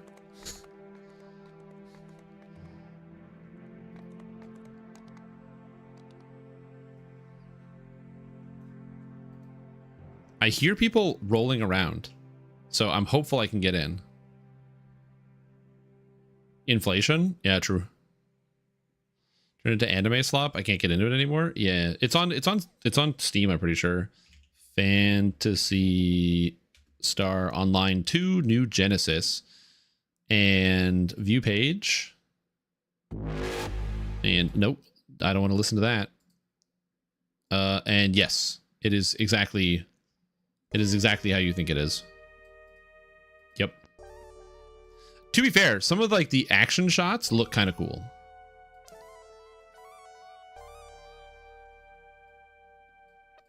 Honestly, the best way I think I can describe the Phantasy Star Online 2 New Genesis visuals is the game basically looks like Final Fantasy 14 if all the characters had bigger boobs.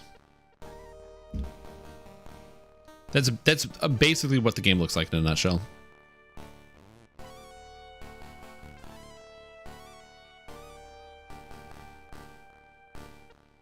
In terms of the visual style, it literally looks like it's like very, very similar art style, but with that one difference. Sounds like a winning design strategy. It does win over some people, yeah. Dude, how is playing another video? Get the hell out of here. That scared the shit out of me. Yeah, I just realized I started talking and that was a bad mistake. Adventures, all those console demos were cool. EverQuest Online Adventures. Oh, sick. I never played that, unfortunately.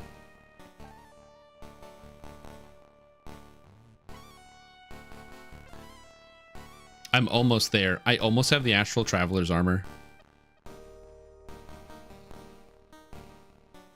This is so dumb. What am I doing with my afternoon? Whatever, it's a holiday. I'm just chilling. Oh, I got it. Let's go. /death. Let's get out of here. Oh, I got it. Holy. Dragon's Dogma Online was fun for a while and I started playing it. Yeah, the problem with Dragon's Dogma Online is when I type in DDO, because like YouTube always asks you like what game your video is for, and if you don't tell them, they just say it's World of Warcraft. So I always have to hard type in Dungeons and Dragons Online because it can't figure it out on its own. But when you type in DDO, it goes, "Did you mean Dragon's Dogma Online?" And I'm like, no, I don't ever mean that.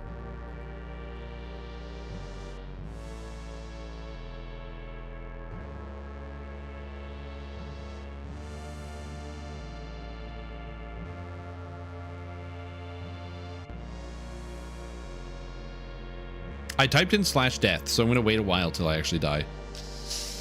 Till I get out of here.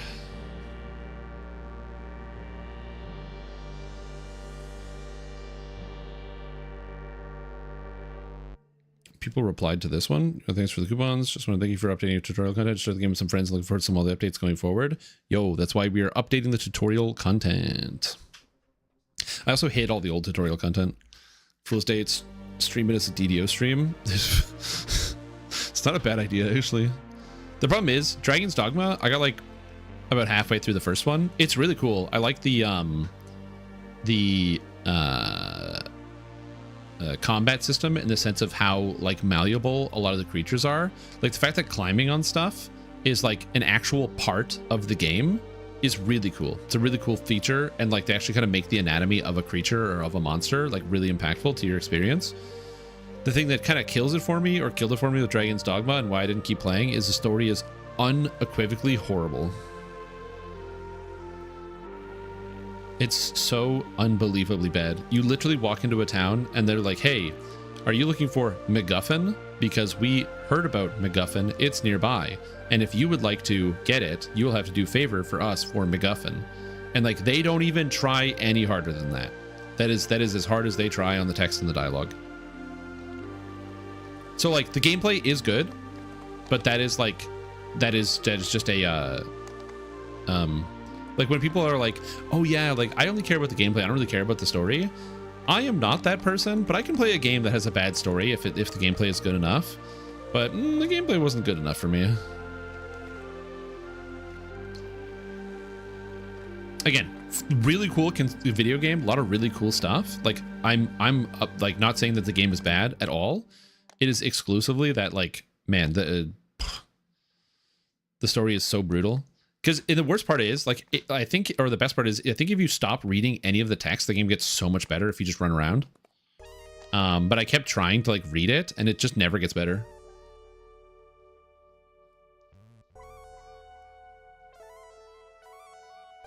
When did I'm trying to think, I don't even remember where I stopped playing. I did some big catacomb or something. I took a break. Base of the friends instead of Iron Stone. That means you didn't need the Iron Stone. What you really needed were the friends you made along the way. Right, Yusukai? All your heroes is the first time I see Shrimp Tom in person. Beautiful. Has it been 20 minutes?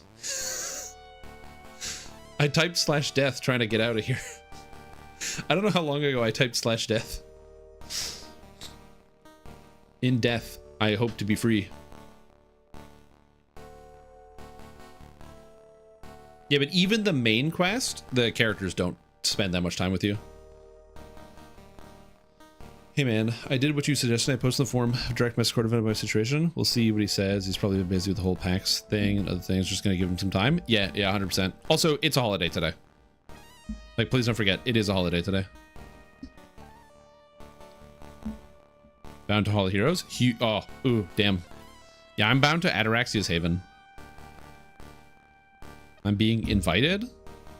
I can't even /death. I don't know if an invite is going to help me here.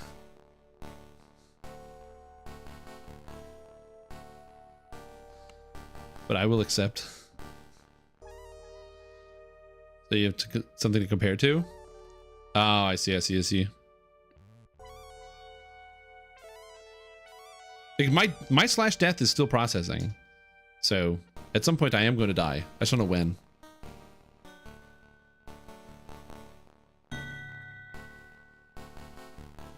Take the invite? I did. I took the invite. I took it a while ago.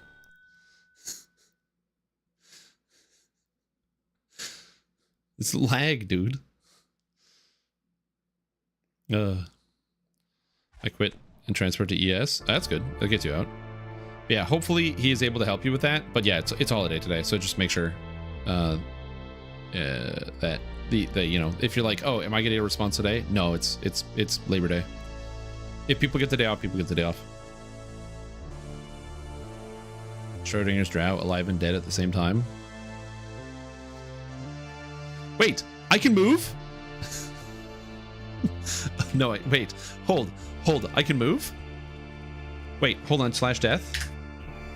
Oh. I'm free. Okay, we're good. Problem solved. Holy moly, we got out. Okay. That's crazy. I made it. Whew. You can move all this time? No, I couldn't move all this time. All right. Dismiss my familiar. I guess I don't need the familiar. It's 5 spell power, so I should just turn it off, probably.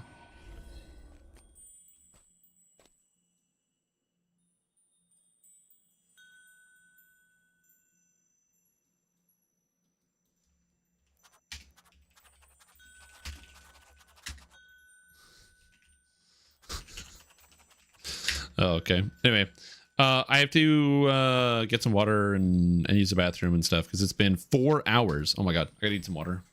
Where's this? This is Ataraxia's Haven. This is the spa. This is in 2 places. This place is in I Dream of Jeets, where Jeets comes here and he dreams about having a nice spa day with Salimus. This is also in Ataraxia's Haven. You go into the adventure zone, and then there's a spa here where there's a little tavern and everything. So you've got like a bank. You got, I think there's an auction guy too. No, there's no auction guy, but you got a pawn shop and stuff. Yep. There's so many places in DDO, man. It's impossible to find them all. Anyway, I will be right back. I gotta use the bathroom to get some stuff.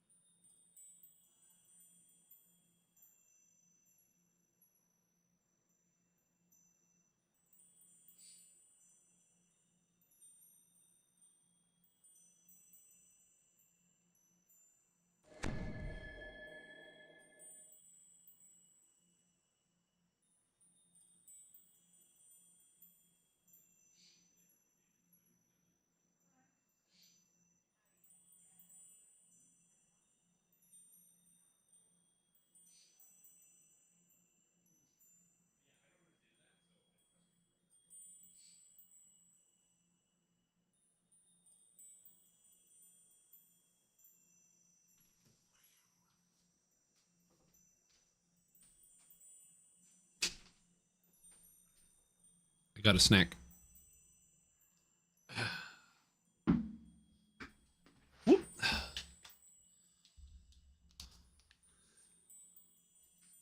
What? There we go. You guys want to see my snack? I have delicious chocolate chip cookie. Oh, I'm putting this in the wrong way. Chocolate chip cookie. Ooh. These are handmade. As opposed to machine made. Yeah. My girlfriend made these cookies during my live stream on Saturday because I was feeling stressed about it. So she was like, she surprised me with these cookies after I was done the stream. And these are probably the best homemade cookies I've ever had. So I have some milk and I duck my cookies in my milk.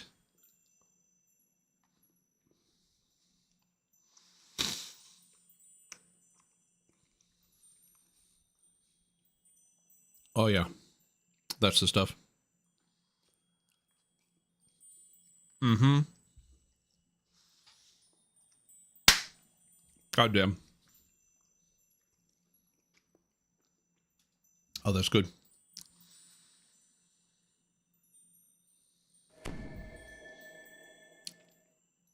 They're chocolate chip. A chocolate chip cookie is like my favorite kind of cookie. That's like fresh baked.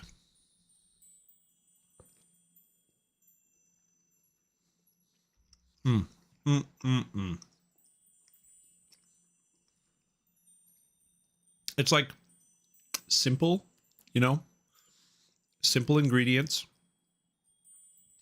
but it's all about the technique in terms of how you put it together. Because it's really easy to like screw up a chocolate chip cookie. I know, because I've done it. Like, I remember as a kid, the recipe package says use softened butter or room temperature butter. And I was like, you know what's softened room temperature butter? Microwaved melted butter, right? Yeah, don't use melted butter because your cookie comes out very, very different.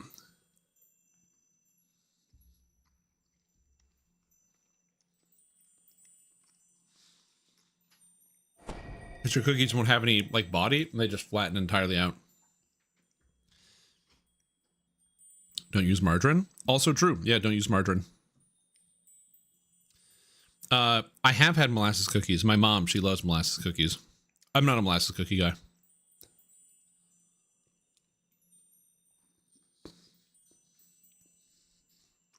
I'm pretty sure my brother also likes molasses cookies.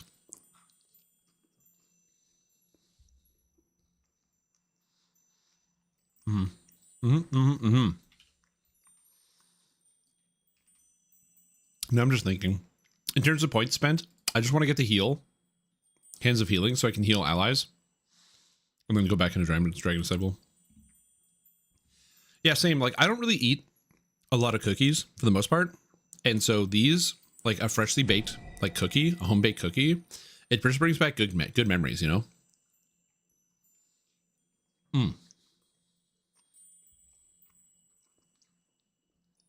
It just takes me back.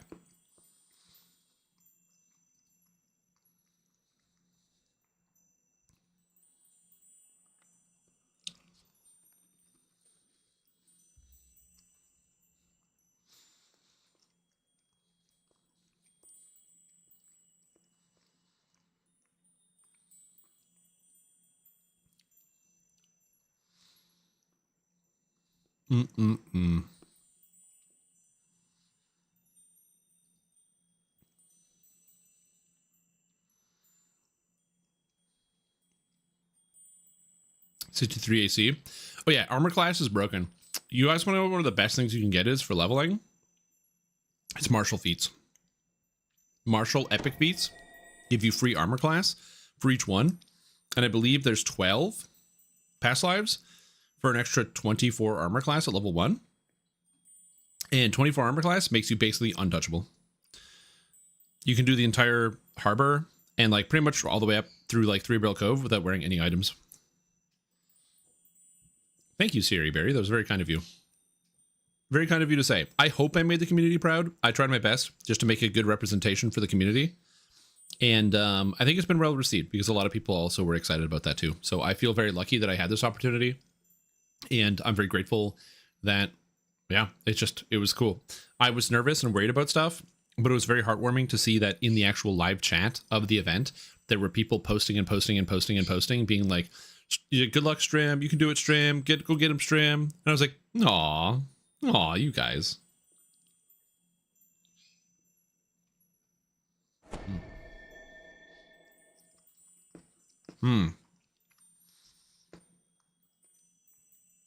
Need a good hat, level 10 to 15 for a sorcerer type. What do I wear? I wear the Lesson of Kindness, the level 6 hat, because it has sheltering, insightful sheltering on it. Or sorry, insightful and quality sheltering. So I wear Memories of Kindness, that's level 6.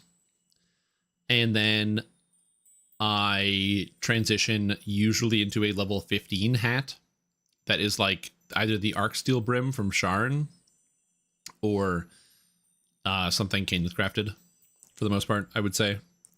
I usually wear Memories of Kindness the entire way through, though.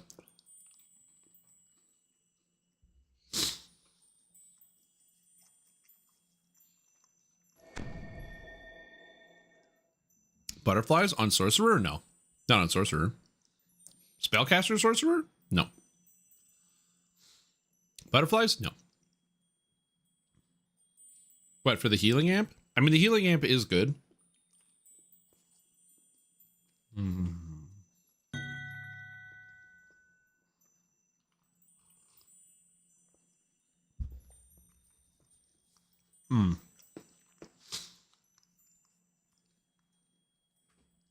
No, I don't usually wear the Crown of Snow.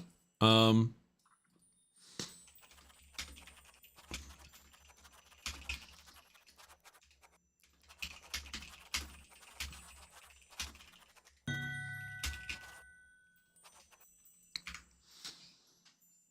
so overall, sure. I'm still eating these cookies. I'm giving myself a little break.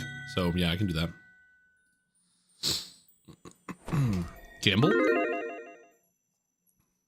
Well, Crown of Butterflies, I believe that's the one that does, I think Crown of Butterflies has Crown of Summer on it. Crown of Butterflies.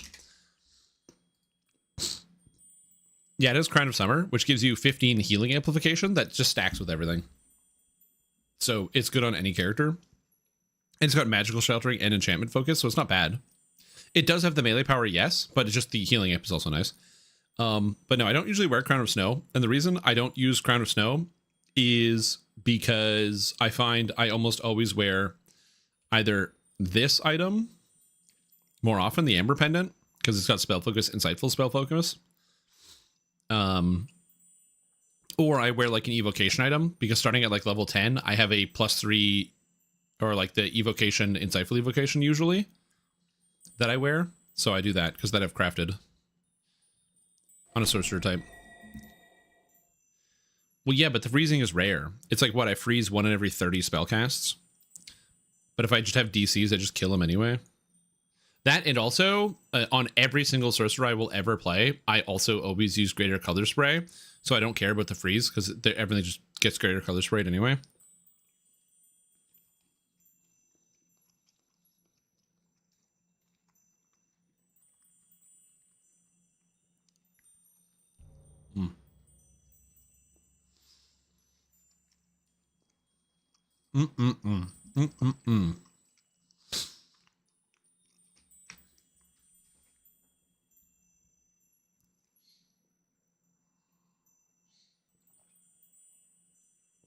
But yeah, overall my character stats are stupid and disgusting, so DC 31 on Dragon Burst.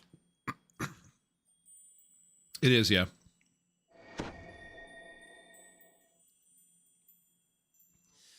Yeah, the Defender's Mask is good. I don't have Devotion on this character. And I will need it soon. Where do I get Devotion? Do I have a Devotion item that's convenient? I want the Birch Lures. The Birch Lures save the day here. The gloves. I just don't know if I have a pair. It's actually a good question. I should search for this.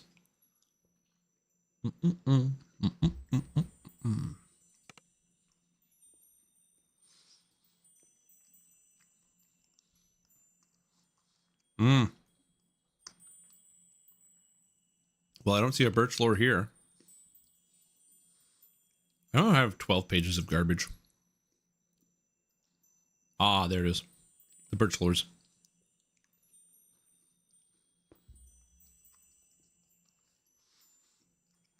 Mm-hmm. This solves all my problems.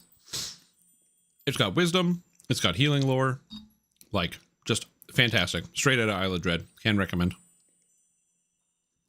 The birch lores are an item that is so good, I sometimes want to use them at endgame.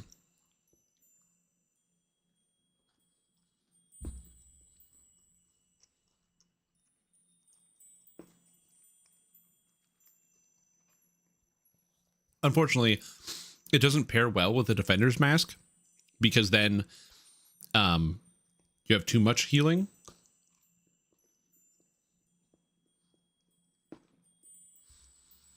Oh, I believe these come from Crab Quest. Let me check.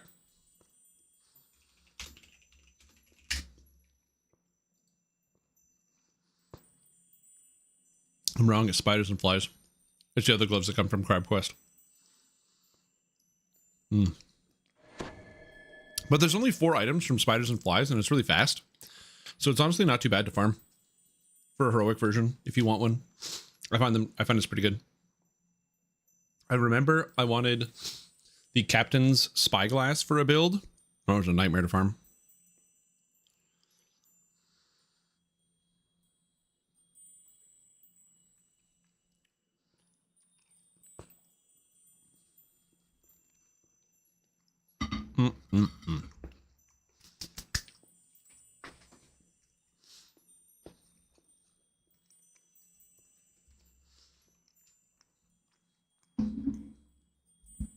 Yeah. Oh, the Gloves of Tranquility. Man, that's an item.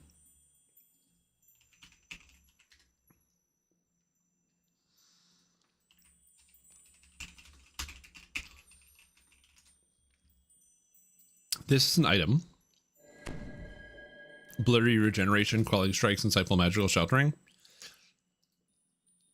That has just never had a home. And it is also one of the many reasons why the spring set is very bad in DDO. The spring set is an item set that pretty much nobody ever used, because the idea is it was supposed to be like kind of a light and unarmored version of the summer set. So you would gain like a different distribution of stats like sneak attack, dodge cap, stuff like that, in comparison to like the tactics CCs that you got out of the summer. It also grants missile deflection for some reason, whereas Somerset gets magic resistance rating, which is way better. But also, it just has weird items like this, which is like, even if the spring set didn't have, it had like slightly better stats, there are just so many weird items. Like, who's going to use this at endgame? Lesser Displacement, it's fine. Strength of Purpose is an augment. It wasn't an augment at the time, but it very quickly became an augment in Isle of Dread. Improved Quelling Strikes is borderline useless. Insightful Magical Sheltering is okay, but like the list gets so much worse. It's like you have all the armor pieces, whichever. The Black Dragon Scale Tacit, which is not bad. Armor Piercing, Relentless Fury, and the Ferocity. So sometimes you get the Haste. The Haste is kind of useless, but these 2 stats are okay. Then you had both the Flower Boots and the Thorn Boots. Thorn Boots is straight up a caster item. Although it gives you damage based on your wilderness lore feats, whereas the Flower Boots were just like a weird healing item where you get like empowered meta magic, cost 3 less. This item isn't bad, it's just part of the spring set, so it is bad. The Bloodbark Bracers, which was actually kind of a cool item because you get Raging Strength 3, as was Quality Double Strike, but you don't really want improved Deception on this item, and Speed is an augment at this time. So like this stat is totally useless. And to make it even worse, people realized very quick that you could just put this on, rage, and then take it off. So, like, you don't have to wear it. You just rage, and it stays. So that was fun. The Vine Lash Bracers are ranged only, and this is actually not a bad item. So this is fine. You have, like, 1 good item so far of your stat. Magmatic Grasps was another good item. with just reasonable stats on it. The speed was unnecessary, but the rest of the stats were good. This was also at a time where accuracy items were a premium, and this was before augments, so this was not a bad pair of equipment, but you usually used it for summer set. And if you wanted a pair of summer gloves, there's another pair of summer gloves that was summer winter that was even better. We talked about the gloves of tranquility, the crown of butterflies. Again, it's not bad, but there was of course the better crown that was Fey Twisted, that was summer, that was strictly better. There's the Rose Thorn Necklace artifact, which is another item that in theory could have been good. Deception, Insightful Deception, and Thorn of a Rose, but Bluff is kind of bad, and it's really tough to give up your artifact for no unique stats. Even in this time when there were not a lot of artifacts to pick from. Also, even if you did want to do that, if you were spring, you probably didn't want autumn too. Like if this was a spring summer artifact, I guarantee you this would have seen a lot of use, but because it was spring autumn, it's just so much worse. Or spring winter, would be fine. Ring of Spring Storms, literally a caster item. Rock Slide Ring, Shatter, which none of the dex classes use, and then spring is a dex set. Like, I don't know. The Blood of Blossoms, another very actually good item, and was used by monks all over the place. This was not quite best in slot because you had to deal with the Vision of Precision. It had to contend with these goggles, which was Wisdom, Enhanced Key, Insightful Wisdom, but it had Dazing, so it gave you a bonus to your stun DCs, 15, as well as reduces enemy saving throws, and it had 2 augment slots because it's a raid item, versus the Blood of Blossoms, which also had 2 augment slots because it's a raid item. So it's basically whether you wanted Sheltering or Stunning.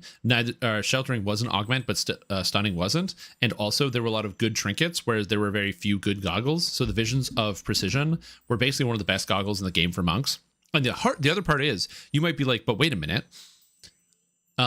If this content is newer, then maybe people are running the newer content, so they're going to be running Dry in the Demigod, and you're going to be able to get this. And that is true. But here's something you have to know about monks and monk players. In DDO, monk players have been playing monk for generations. They're still holding on to their Tower of Despair rings, and they are exclusively focused on just being monks for 100,000 generations. And if anybody talks about monks, they need to get involved. They need to tell you about it. And all of those players already have a Visions of Precision. So when Blood of Blossoms comes out, it's really cool for all of the new beginner monks. But the old school monks, they don't care. They've already got one of these bad boys. That's just monk players in a nutshell. Then you had Hearsom's Fiddle, an artifact I actually tried to use, which is cool. But Sounding is not a good stat for an artifact. And this is spring winter, so I did fit it into one single build, but this was tough. Also, having an artifact on your orb without like the right stats kind of felt weird. It was a hard item to use. Let's just say that it was a hard item to use. It needed better. If it had different stats on it, it might have been better. And the Hexbreaker, actually goated shield. The problem is, why am I using a shield in the spring set? I don't know. I don't know. So the answer is, you could maybe get 2 pieces of spring gear, maybe 3 if you're really stretching it. But like, you're probably not using spring gear. And that was kind of the main problem with the sets. I forgot about Mr. Norloot. I'm gonna look at what I have. Yeah, true. Check it out. Have you used the Huntmaster's gear? No, not really. I didn't use any of that. Where are the raids? Epic raids? No. Where are the raids? Is there just a raid category? Sagas, adventure packs, raids.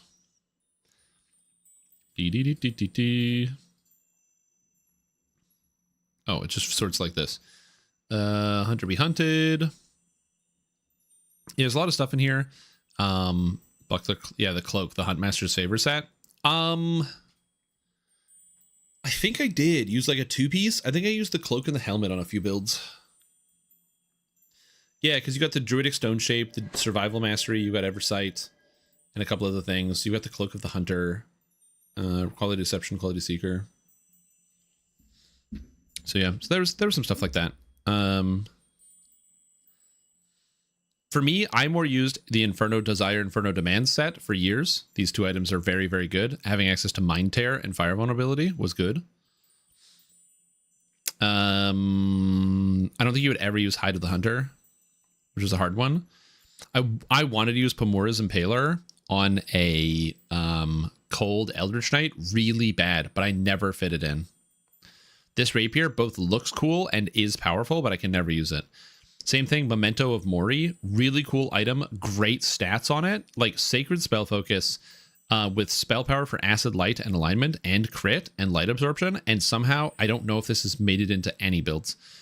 Acid and light is just one of those things that's just a weird combo. It's basically like only if you're playing like an Earth Cleric. That's pretty much the only way you're going to get there. I don't know, it's weird. Or like a Warlock, but then like you're playing Warlock, so what are we doing? Vivace is one of the coolest weapons in the whole game. Big fan. It's very rare, which is the only hard part, but once you get a cosmetic, you can keep it forever, so. And then obviously Pomora's Memento with the Insightful Spell Lore, turning into an augment, one of the best augments you can get in DDO for casters. And then the Stable Stone, an item that I think has been situationally used by tanks here and there. And then the Emerald, yeah. And then the Phantom Steed. Spiny assisted haste boost is bad because he attacks fast enough already and he knows what he's been talking about. He's been playing Monk for 18 years. He was not a Shuri thrower. Oh, yeah, dude. 100%. Again, that's what I said. Like, Monk players know everything in the game there is about Monk. This is not me trying to throw shade at Monks. There are a lot of extremely skilled and intelligent Monk players, but like Monk players are Monk players. Like they've been playing Monk for 100,000 generations. Like before the sun first graced the earth with light, people were playing Monk. Okay, and have been playing Monk that whole time. They've been doing it. So yeah. Anyway, do I have a Vivace? I'm pretty sure I do on my Bard. I'm gonna check here real quick.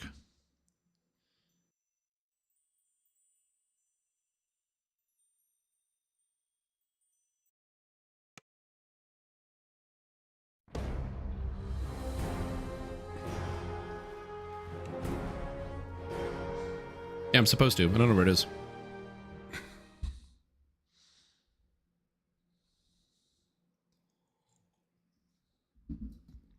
Yeah, before the dawn of existence, the monks.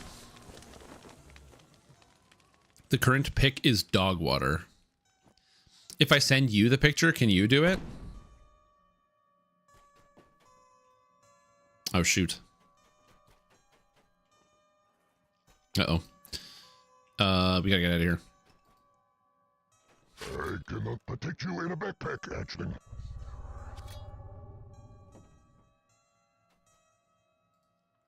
We gotta get out of here, dude. Woo! Made it.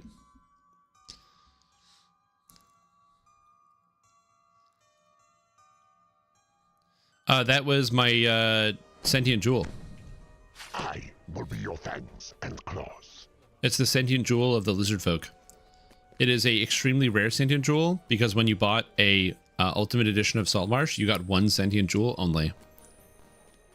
They didn't give out multiple copies, just one. So if you're like, I've never heard that voice before, don't worry. Nobody has. Yeah. I think they should fix the game first, but I do also think they should fix that.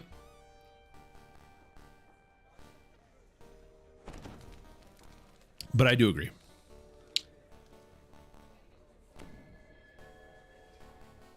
Wait.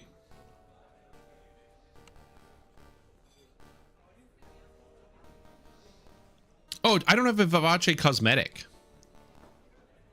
Oh, I need to make a cosmetic. I just have the sword.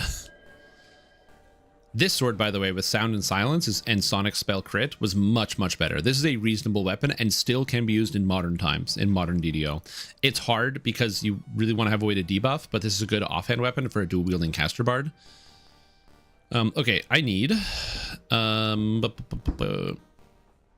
cosmetic, Mirror of Glamoring.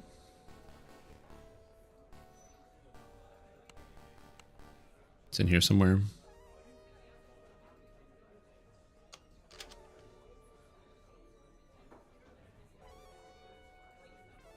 He does sound like Venom. Venom, Venom, Venom, Venom, Venom. All right, here we go. So that is the Vivace. I have the cosmetic. Oh, dude, it's lagging in here.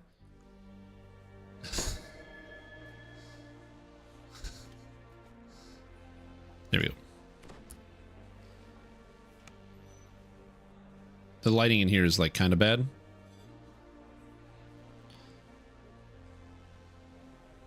God, the lighting in here is so bad. I need somewhere with better lighting that is not laggy. Actually, hold on. Can I just do this? Nope. Yeah, the sword, it's like made of crystal and it's like iridescent, so it's like changing color. There's like a color pattern that kind of weaves through it. It's very, very cool. And we gotta put an aura on it? No, not currently. So to take a better picture of this, I just need like another person. So I would need like somebody else to come and take a picture of the sword.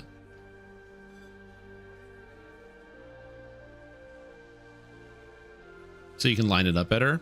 That is something I would love for the purposes of producing thumbnails, is a way to disconnect my camera so I can take a picture. Give me a photo mode. I don't like photo modes for the most part. But yeah, I would love a photo mode for this. For taking pictures.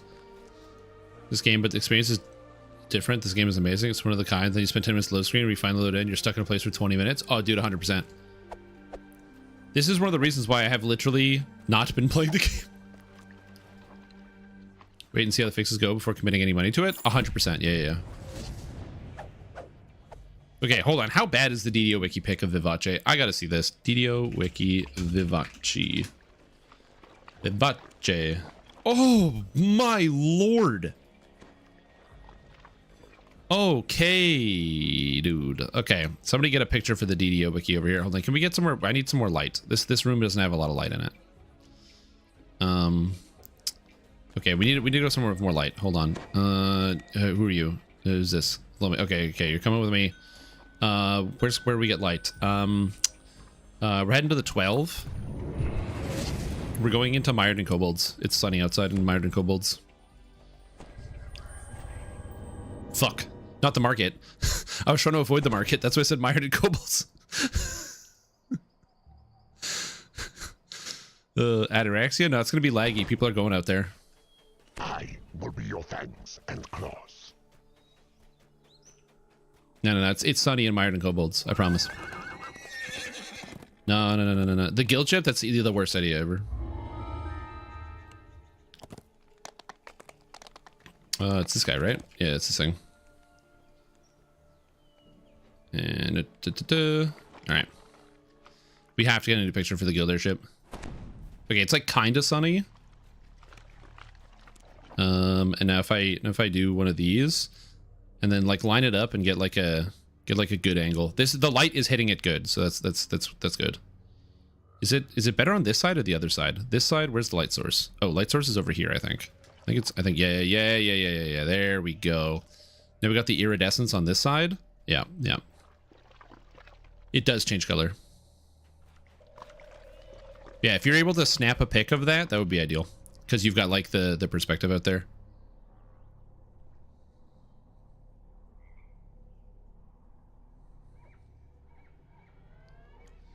Honestly, great idea.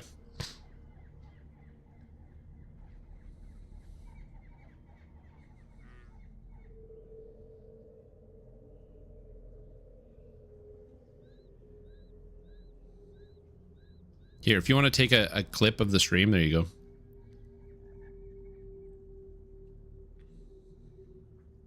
I'll do this. And then we're going to let it dip to the ground. And I will clean up the screen for you. Give me a second. The lighting is like it's kind of tough from this angle. I'm trying to get like a good angle on the sword. Yeah. There's also a bush in the way. I'm gonna move past the bush here real quick. Here we go. Yeah.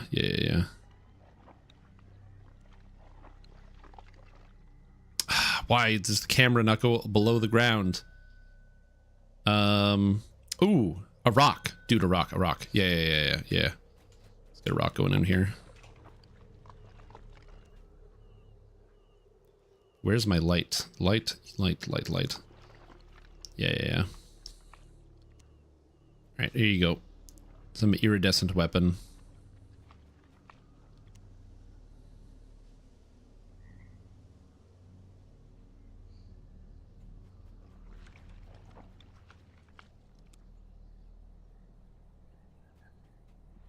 Now you have the clip. And make sure you cut me out of it. I don't want to be in the GIF.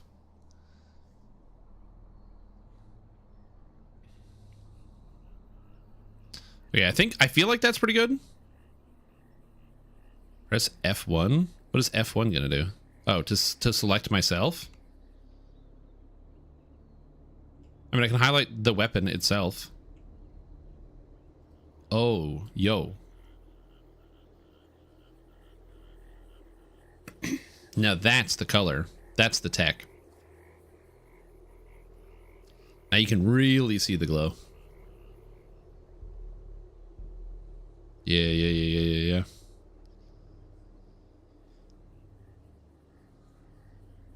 Horse, let me know when you're good. And we have a picture here as well. Thank you very much. Yeah, that one looks not too bad. And with the selection, that's not too bad. Okay, good. Yeah, we have some good resources. It's difficult, honestly, to capture how it looks. It's just the lighting is just weird, man. Like DDO is really bad to take pictures of. And I will say this, because like every time I have to do, I want to do like a thumbnail or something. Like it's so difficult because you can see that the sunlight is coming here, right? So in theory, you would think, oh, well, this is the best way to actually look at the weapon. So if I jump up like on this rock, then in theory, it should give me like the brightest, shiniest look, but that's not necessarily the case. Here is not too bad though. If I just go like, yeah, it's like, it's not too bad, but even still, like the way the light hits it, it's just not, it's not the same. I don't know. DDO is weird. Yeah, let's update the wiki. Nice job, team. Nice job. Thank you so much for your support. Great job, everybody. Great job. 10 out of 10. Excellent work. That's a lot of health. Jesus.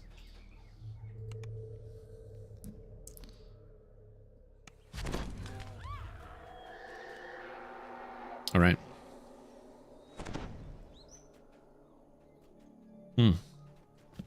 And with that, I'm definitely not playing any more DDO today because as much as I would love to get lagged out, I think I'm done. Like a lot of you guys probably are. So I think I'm going to take a bit of a break here. Take a bit of a break from the Dungeons & Dragons. Okay, fine. I'll do the silver roll. I forgot about that. Pretend I have the music playing. I have to still get the music. Silver roll. All right, so we have a lot of people who put in on the prediction here today. We have 120 flasks in the pool, which by the way, there will be a way to use your flasks in the future, so make sure you are storing them up. See who wins on today's silver roll. It's a low roll sort of day. It was a low roll sort of day with the lag at the end, but yeah. Divinity 2? No, I've never finished Divinity 2. I've gotten to the beginning of the first act of Divinity 2 with a friend of mine, and then I just never kept playing it. Pee-wee League time? Yeah, I'm going to do a little bit of Path of Exile. I'm going to be doing a bit of a swap here. A bit of a swap.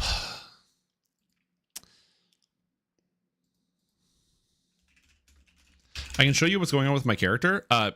My character is embarrassingly bad because I'm in the middle of making some drastic changes to the build, and I'm doing some data science. Okay, we're doing some data science over here.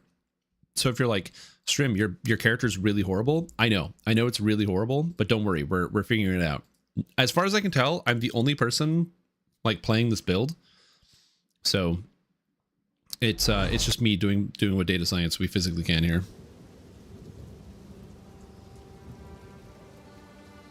Okay.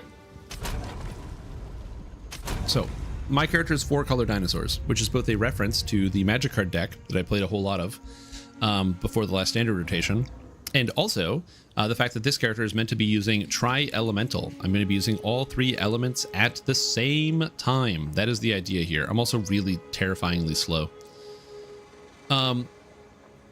So the idea here is I want to use the ability Firestorm, because Firestorm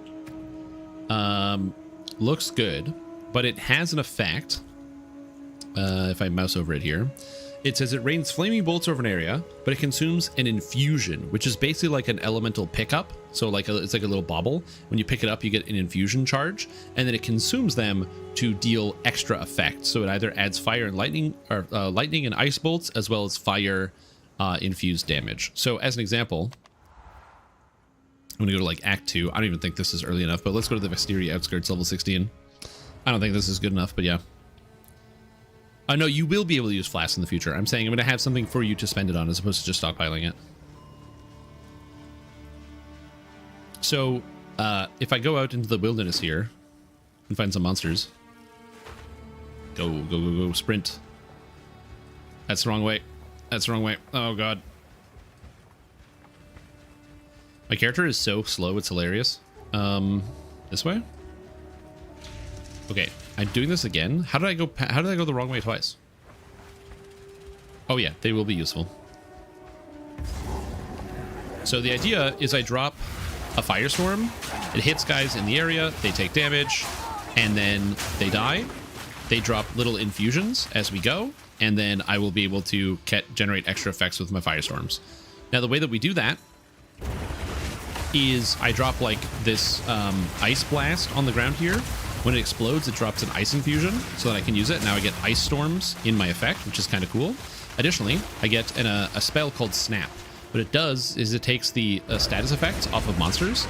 So I can drop elemental status effects on these monsters. I can snap them, and now I have a whole bunch of infusions. So I have all 3 different types of infusions, and then I can run around and drop the special colorful storm, like so. And because it's dealing all damage types, it's actually really easy to generate the infusions off of and get extra stacks of stuff. And that's kind of the idea, is I just run around, I generate the infusions, I deal damage to the monsters, and we kind of go from there. Pick up infusions, do stuff. Pick up infusions, do stuff. There are a couple major problems with the build. Number 1, generating the proper infusions. It's really easy to consume, but it's not easy to make. So most of the time when I generate an infusion here, or I sometimes don't even make any, which is really bad.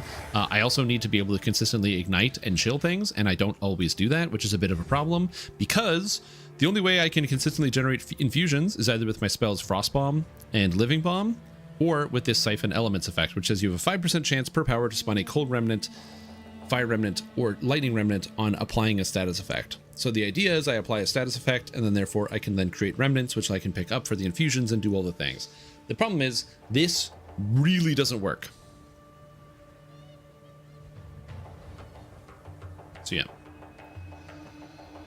Pretty restricted. How do you stay centered in chainmail? You don't. Your question, is sound and silence a good effect? Yes, it is. It adds extra damage. And it can silence. It is a powerful effect. The problem is it's not so good that you want to build around it. It's one of those things that if you want to use it, or if you can get it incidentally, it's quite good. So trying to solve this problem. And this is where the problem solving comes in. So let me show you. I'll show you what I've got going on. So I'm trying to solve the problem of my character does 0 damage at all times. Which comes in a few waves. Number 1, I need to hit guys harder to apply more status effects, as the way that ailments function is you apply more ailment to enemies if you are dealing more damage to them. So the more damage I deal, the more ailment effect I do. Also, I have to get stuff like increased chance to afflict ailments, so the odds that I afflict an ailment on an individual status effect is higher. And I need to get stuff like increased ailment chance, like here, elemental ailment chance, to increase the freeze buildup, the flammability, and the chance to shock. So getting that will be important. So ailment. And that way I can generate the different charges. The problem is, there's not a lot of that in the entire game. You have like duration, which I don't care about. You have a little bit of chance here. This is just damage against enemies with ailments, so that doesn't do anything. You have enemies that are affected by no ailments, which is not what I want to do. I have magnitude of ailments, which is good, but it doesn't help me with the application. So we're already running into a bit of a problem, right? But then you have some of the individual things. So you can get like flammability magnitude over here. You can get chill duration and freeze buildup over here. So you can get individual stuff. But that's kind of where we run into problems, where I don't build up enough ailments on my enemies to actually do anything. And there's not a lot of good places to be able to get that either. And reduce duration, so I'm getting most of my infusions. Lightning orb with plus limit and reduced duration. And like spell cascade, so it drops like 3 of them. Hold on. That's a great question. Can that work?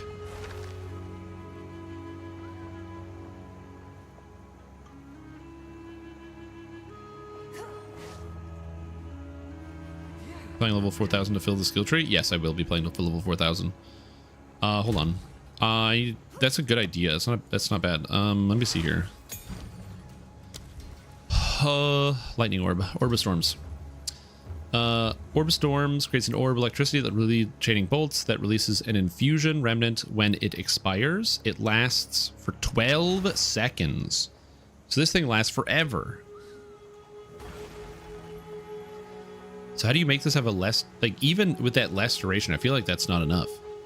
At least Frostbomb only lasts 8 seconds, so it's a lot easier to use.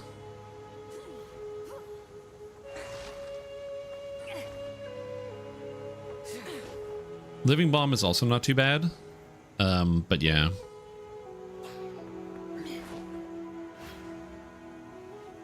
I have no clue. Oh, +1 limit is minus 50% duration? Oh, interesting. I didn't know this. See, what I was thinking, I currently have an Omen Scepter that gives me a bunch of spirit. So what I want to do is I want to get like cast on crit, basically. And then have, if I can get cast on crit with Orb of Storms with the +1 limit, then it's going to be constantly casting Orb of Storms, which when they expire will drop a remnant. Although they have to expire naturally, right? But it'll basically automate it for me so I don't have to do anything. And the reason I got the Omen Scepter is because it grants Malice, which increases the crit chance against enemies. So that I can just kind of do that instead, which seems like it would be kind of good. And I can get rid of Living Bomb and Fireball. In fact, I can already get rid of Fireball because I'm not going to use this. I can get rid of that entirely. I don't need Fire Penetration. The other problem too is I don't have like enough support gems that I actually want. So I have like a support gem 3 here. So I want to put like into Firestorm. I want to get considered casting so I have more damage on the actual spell itself. Outside of that, I'm not sure where I want to go with that. Additionally, I need one of these.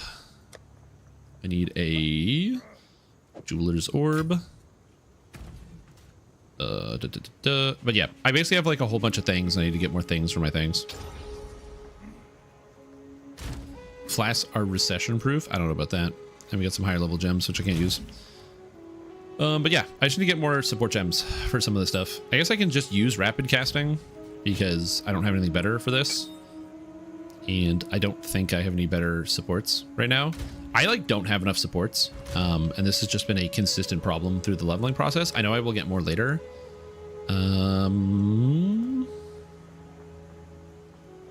I can use prolonged duration, I guess, on my Firestorm.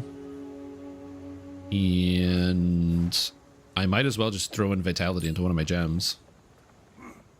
Yeah, Spell Cascade gives you an extra one. But the orb thing, yeah, because that'd be multiplicative too, right? So that would be 12 seconds down to like 3 seconds, which seems kind of good. And especially if it's automated. I think cast on crit might be a bit too much, but we'll see. Okay, so now this... Oh, I have to turn on Overwhelming Presence. That would be smart of me. Like, I was wondering why that wasn't working. Okay. And prolonged duration. We can do it on Firestorm here, which is not too bad. Although, does that increase? This is what I don't know. If I do this, so this gives cast time, storm radius, storm duration, impact interval. It doesn't increase the impact interval, so it gives me longer storms. So it does more damage, basically. Okay, per cast, effectively, it's more damage. Okay, I'm also running the Painter's Servant right now because it allows me for my storm to deal all 3 elements of damage automatically, so that the storm can shock, and because the storm can shock and ignite and all that, I can drop remnants, which seems kind of good. Also, my weapon is terrible. This is the best weapon I found. It is what it is. I guess I could just use Fire Penetration. No, I'm already doing this. Melee weakness, snap. I can put Fire Penetration in with the snap. Why not? I'm gonna bank this, and the rest of this is just garbage. Anyways, good idea on the Orb of Storms. I didn't even think about that. If I get some more support gems, I'll probably do that. I just don't currently have any support gems, but if I get some, I'll get some for sure. Access to a crafting bench. There is no crafting bench in Path of Exile 2.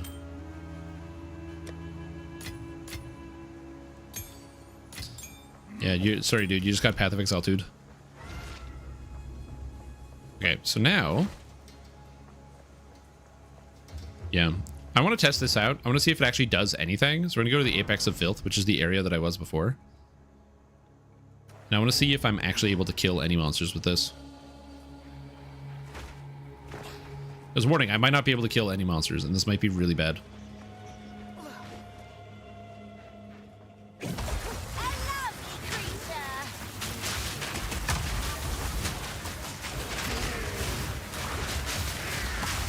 So I can do some things, but like,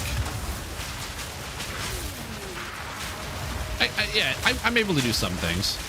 At least one of the things that's cool about Snap is it does allow you to snap dead creatures. And because you can snap dead creatures, you can get extra infusions from things. But, and the damage isn't bad once you have all the infusions going.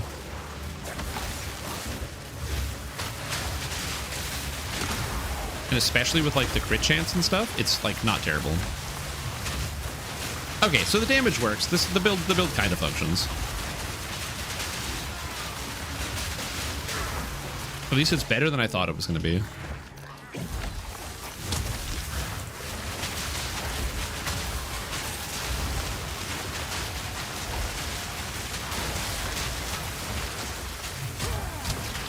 And we just snap him and he dies. Huh.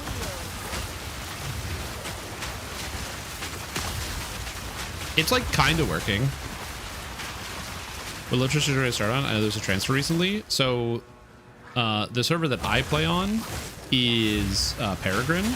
And Peregrine is a roleplay server. This doesn't mean you have to roleplay when you're on it, but a lot of people, or some people do engage in like the roleplay. So if that sounds interesting to you, that can be a reasonable option. What's this? Oh, my silver charm. They're trying to slow me. And then there's the big servers that you can also play on that have a higher population of players, but they have a different playstyle and flow. I recommend Peregrine just because there is still a lot of people playing on it. I find the people on Peregrine are quite friendly as well. So I am biased. That's my server, but yeah, I like it. Okay, so like it's kind of working. So if I can just like automate some of the stuff, I think it's good. Can you have multiple firestorms in the same area? Because I actually don't know. Storm radius, 1 impact, limit 1 firestorm. Okay, yeah, I can only have 1 firestorm. Okay. So when my firestorm is going off, I just got to let it go. And can I checkpoint? I can't checkpoint to the end, can I? All right. All right, I'm going to try this in the best place to test this type of build. Ladies and gentlemen, we're going to the ultimatum. We were talking about your build. Am I using Firestorm? I am using Firestorm, yes.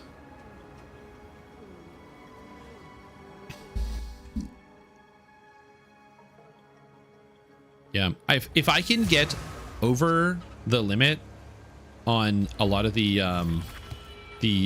infusions, it might be good. I'm probably gonna have to get the plus the number of elemental infusions here, and then maybe take equilibrium, so I'm always generating random infusions. So I'm more likely to have a max one, but we'll see. Oh god. Added the pictures of the Vivace to Discord. Ah, perfect. Thank you. Thank you. Thank you. Perfect. And I'm just gonna let Horse take care of that because he was very interested. So Horse is gonna be adding all of that later.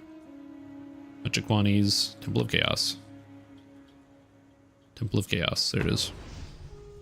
You teleport to Zippertwat? I don't know what you mean, but yeah, basically. All right, so now we have the ultimatum. If I beat this, I get a huge power increase. Also, it's hard. A practitioner of the dark arts seeks to be. So let's see if we can do something. Also, a lot of people are probably going to try to play this as a elemental character. I'm specifically doing this as a blood mage for 2 reasons. One, I have all of that. So I have the chance to not expend an infusion. I have 20% here, and then I have this as well. So the chance to get double infusions, which seems good. And then I'm thinking maybe Equilibrium might be good to give me random infusions all the time, so that way it keeps me topped up a little bit more often. Because if I can create infusions in high quantity, in theory the random will be better. But I think that getting getting quality on Siphon Elements is going to be really essential, because it gives me an extra 2% chance for each infusion. And then quality on Snap is going to be good for extra infusions. Frost Bomb is probably something I'm going to be wanting to max out. So yeah, so we'll see. Oh, critical roll? Oh, yeah. Oh, cool. Energy shield, cold. Mana, fire res. Sick. I can't use that. Monsters gain chaos. Monsters crit, less defense. Let's go with Physis chaos. Why not? That was just damage as chaos. I forgot PoE 2 doesn't just do Physis chaos, it's just damage. Alright. Defeat all the monsters. Let me in.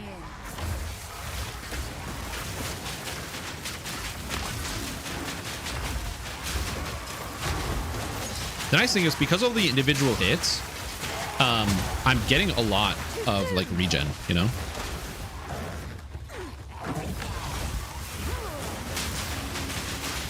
Also, it's really, really important to have a fire infusion.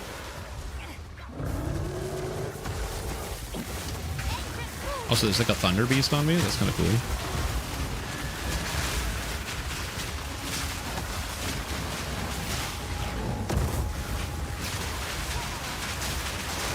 Everything dies. So the damage is like kind of good once I actually get it going. But I have to like get it going. That's the harder part.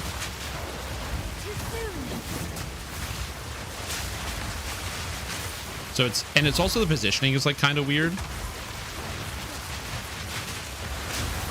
Like sometimes these guys just don't get hit too. So that's kind of weird. So there's some quirks about this. There's some quirks. But I'm generating infusions pretty good. Where's that on the list of leveling two-handers? The problem is it's level 9, and at level 10 you get a Barovian weapon, and Barovian weapons are just straight up better. Not only are Barovian weapons strictly better, but so is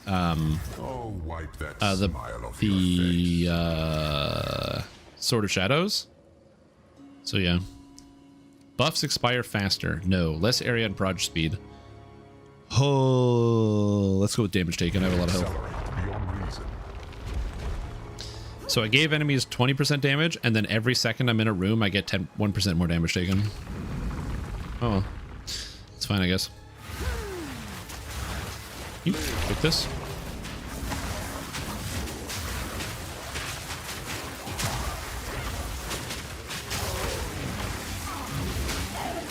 So my current plan is to stay in this corner and just to keep dropping firestorms here.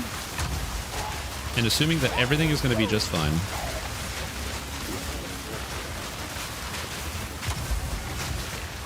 My firestorms last a long time.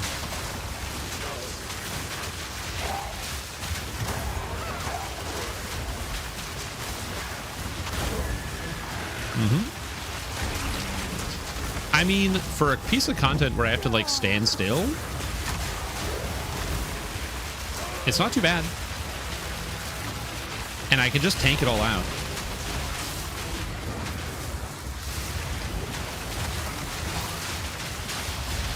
Oh my. Not entirely though. I can't entirely tank it out. Holy, okay. The increased damage by 50% is pretty noticeable, huh? We're gonna move over here. We're gonna come over here. It's fine.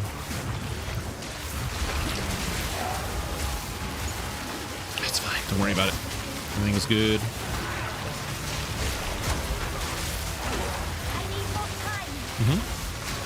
Easy peasy. No problem. I need support that makes lightning spells spawn minions, so I get my Firestorm minion pact for extra damage. Oh, that's smart.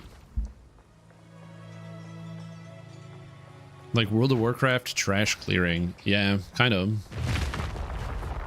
Yeah, the plus 50% damage was not my smartest decision I've ever made, but you know what? We're already here. I also get a gigantic damage increase when I level up, so or when I finish this. Don't give up so early. Energy shield, life, intelligence, energy shield recharge rate. Monsters have triple crit chance.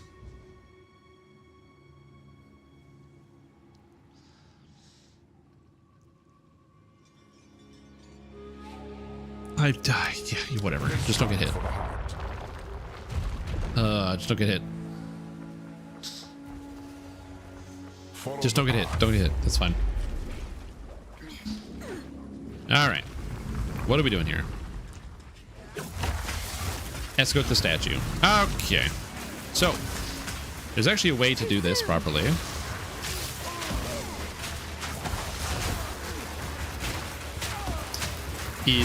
This makes it really hard for me to generate charges because I'm not actually able to hit anything. That's fun. Because I can't stay where the charges are. There we go.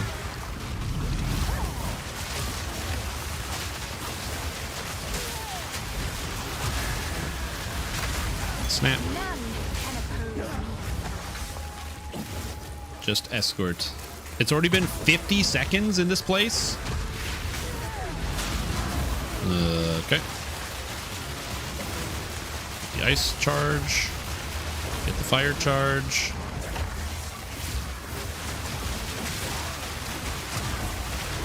Okay, there we go. Just gotta stay in the storm. Stay in the storm. Once it gets rolling, it's not too bad. But I really have to, like, be careful about staying inside the storms to make sure that everything is dying. And unfortunately for me... Oh, God. Oh, that was bad for me. I don't see the infusions very well either, which is something that I could probably work on. Oh, seeing stuff. A room completed. All right. I'm going to be honest. This went better than expected. But yeah, the infusions and figuring out how to generate them and manage them is going to be a tough part of this experiment of what we got going on here. It's really cool, though. That's one of the reasons why I kind of want to be able to get more than 4 and maybe even get like a maximum of 5 so that way I can always have like a good store of them. Because I feel like that's my biggest worry. All right. Monsters inflict grasping vines or less area of effect and projectile speed. Less AoE is perfect. I only have 1 creature to deal with. This is the final boss. So I don't care about AoE. AoE is not a big deal. Oh, I got the Chimera. Quest received. Okay. Is it down here or up there? I don't remember where it is.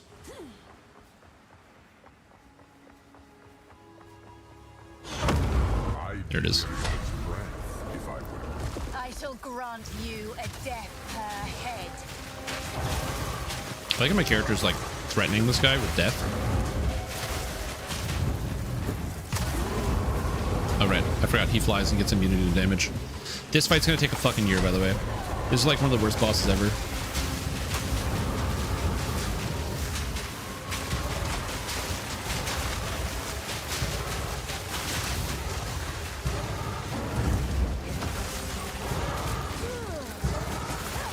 Fortunately for me, my mana is like really well topped up, which is good.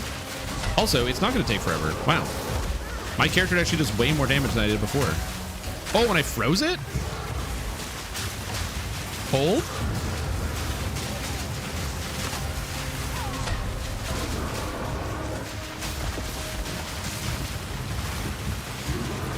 Wow.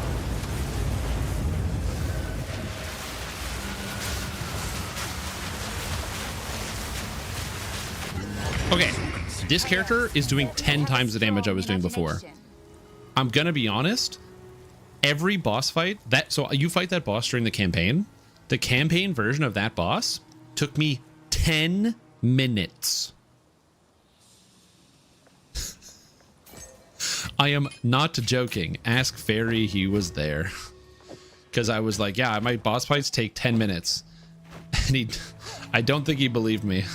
And then he became a believer. Okay, that was good. Where am I going? I'm lost. That was, yeah. Okay, so now the cool thing is I'm about to double my damage. Is what to do while your firestorm is going. Oh, that's easy. I was hitting living bomb, frost bomb, and low weaken elements the entire time, and then snapping in between. Thank you, Mr. Trial Master. The rule, go. Improve. And now You have proven your... all right. So I first started with spell leech because this is broken and this is really good. So now we get the next best part.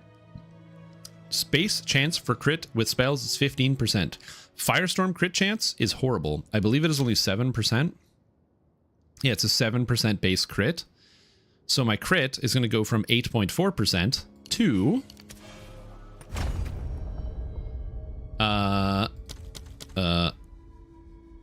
8.4 to, where's my crit chance?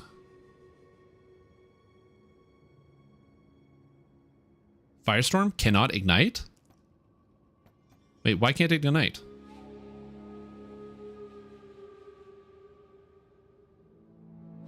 And why can't it crit anymore? What? Yourself to chaos. Approach the altar and receive your reward. Am I blind? Did my crit chance disappear? Oh, critical hit chance. There it is down there. 19.8% now. So it's pretty good, which is very exciting. And now, something I didn't have before is I can now pick up crit in all sorts of places. So I can pick up crit from Cruel Fate if I wish. I can now come and grab the effect. I can grab, well, just this here. This isn't specifically crit. But I can kind of start sliding over here and picking up the crit bonus here. I can actually grab, there's like spell crit that's here. So I get some spell crit there as well. I can pick up the spell crit here. So I can certainly start picking up a bunch of spell crit. Now, a lot of people were sliding down this way and coming down for Blood Mage. The problem is there's nothing I want here. Like, I really don't want any of this nonsense. I don't really care about Blood Mage. And it says skill mana cost converted to life. The problem with this is, you know what's better than this from my perspective? Because it's like shock duration, chill duration. Like, I don't care about any of this garbage. Right here where I am, there's spell mana cost converted to life cost. So I can offset all my mana costs if I want and just throw it here. And just take it. And then I don't have to cross all the way around the tree, which I think is what I'm going to do. Because I'm okay with having some mana cost. Like, I have lots of mana. I don't know, I don't have a reason why I would want to use blood magic. But yeah, so that's kind of what we do here. So yeah, so I think now is basically I just stack crit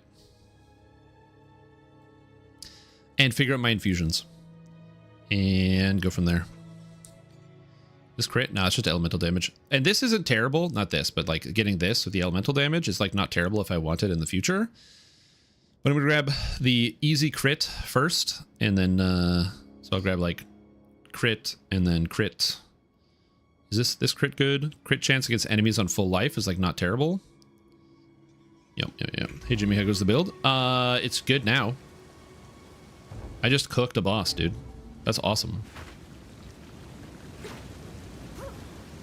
I thought that boss fight was going to take forever, so I warned the chat that the boss fight was going to take forever, and then I proceeded to annihilate the boss. Alright, so now I should be able to do the Molten Vault. I want to try this. I skipped the Molten Vault because my damage was too low, but I should be able to kill this guy.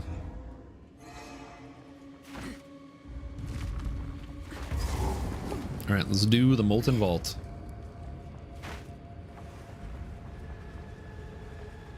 And I'm still like behind on getting some support gems. And you also still have to like, you need to start, which is tough. Explosion, give me a thing. And then once I get some remnants, it's okay. But you still need to get the remnants too.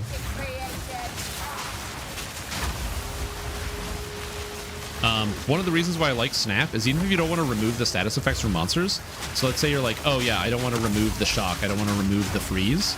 You can shock or use the Snap on dead targets and still get stuff. Good to have you back.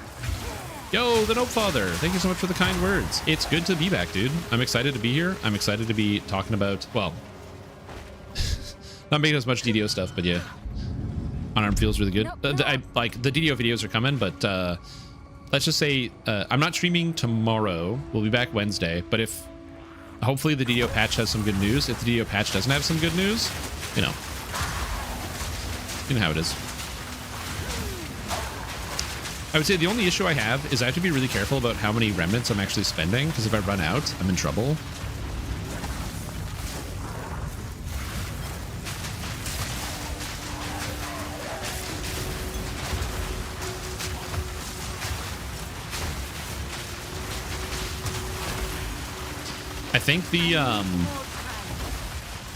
I think having a cast on crit Orb of Storms set up will be good. Because it'll be constantly casting Orb of Storms, which will give me the remnants that I need.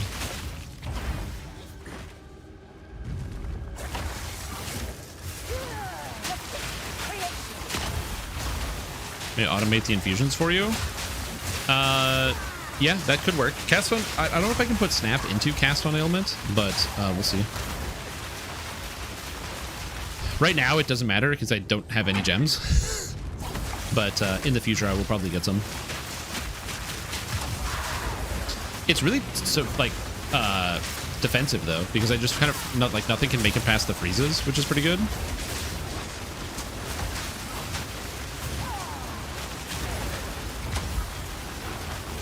Unfortunately, I'm not able to currently shock anything, which kind of sucks.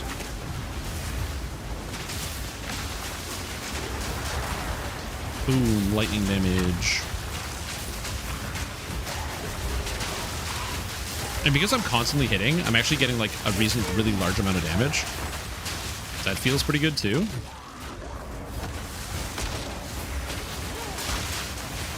So like I'm constantly regenning from my life regen. So assuming I have like a good amount of armor, I'm actually like reasonably tanky. Oh god. I say reasonably tanky, but then this guy starts doming me.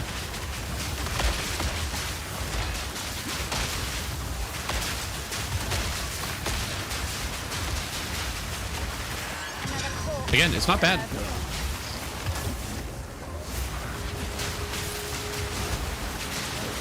I'm good for now. I'm just gonna keep going.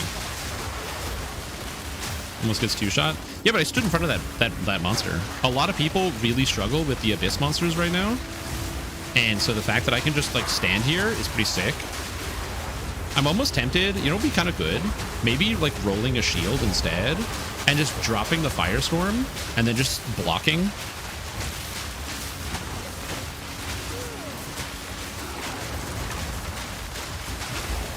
I mean, I don't know. Could be good. Like, this is working super duper well, and I'm pretty tanky right here. Also, did I just get nothing from the abyss? I'm like, I killed a rare. Where's my abyss item? Oh, treasure?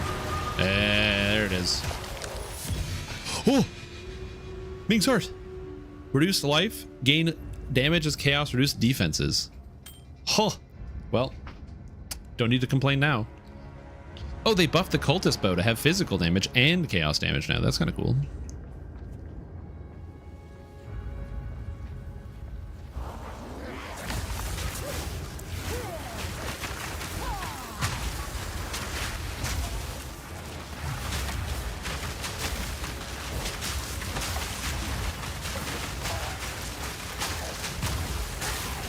Again, not having like a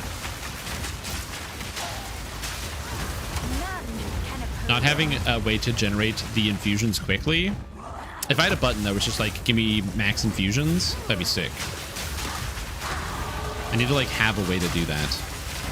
Because I can get some, and once I get rolling, it's okay. But the second I stop, the build like really starts to slow down. Oh, whoa.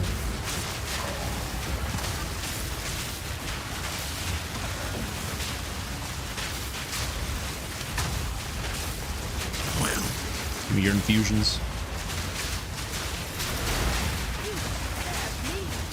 So yeah, the Orb of Storms is really smart. I have to work. I'm gonna have to figure that out.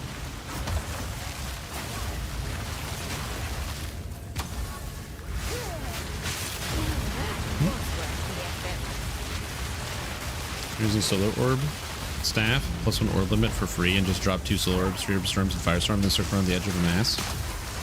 Yeah, again, I kind of want to automate some of this, so I think the cast on crit will be good for me since I'm going crit. And I have multiple hits, right? So then as I'm casting spells, I'm constantly critting, so therefore, oh god, I'm in trouble. I guess not. I guess I just leech so much it doesn't matter.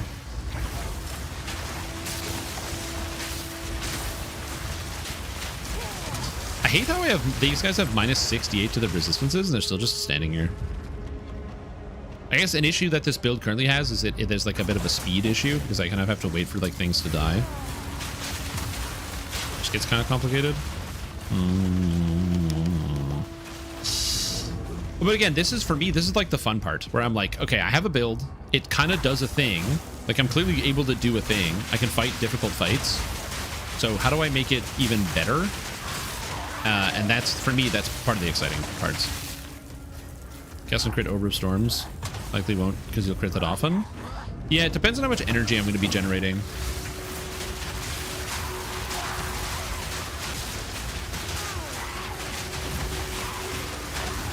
The only thing that could work is I could do cast on crit with Orb of Storms and Living Bomb. And it'll rotate between the two of them, so both of them should have enough duration to go off.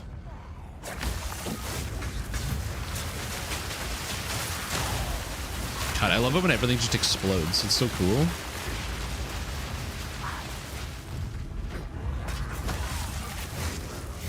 Like, I dropped the Firestorm. Things start taking damage. They start exploding. Yes, come into my Firestorm.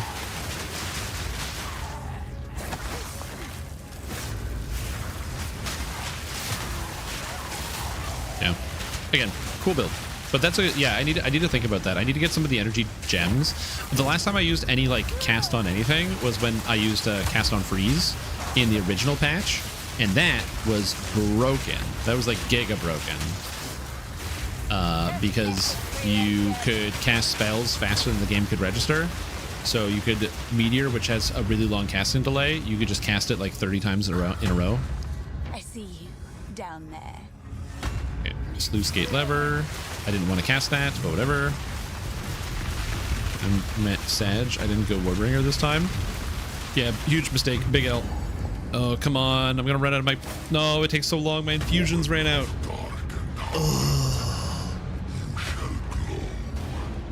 All right. Hey, bud.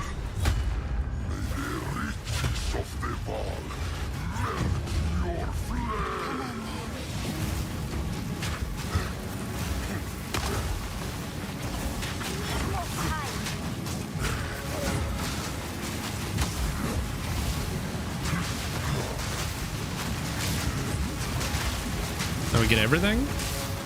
I'm gonna back him up. Back up. Come here. Come here. Yeah, okay, just stay in the lava, I guess. There we go.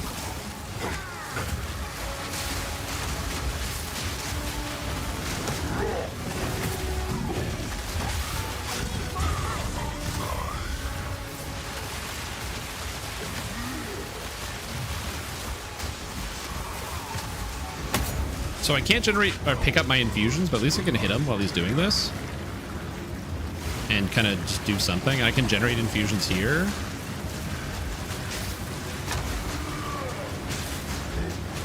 Okay, and then we do this. He has to jump in here, whatever.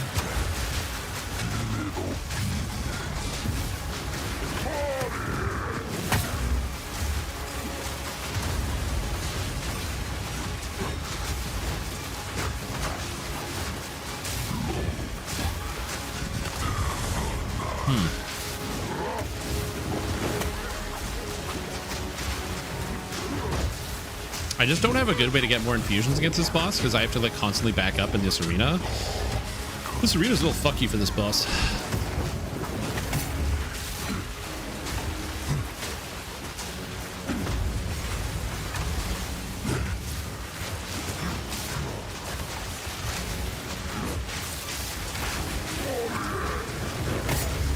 Okay, now he goes immune. Okay, good.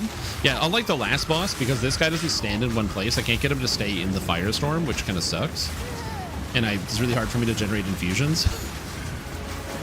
Okay.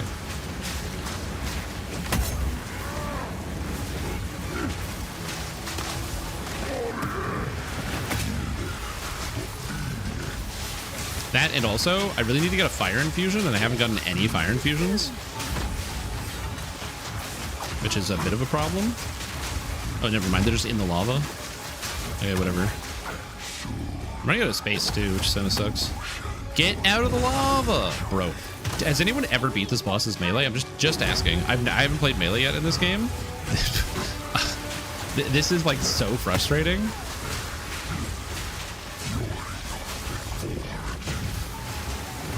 I honestly don't know if this boss is even completable in melee. I'm sure people probably do it like 20 levels over, but like this is ridiculous. As he spends his literal entire time, like 30 years in the fucking fire.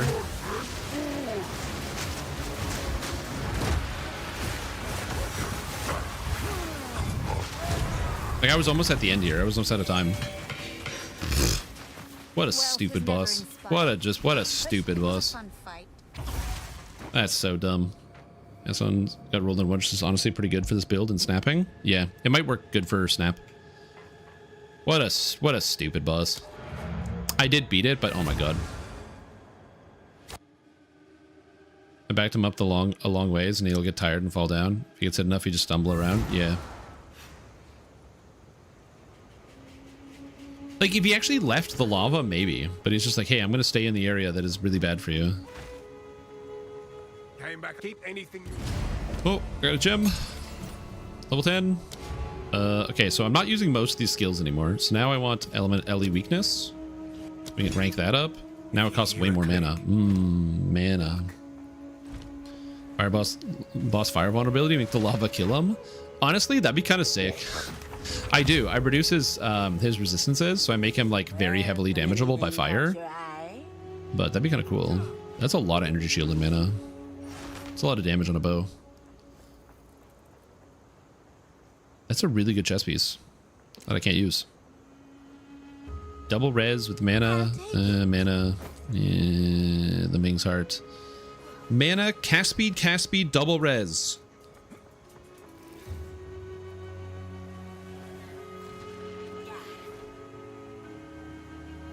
Ooh.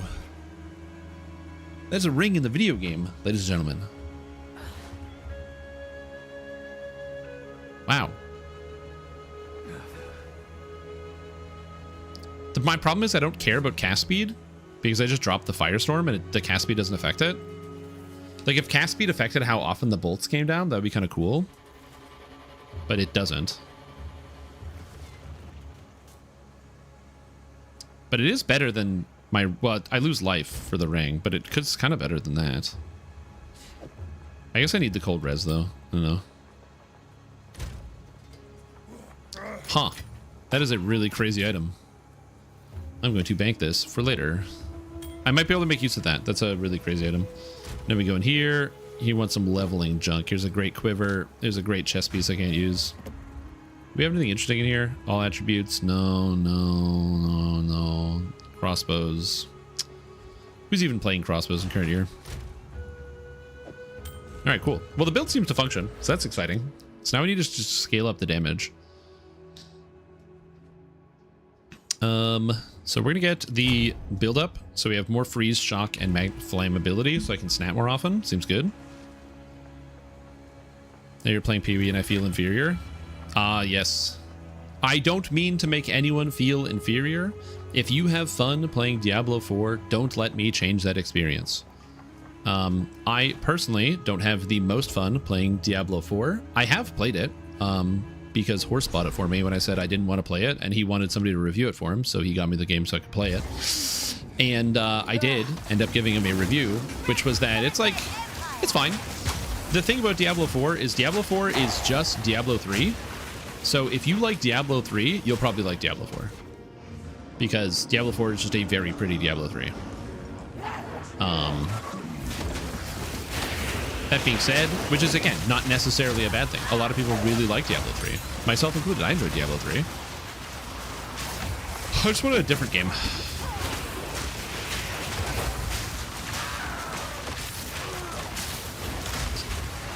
But like I said, there's like a reason to play Diablo 4, so that's fair.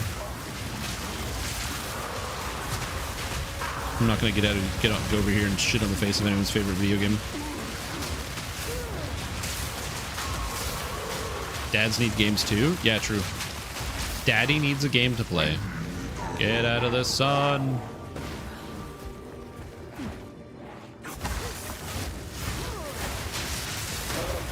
Daddy needs a game to play. That's really funny, actually. Go blast them.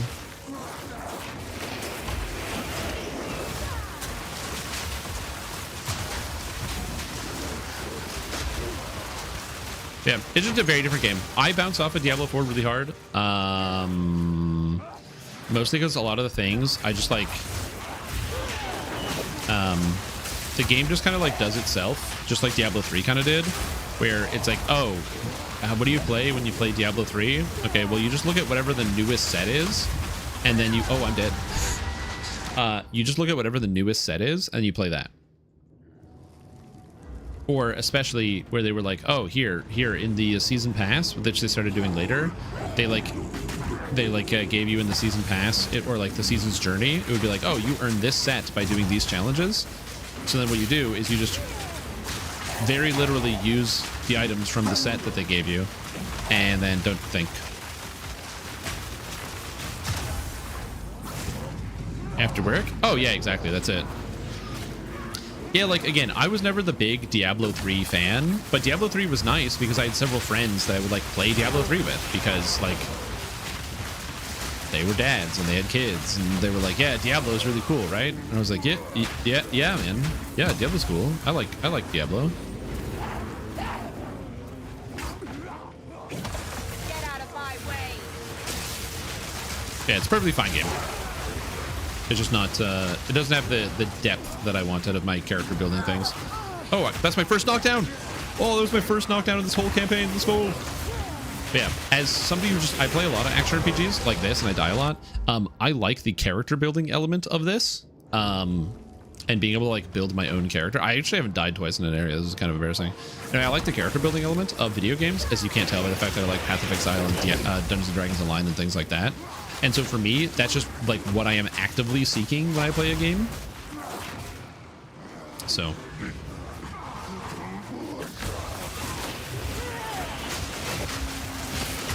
D4 to hold you over until Power Wash Simulator comes out. Yeah, true. Uninstalling Diablo 4.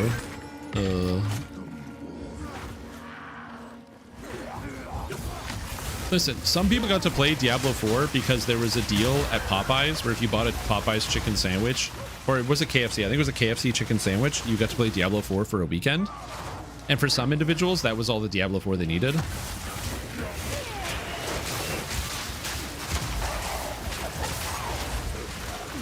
But like, obviously there's a reason to continue playing Diablo 4.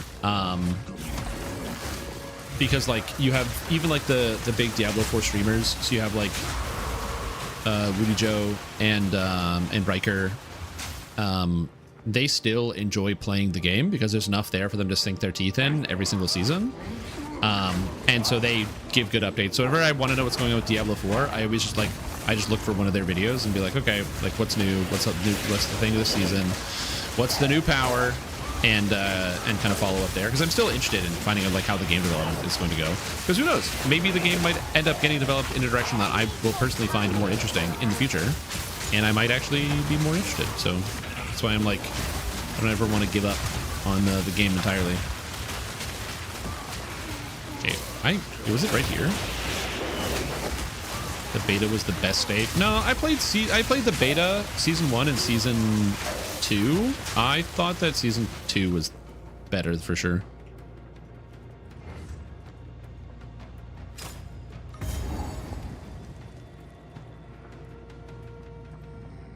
Is free again? Now it's over? Yeah.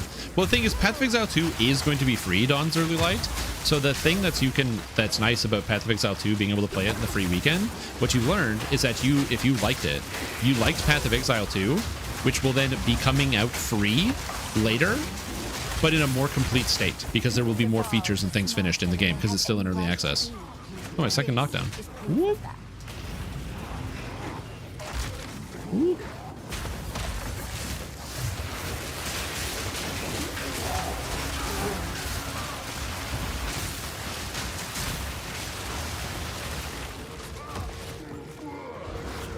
And a chance for D4, or is this the last chance? Wait, is this the final last chance for D4? No, I'm not saying it's a last chance. I'm saying that in the event that at some point in the future the game changes in a way that I personally would enjoy more, so like more customization or something, then I might play it again in the future. It's not like a last chance or anything. I'm out here being like, and if they don't do exactly what I say by 10 p.m.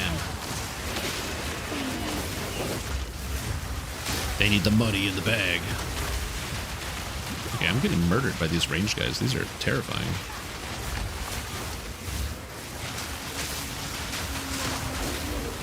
You playing past lives? I can barely keep up with my tune. Yeah, in situations like that, when you're with somebody who is like all the dashing, that's when you just want to watch TV. I believe they are not launching until 2026.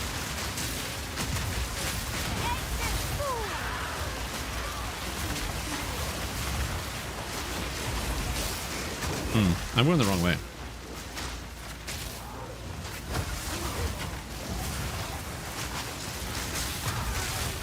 And this is exactly, by the way, one of the reasons why I'm out here using the Painter's Servant. It allows me to shock enemies without actually needing to have lightning damage equipped, so I can get lightning remnants, which is really important. I don't know why anyone would think about why I'm using the Painter's Servant, but that's why I'm doing it. I might swap the Painter's Servant off someday, but it is not this day. Stairs. Oh, it's the boss. Nice. Await your return, O great Kobe. Let the sun curl your flesh. This fellow has been here far too long. Your very soul.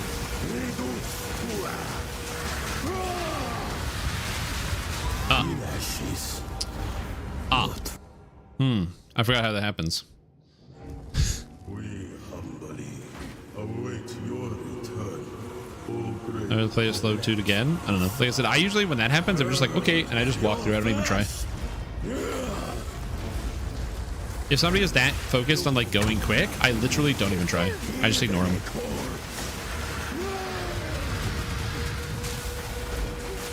I'm just like, well, you got it covered. You'll be fine. You don't need me.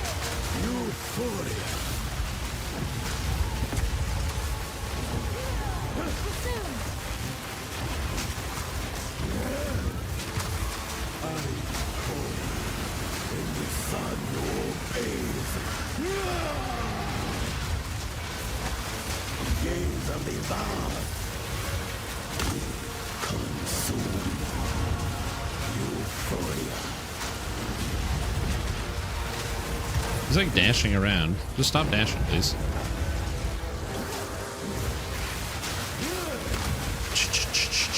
I'm not doing nearly as much damage to this guy as I was doing the big beast.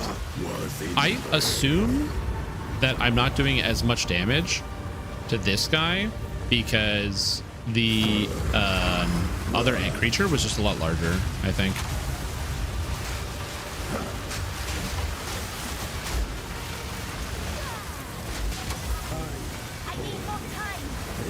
But yeah, this damage is like way worse and the creature's a lot smaller. Which I assume that's where I need like the my snap didn't go off? Okay. I assume that's where I need to get like conk effect maybe. I don't know if there's conk effect in this game. To like really help me out with a single target in this case.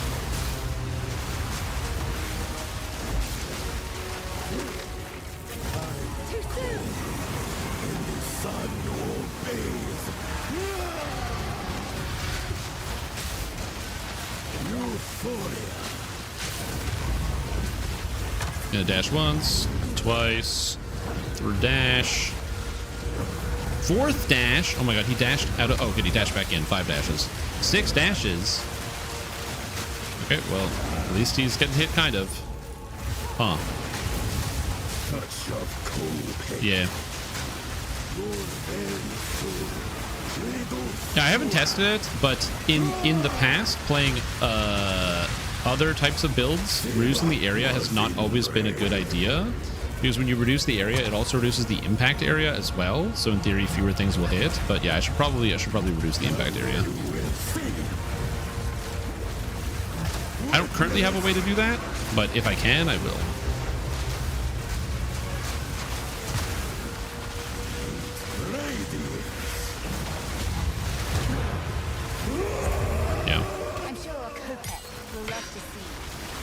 Because that's currently my issue as well.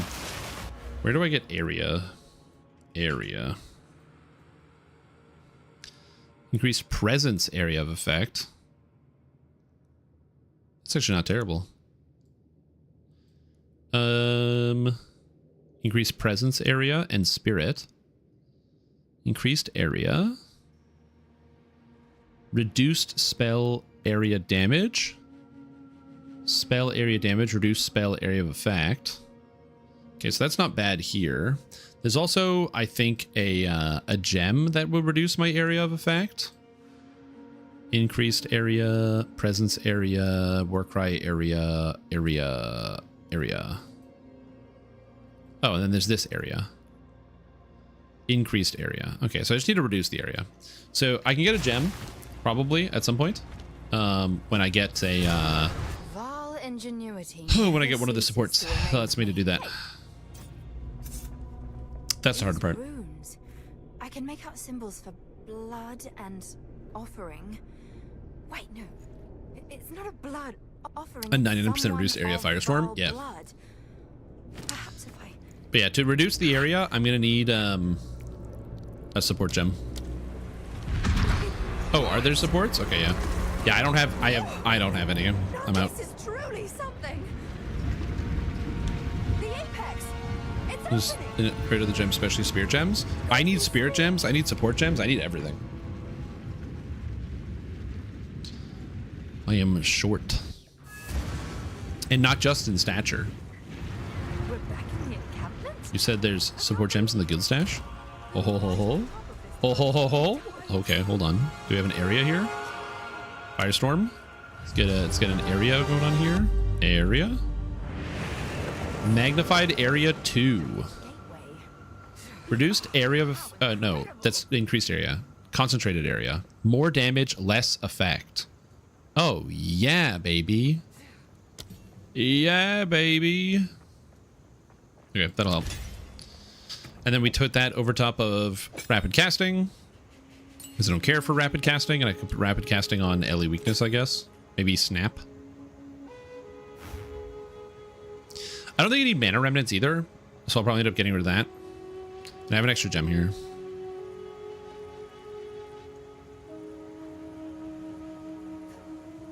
Also, I'm just gonna move my auras together. So they're all like 1, 2, 3. Put the living bomb down here. Move that there. So now all the auras are together. I also need to get increased area of effect for Malice as well, and increased duration for this, so it hits guys in a bigger area and gives better duration. Actually, I don't think you can have area of effect on Malice.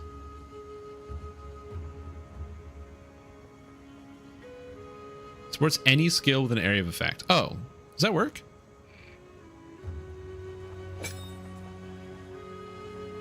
Cannot be socketed. Huh. I guess it doesn't count as area because it's an aura skill, and aura is not an area. The auras do cost stuff. They cost a new stat called Spirit. So Spirit is specifically a stat that's over top of the mana bar here for reserving auras. How can I? So that's the idea. Is I have intelligence, life, energy shield recharge. That's a lot of stats. A lot of damage. I'm gonna put that in the junk thing, and you know it's stuff. We'll put the stuff in here. What is this? Yo, is that just an improvement over my weapon? That's crazy. Are any cool wands in here? No. What else have we got in here? We got a black flame. We got a black heart. Crackle creep. Ignite prolif. 100 fire damage when you ignite an enemy. But it seems good. I'm thinking about it.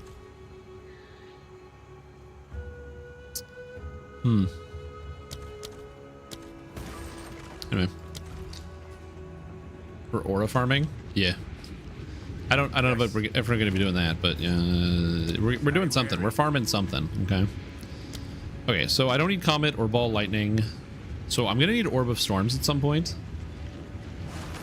But I'm going to... Actually, I'll level up my skills that I'm currently using. That's probably the more appropriate thing. So we'll upgrade Frostbomb first. And then I'm going to bank this 11 for now. If I get a Spirit Gem, so I can have something like casting automatically. Like, if I can get cast on either Crit Snap or cast on Ailment Snap, that might not be bad.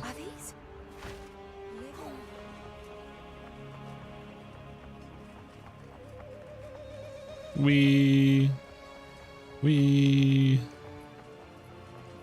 go to Utsal. Being able to sprint down the stairs is wild. There they are. Don't touch me. So now it's reduced area, and I guess I do more damage now. I was hoping to avoid conflict.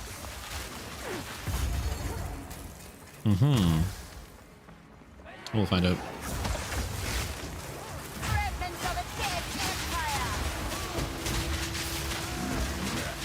Come on, back into the area. Come on, back in the area.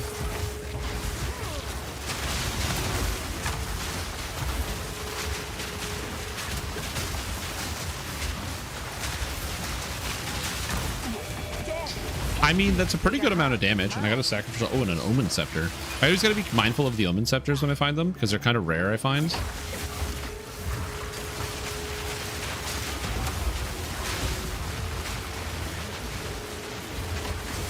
I'm dead.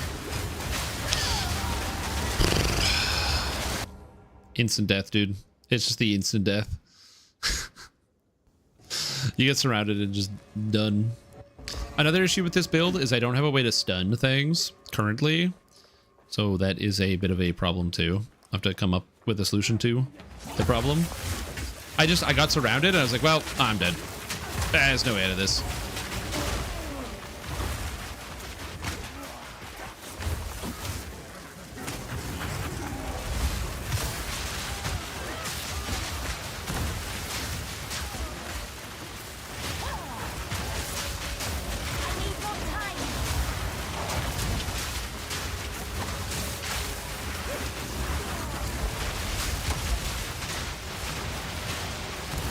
No, come into the storm.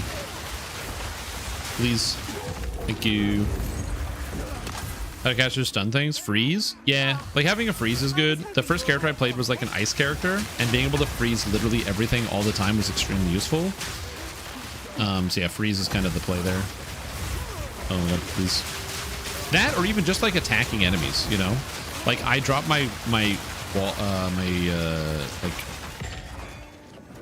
storm, which is cool, but the storm is a bunch of little hits, and because they're little hits, I'm not necessarily stunning enemies when I hit them with anything, because a stun is based on the amount of damage you deal. So little hits are obviously good for different reasons. It's good for applying multiple effects. It's good for leech. Oh my lord. Okay. All right, so I have to play even safer and even slower, so I'm getting cooked. But I got armor, dude.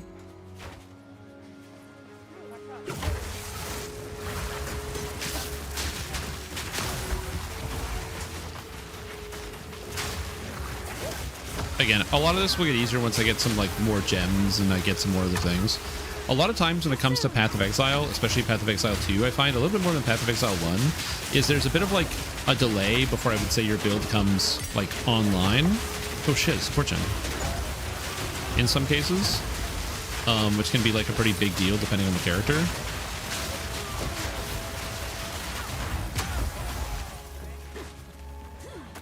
Punk Effect is the boss gem and mag for packs? No, I don't think so. Am I gonna try out reduced duration? Yes, I am gonna try out the extra limit and some of the reduced duration stuff.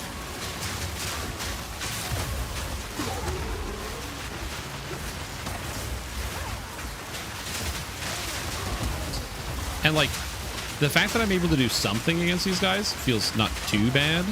I'm not always applying status effects, which is another problem. But I think I need to up like my chance to shock, among other things. So I might need to increase that chance. But yes, I am going to try out the reduced duration. I'm just not doing it right now because I'm just kind of still determining what I feel like I need in the current moment. I find like I like to take a little bit of time before I make a change so I can kind of get a feel for what I currently have going on. And then make a change, if that makes sense. Oh, I'm frozen. I didn't think that would happen to me.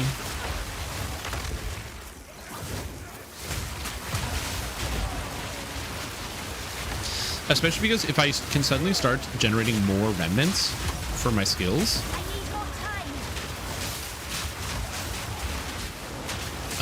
then what I think might be good is just having them generate as random, so I'm always getting like all 3 remnant types, because right now I feel like shocking remnants are like my least, or the shocking infusion are the ones I generate the absolute least amount of.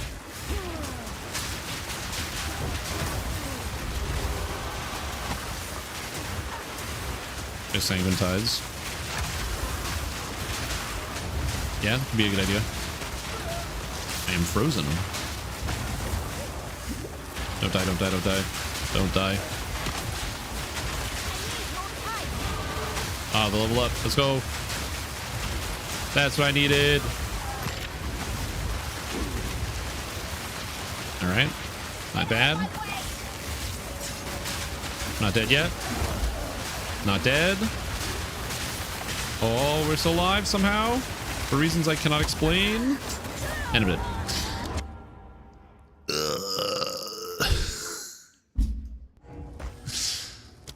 Okay.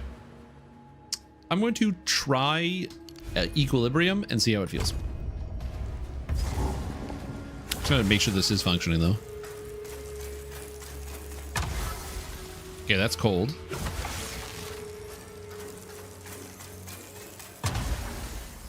It's lightning. Okay, so I'm now generating random infusions. So I should have fewer cases where I'm capped.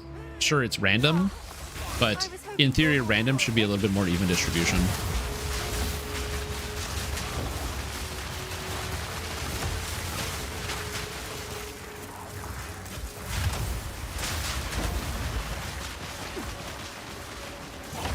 Oh my god, dude, I can't even get past the abysses.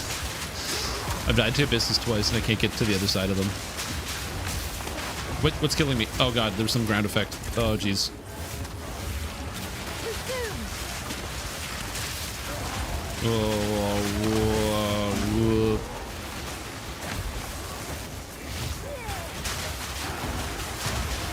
Okay. Oh, there's a giga abyss. Oh shit.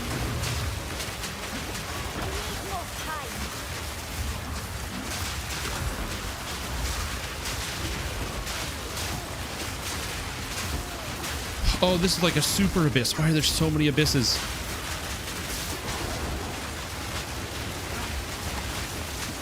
No. Fuck. I got frozen. I died again. I just have to be able to get past this without getting blocked by an abyss every time. When a blood mage spends 40% flash charges to add 1% fizz per charge spent, so you generate flash charges based on life spent. Oh, that's one of the new blood mage things. Yeah, this one.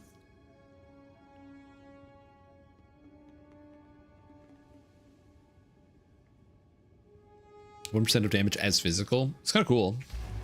Abyssal Depths entrance? I have, yeah. Eventually, I will get past this without an Abyssal Depth. I kind of need like a little bit more maneuverability. Maybe this way. Maybe let's try going this way.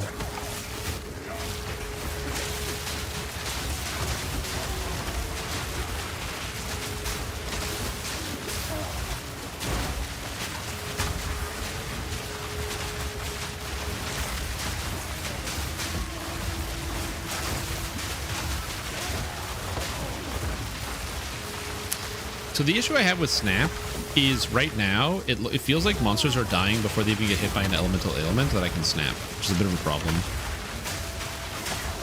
Also, there's another abyss in front of me. Okay, let's just take this nice and slow. It's supposed to be randomly generated, so the abyss isn't always supposed to be here, but it is randomly always here, which is great. Okay, we're just gonna take some time. We're just gonna kind of bait it out, bit by bit. Eventually, the abyss will run to the guys.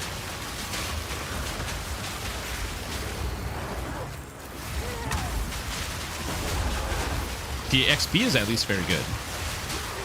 So I'm leveling up, farming myself here.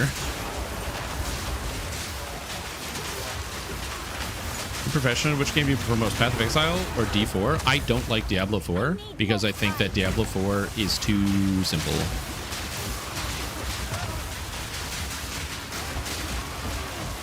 It's fun for people to be able to play because you don't have to make any decisions with regarding your character. You can just like log in, you know, equip whatever skills you feel like equipping and just kind of have a blast and have some fun.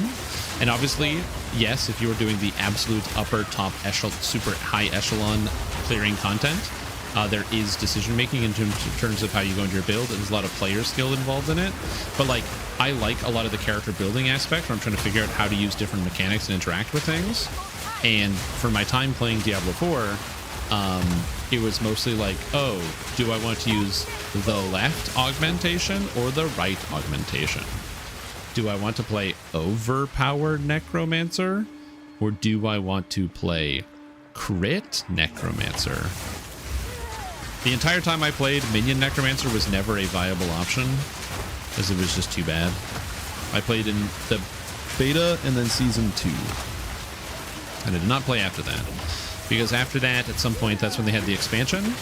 And I was like, I don't want to play for an expansion. So I didn't.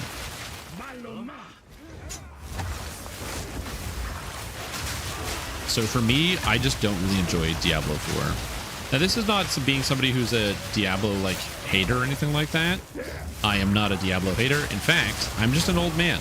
Diablo 2 is one of my favorite games of all time, and I have played that game 100,000 billion times. In fact, I still am. I am currently playing Diablo 2 sometimes when I like get tired after stream. I'll like sometimes log in the old Diablo 2 and put some hours in. But there's just a magic about Diablo 2 that has never been recaptured at Blizzard. And honestly, to be fair, a lot of other characters haven't captured either. Or like other people in the industry have not captured it. It is really hard to capture what they did with Diablo 2.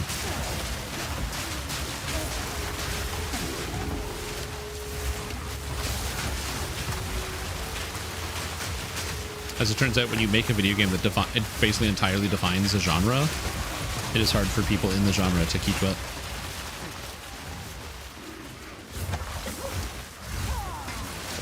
ARPG hater, NPV streamer, Stream Tom, yes. But yeah, like I said, I have friends who enjoy Diablo 4, and I think it's cool that people can like have a lot of fun with that video game. I just personally do not enjoy Diablo 4. Halt! Your rampage ends here.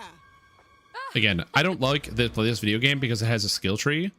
Like the skill tree could stand to be simpler if they wanted to make it, but I just like the fact that like when I look at this, I don't know what to do, but I get to learn what I want to do.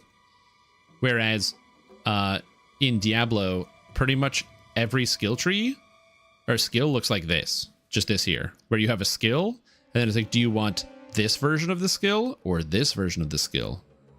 And that's the whole tree in Diablo 4. So, you know, I think there's a medium, you know what I mean? This is all just a misunderstanding. Which one of you activated the gate? Which one of you is a Val blood? Why, that was me, of course. I am Alva Valai, treasure hunter extraordinary. Boom. I just love how she just like socks Alva. As for you, I'm free to play. I believe it is sometime 2026. You have spilled. Again, which I know obviously can sound really bad because you're like, well, I want to play now. But one of the benefits of the fact that you have to wait, as counterintuitive as that sounds, is that it means that by the time the game actually comes out, it will be good.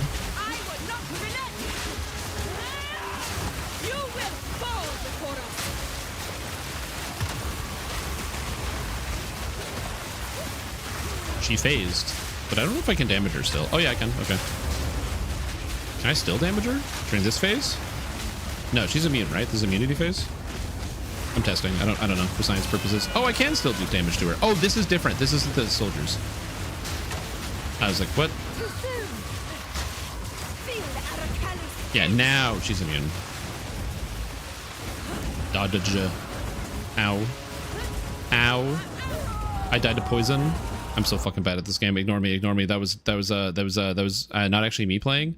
That was actually a glitch. I don't know what happened. I think my left hand switched to my right hand all of a sudden. I don't know what happened there. What?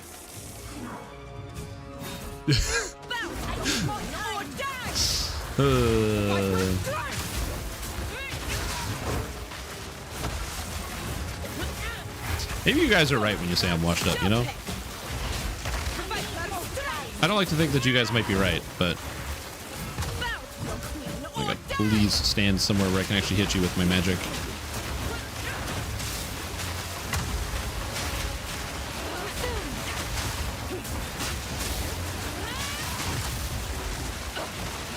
I don't know what we do with the fact that she's like immune to flammability, or not, like she's not affected by like flammability that much.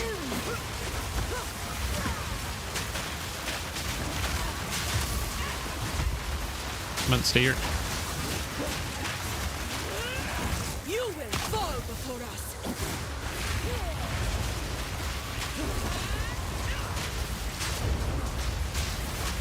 I need more time.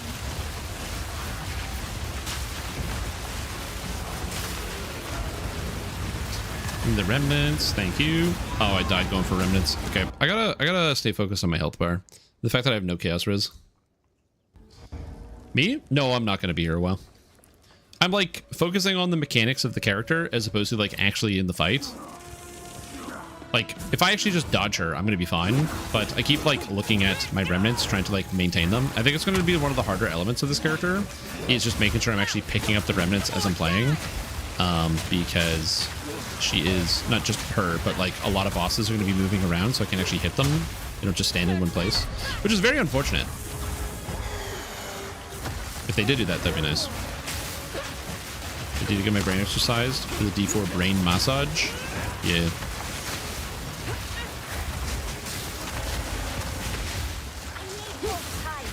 Because I'm spending way more time like staring at the top left corner of my screen, looking at the remnants. Also, if you're wondering why I'm just like kind of running into her and letting her slam me, it's exclusively for that purpose. I'm just trying to maximize time picking up remnants and make sure I have all of them. Because I just don't... I have like... There's a lightning here.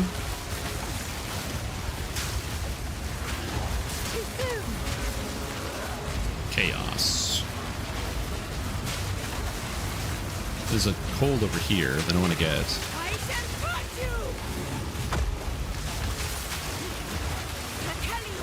I do like that punch though, that's cool.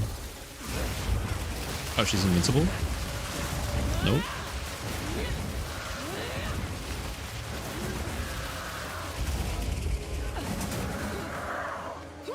I forgot that they like move in so you get less space.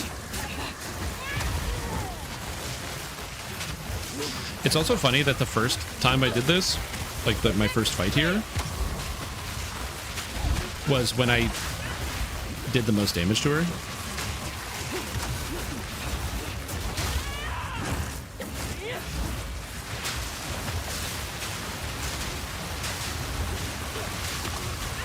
I'm gonna stay in the circle, to stay in the storm.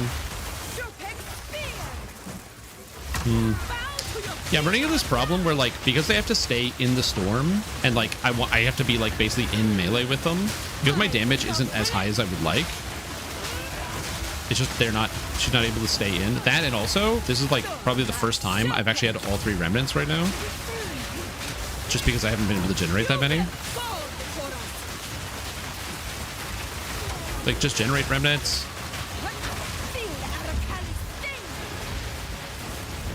Alright.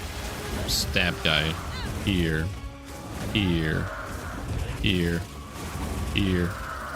Oh, I got hit by that.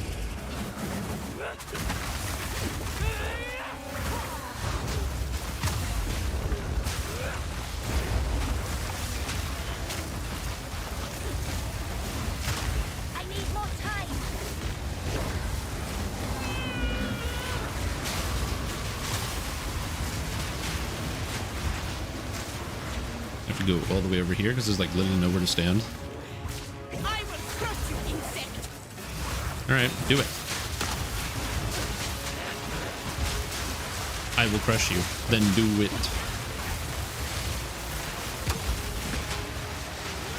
Yeah, she like moves out of the way, and then when she's out of it, I have to cast another firestorm, which drops another remnant. And then I like just don't have enough remnants to actually be able to like kill her because I'm not getting enough of them. It's a problem. I don't know how to solve this problem. It'd be awkward right now to nerf the Smith's fire spell on melee hit. Most fire spells lost power when not using remnants. Yeah, I mean, it's also really funny too because they were like, yeah, we want to increase the power of fire spells. And I felt like fire spells felt pretty bad for the most part. Oh, I got Soul Tether. Power. Exorcist Life Grip Leech is applied to Energy Shield. I mean, if I had more Energy Shield, that'd be kind of cool. Yeah, like I said, I like the fight. It's pretty cool. Like, if I actually just focus on dodging her, there's no way she can kill me. But I was, instead of focusing on dodging, I was like, I have to generate remnants somehow. How am I going to do this? Too soon. I just want to be able to automate some of my remnant generation. That's really why. That's why, if you're wondering why I'm not using any of these support gems, that would be why. I want to get like a cast on X, cast on ailment, cast on something. I just need a spirit gem. Although I think those are higher level. I don't think I can actually use those anyway. So I think I'm still waiting for like a much higher level. I think so anyway.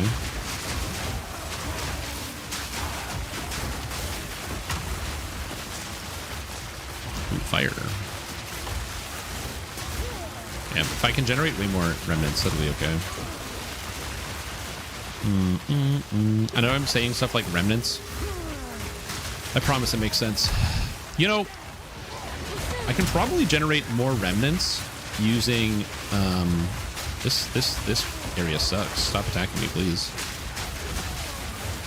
Don't get surrounded. Come on, Shrimp Tom. You're too good. You're too pretty.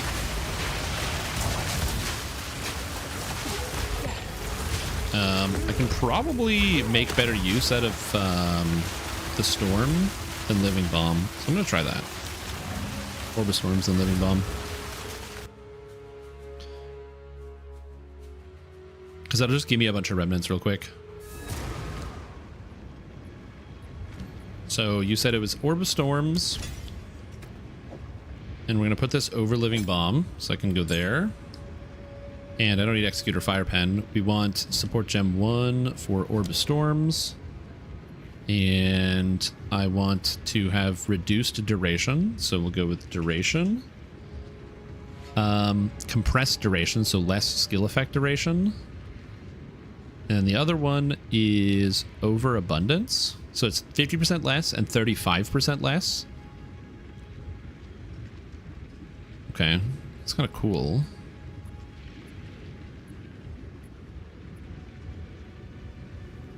Oh, and Swift Affliction can make it even shorter. So you can have triple. So you can basically have it instantaneously die. I can go Orb of Storms with overabundance. I can drop this here. So now, if I go in, my Orb of Storms, according to this, will last cast time duration 3.84 seconds, which is still longer than I want.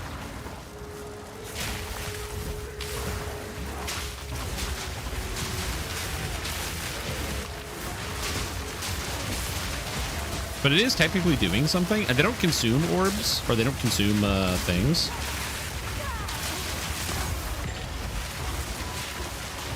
Yeah, so I just want to be able to automate that. If I can find a way to automate that,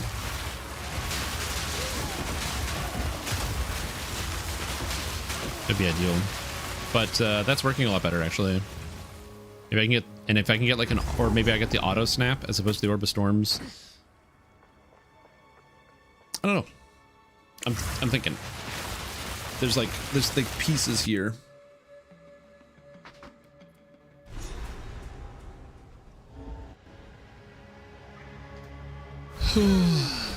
Flower Petals everywhere.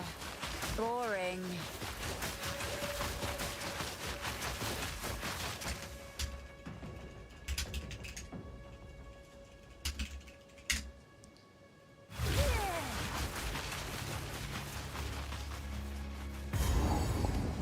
All right. So yeah, we're gonna see. I'm gonna get through. Oh right, I forgot I can just summon these to make my remnants now, so I don't have to wait. Okay, so now I have full remnants already. So that's, or infusions. That's not too bad. Full infusions, like almost instantaneously, is pretty good.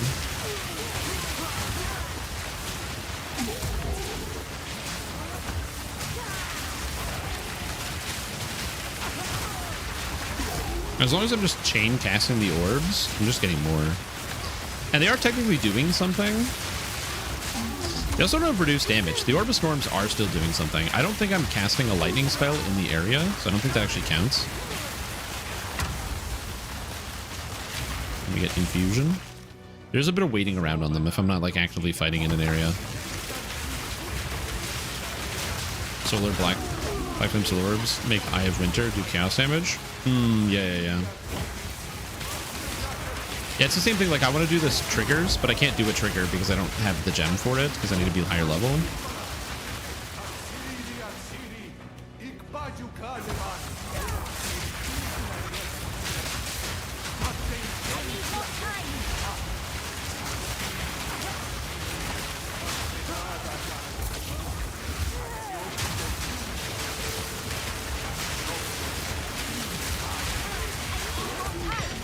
Yeah, so we're doing some good stuff here.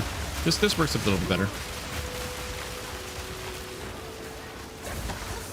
Of course, it's like here.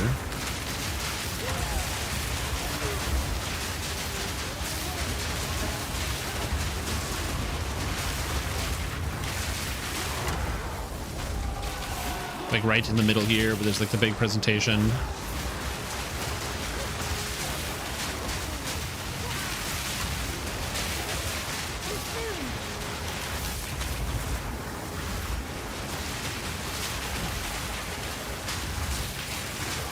Here.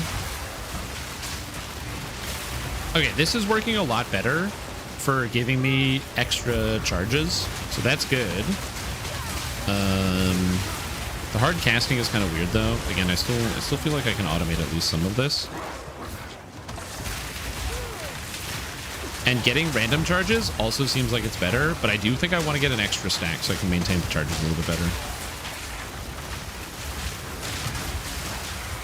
Something I do like about the Orb of Storms is that the Orb of Storms is just passively attacking all the time. So it is actually doing something for me.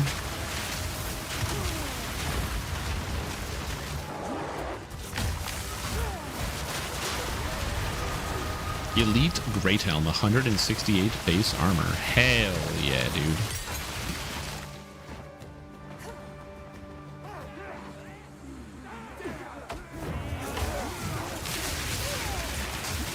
Whoa.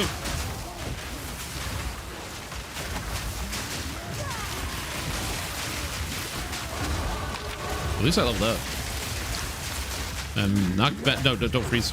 Oh, jeez.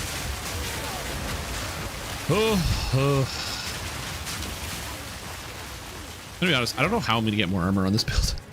Like, give me some more defense. Because I'm like, you know, it'd be good having armor. But I feel like armor is not going to save me here. Wait for my infusion. Yoink.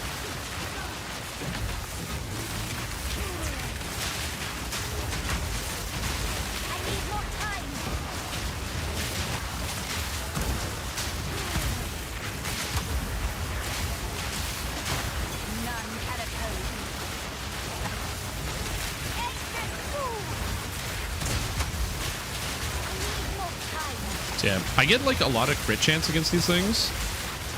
So it's got like, you know, pretty good crit. I've got the Orb of Storms going. I reduce their resistances by quite a bit. I freeze things. So like, there are times where the build can feel good, but yeah. I think also I'm just like missing damage as well. I've done a lot of like tree traveling, So I think as I continue to take like more crit abilities and more things that are just going to directly increase my damage, and if I get a weapon upgrade, I think my character's going to start to really feel smooth. But I haven't had a weapon upgrade since like the beginning of the game, which is affecting my character in probably a bit more of a dramatic way than I would like right now. As the weapon I'm using is one of the first weapons I ever picked up off of in the whole game. So, you know, 3 days later, maybe I should have upgraded my weapon, but you know, we'll sort it out. Another reason why I don't see myself ever becoming like a full-time Path of Exile streamer is I can already feel like my wrist hurting from just like from this. Although I will say Path of Exile 2 is a lot easier on the wrist than Path of Exile 1 is. Gargantuan Mana Flask. Also, I gave up my boots. I had movement speed boots, but I gave them up for actual stat boots. And I am aware that that is a terrible idea, and I should have just kept with the move speed. But I just really was like, you know what I need? Stats. Stats will help me level up.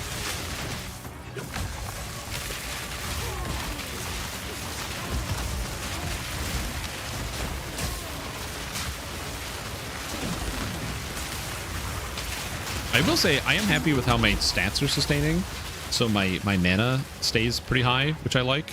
I was having mana problems with this character for the majority of the playthrough, where like I would run it like the reason why I struggled against bosses is not just because my damage was bad, but also I would run out of mana fighting bosses. So not running out of mana anymore, huge increase, like or increase in my fun that I'm having.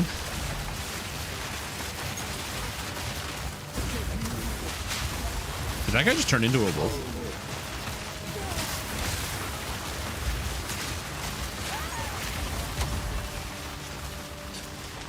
I'm also not sure if the remnant infusion thing is actually useful. That I'm not sure about.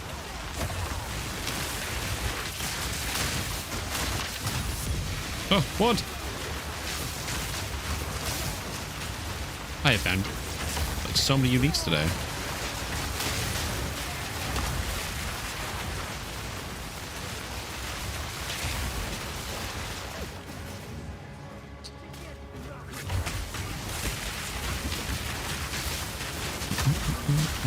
I think as I get higher level, this might be a little bit bigger of a challenge.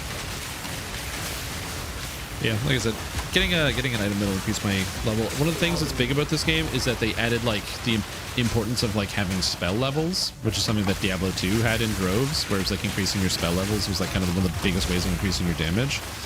And I don't generally mind that because I didn't mind in Diablo 2, but this game has it happening way earlier. In Diablo 2, you increase your spell levels was like something you got on like a staff or two, maybe, that affected like one skill that was really easy to shop for, and you needed fewer stats. Whereas here, it's like, oh, if you don't, I don't have +2 to fire spells, so I'm kind of, I might be in a bad place when it comes to that then.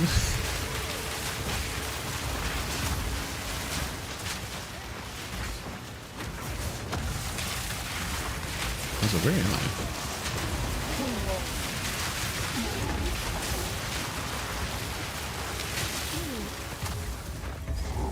Checkpoint. Oh, that's the end. Okay, so I have to go search the other side now. I gotta find the sacrificial place so I can sacrifice a heart.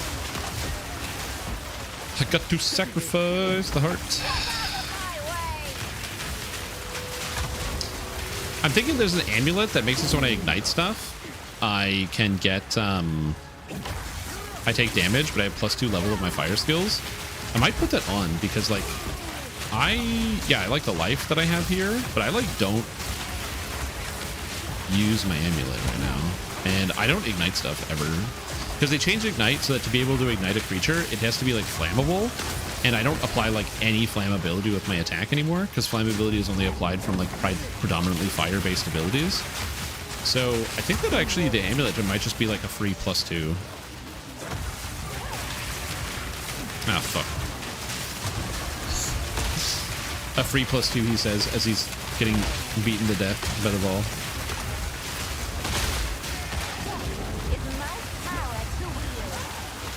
At this table. Dagger, sacrificial heart. I love that you just take this giant heart and then just A similar method to a curse or two, I know. boom. All right, we got 3 points. So, I think we go for damage. more than anything else. So I could do 1, 2, 3 for crit with spells, increase spell damage if you crit recently, or I could go 1 crit, crit chance, and crit chance. So I like the crit. I think picking up crit right now is a really good idea. And I definitely need like more crit chance. So what's better? 15 crit damage. I can go from bottom or top. So I can get 10 chance, 10 chance. I can get 35 chance. Or I can get cast speed. Oh, I don't care about that. We'll do this, which gives spell damage. I'm gonna end up like reorganizing my tree later and probably skipping a few things, but that just seemed pretty good for now. All right, we're gonna go to town real quick and try out that necklace because I think it might be really, really good. I think it might kind of save the day here. Because +2 to the skills of all my spells, or my main spell, Firestorm, is actually really, really impactful. It's an expensive spell though. It just occurred to me. It's not time to kill them. That costs a lot of life. Yet. Whatever. Just get more life. It's always the solution. That's bad. That's a lot of fizz and fire. What the hell? Oh man, if only somebody was playing like hammer build. That's a crazy item. Life armor applies to elemental damage. That's cool. It doesn't have armor on it, and the rest of the stats are garbage, so I'm gonna sell it. But mana, chaos, spells inflict withered. Oh, so much leveling garbage. Look at all these. Look at these items. I'm just gonna dump this in here. That's kind of good. We're gonna put this unique in here. Yeah, what did I say I was gonna do? Oh yeah, the necklace. Uniques. Yeah, this one, Fire Flower, gives me mana regeneration, but take 100 damage when you ignite an enemy. But the benefit is that by putting this on, my damage on Firestorm goes from 156 to level 52. I can't use this. Well, I was going to use it. I thought it'd be really cool, but as it turns out, I didn't read the game. Oh, shoot. Why do I even do this to myself? Well, in case I need it. It's good. Dude, I have no idea what I'm doing with my life. I do appreciate that you can, like, leave in town. Probably shouldn't do that. And the old reforging bench. Okay.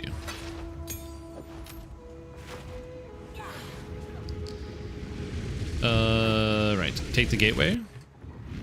Gateway back to Agorat. Okay. Nope.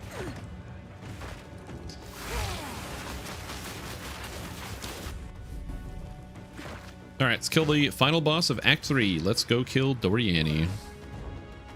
Amulet is why they reworked Ignite in this flammability system. Yeah, because I can't ignite, so I can, in theory, wear it kind of for free. As long as I turn off my igniting. Actually, wait a minute. Hold on. Does Firestorm actually not ignite?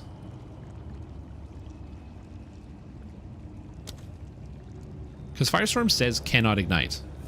The intruder is here. What of Nahuatl? Ice Bolt and Lightning Bolts can ignite, but Firestorm itself can't ignite. So it's kind of just like +2 free damage, right? Isn't kill their flaming skulls? Oh. This makes sense.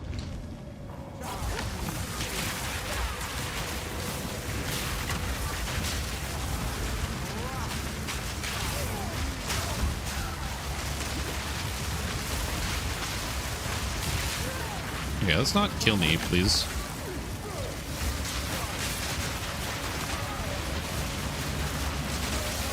It might be built into Firestorm. I'm honestly not sure.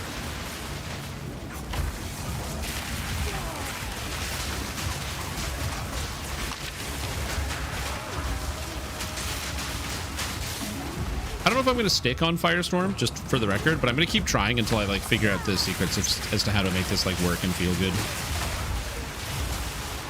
I will say this is the worst leveling experience I've had in terms of like the pace and the challenge. Like for me, every other PoE patch has been easier than this. So this is the hardest one by like no short order.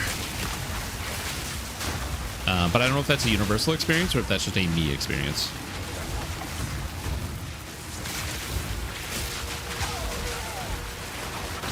It's been tough. It's been a tough one. What a clever trick. Okay, sure, whatever. There is no time for this. Aziri will soon commune with the beast. Cease your assault.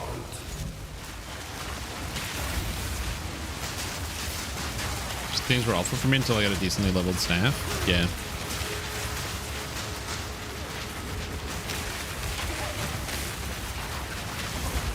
Yeah, same. Like, I was leveling with Fireball, and Fireball felt real bad. But this is, I think, the only character I'm going to play for PoE 2 this season, or this league, just because I don't really want to have to... Like, I've got just too many other video games I want to play, so I don't want to be spending my entire time, like, making up characters for PoE 2. And maybe I'll try, like, something else next time, like, if there's, like, the Chayula monk in the future or something. Might be harder, because I'm washed. I mean, yeah, true.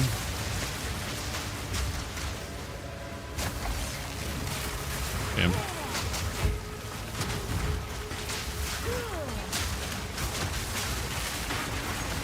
Stone tower shield. Okay.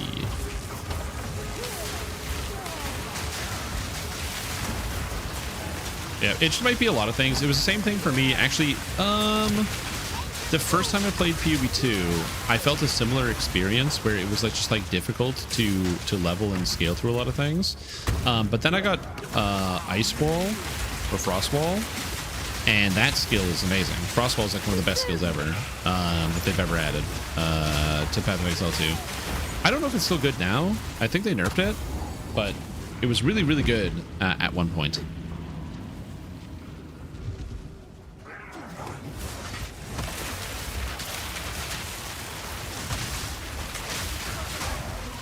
Yeah, I'm currently not applying any status effects. Stop this at once. I take no pleasure in harming one of my own, but if you persist, I will do with her what I must. Death, take you. I don't have like a solution to that problem. Oh, don't kill me now, please.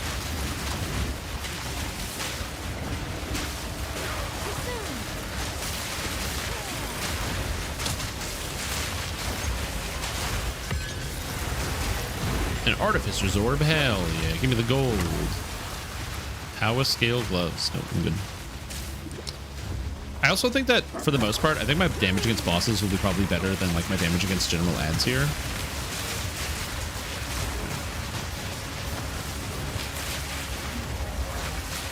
Because, like, sometimes I feel like I'm just, like, not hitting anything. I'm trying to the best way to describe it, but, like, I played a lot of Blizzard Sorceress in Diablo 2. And this does not feel like Diablo 2 Blizzard Sorceress.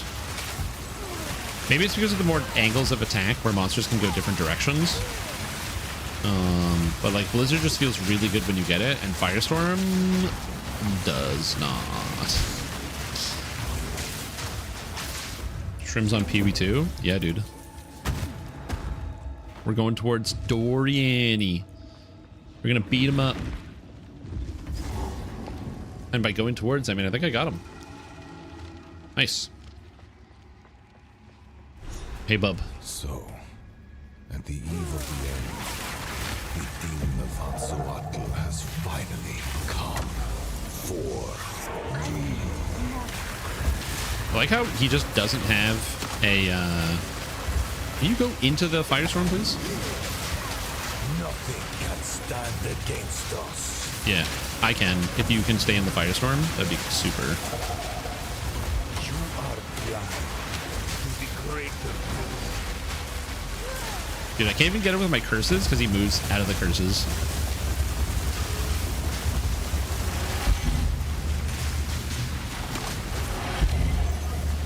Also, I've gotten like only one fire remnant. So this is the one downside of the remnant system, or like how I have it applying random remnants, is in the circumstances where I randomly don't roll the only remnant I don't have.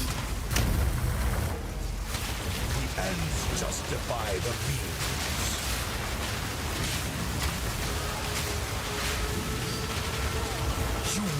by Doriani. Act 4 work pushing through. Okay, that's good to know. Sacrifice is the only path to survival. Yep. Come on, let's stay still. Capitalize fusion. Unleashed. Go back into the firestorm.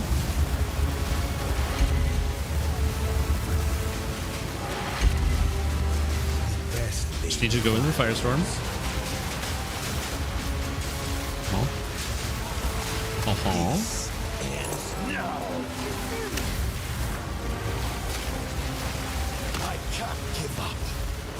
Okay, now go into your giant creature. Yes, yes. Now it's so easy. Oh, baby. I will succeed. Oh, whoops, under the mech. Sorry. I cannot allow you to interfere. Oh my gosh, dude. I've been preparing for you for years. Dude, I'm cooking his ass. Oh, that's so funny. Nothing will stand in my way.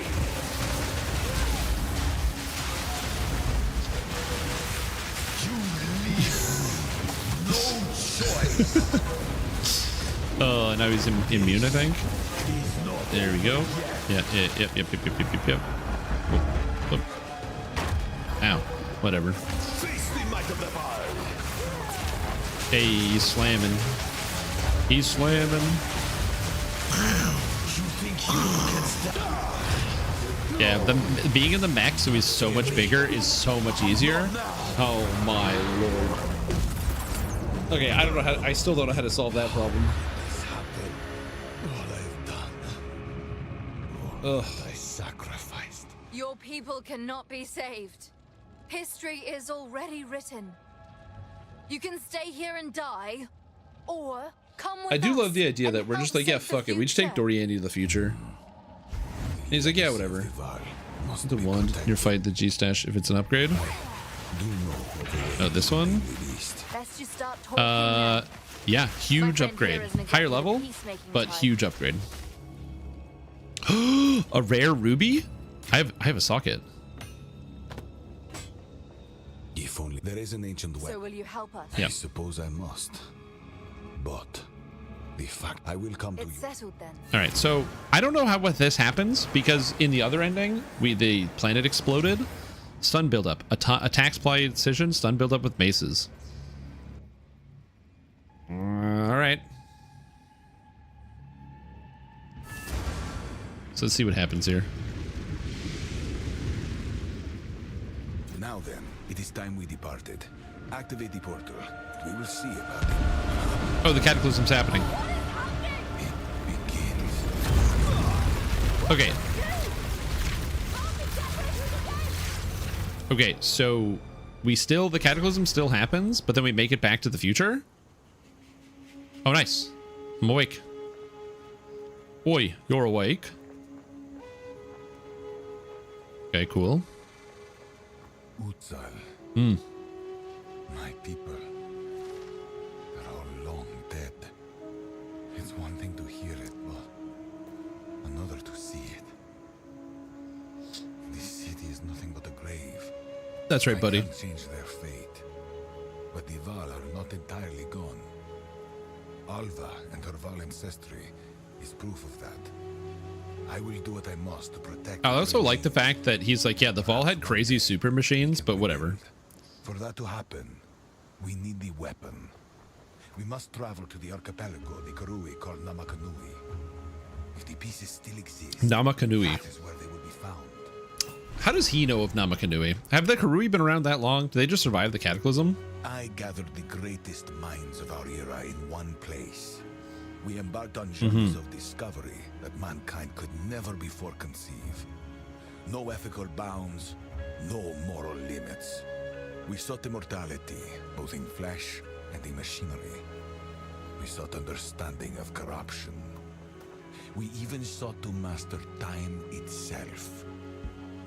In the end, it was all for naught. Yeah, sometimes it's a good idea to have guardrails, so you're searching for the ultimate fate doesn't end up being the ultimate fate, as in everyone dies. Study of the beast was my life's work, and the work of many Varg scientists before me.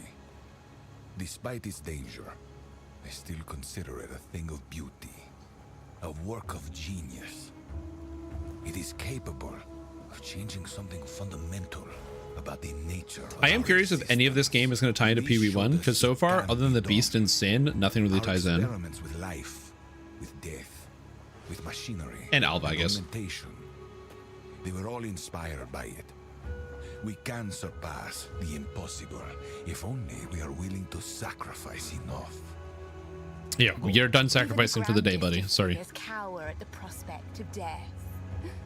Pathetic. Yep. Returning with Doriani was an inspired move.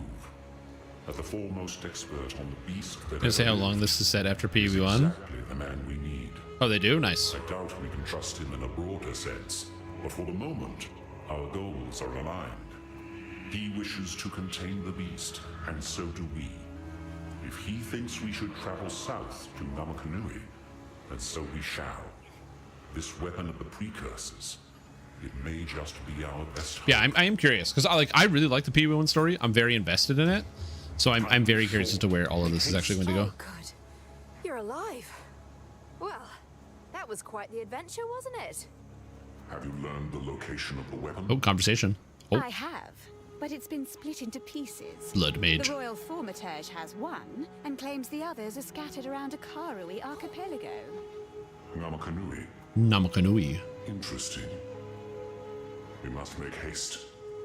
Well then, how about I take you and your merry friends to Kingsmarch? The port town is within the area of Namakanui. From there, you can charter a ship from my contact and begin your search. We've quite a haul of treasure we've borrowed from Utsao. It will more than cover the charter cost. Kingsmarch would indeed be a wise location. Would Zin know anything about Kingsmarch? Probably. Great. We can He would know something. I am curious if this is where the get off point where Alva is just going to be like, yeah, we're done. Yeah, the hooded one. Does she know? Can't remember. He's a friend. Oh well, I'm not one to judge the company. Okay, so this is the thing. This is what I don't. There are elements of this where I'm like, I feel like they're doing a like a soft retcon here with Alva's character, because Alva meets Sin in Path of Exile 1, so they would know each other. This is not like a confusing, unless people just forget they met a god 20 years ago, like they would know. So I feel like they would have like a, until next time, not like a friendly relationship, but like they would know of each other. Hey. Yeah. He's hiding himself. Yeah. I guess he is hiding himself. All right, let's go to Kingsmarch. It's a long journey. The Kalgurans keep the road pretty All right. secure. Cutscene. Doriani has one piece of an ancient weapon that can control corruption.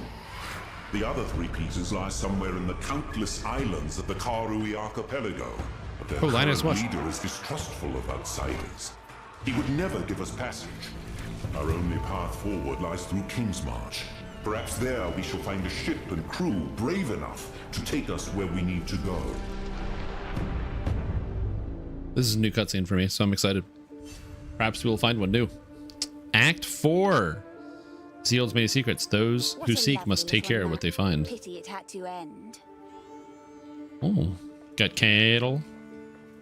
Am I in town yet?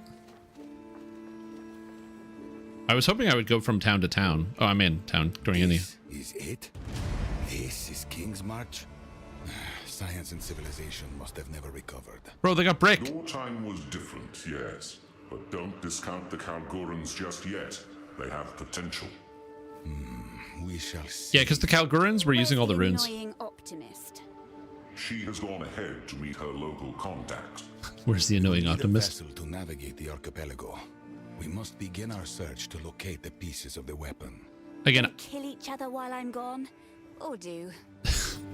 great. I am curious if Alva is going to be coming along with the journey if she becomes a mainstay character. But that's something I'm gonna have to find at another time, because for now, I think I'm gonna end the stream here because I am tired. I barely slept the past several days, and I have run out of energy. I have been spent. I died. Oh, I gotta do the gamer slouch. We're slouching. We're gamer slouching. Ugh. You gotta hit the slouch. Anyway, we will be back on Wednesday. If you're like, man, Stream Tom, I want to see more content from you, why the fuck are you turning off the live stream? Well, I put up the first video in the Beginner Basics series, the revamp of the Beginner Basics series. And if you want some DDO build guides to follow, you can do that there. On Wednesday, I'll be posting my review of Dungeons & Dragons Online, The Chill of Ravenloft. So in the event that you are interested in seeing what's going on there and what I think about Chill of Ravenloft, that will be coming out on Wednesday. And then yeah, I'll be back to streaming, dude. I'm excited. I'm stoked to do some stuff. And but yeah, other than that, I am cooked. I am forking tired. Oh, I just like can't think anymore. So yeah, so thank you guys for watching. We had a good time. If you didn't have a good time, don't worry about it. Oh, because the game is laggy in DDO. We all want to play it and we can't because the game's laggy. This is annoying. Oh my lord. Oh, I'm tired. Are you guys tired? It's a holiday. Yeah.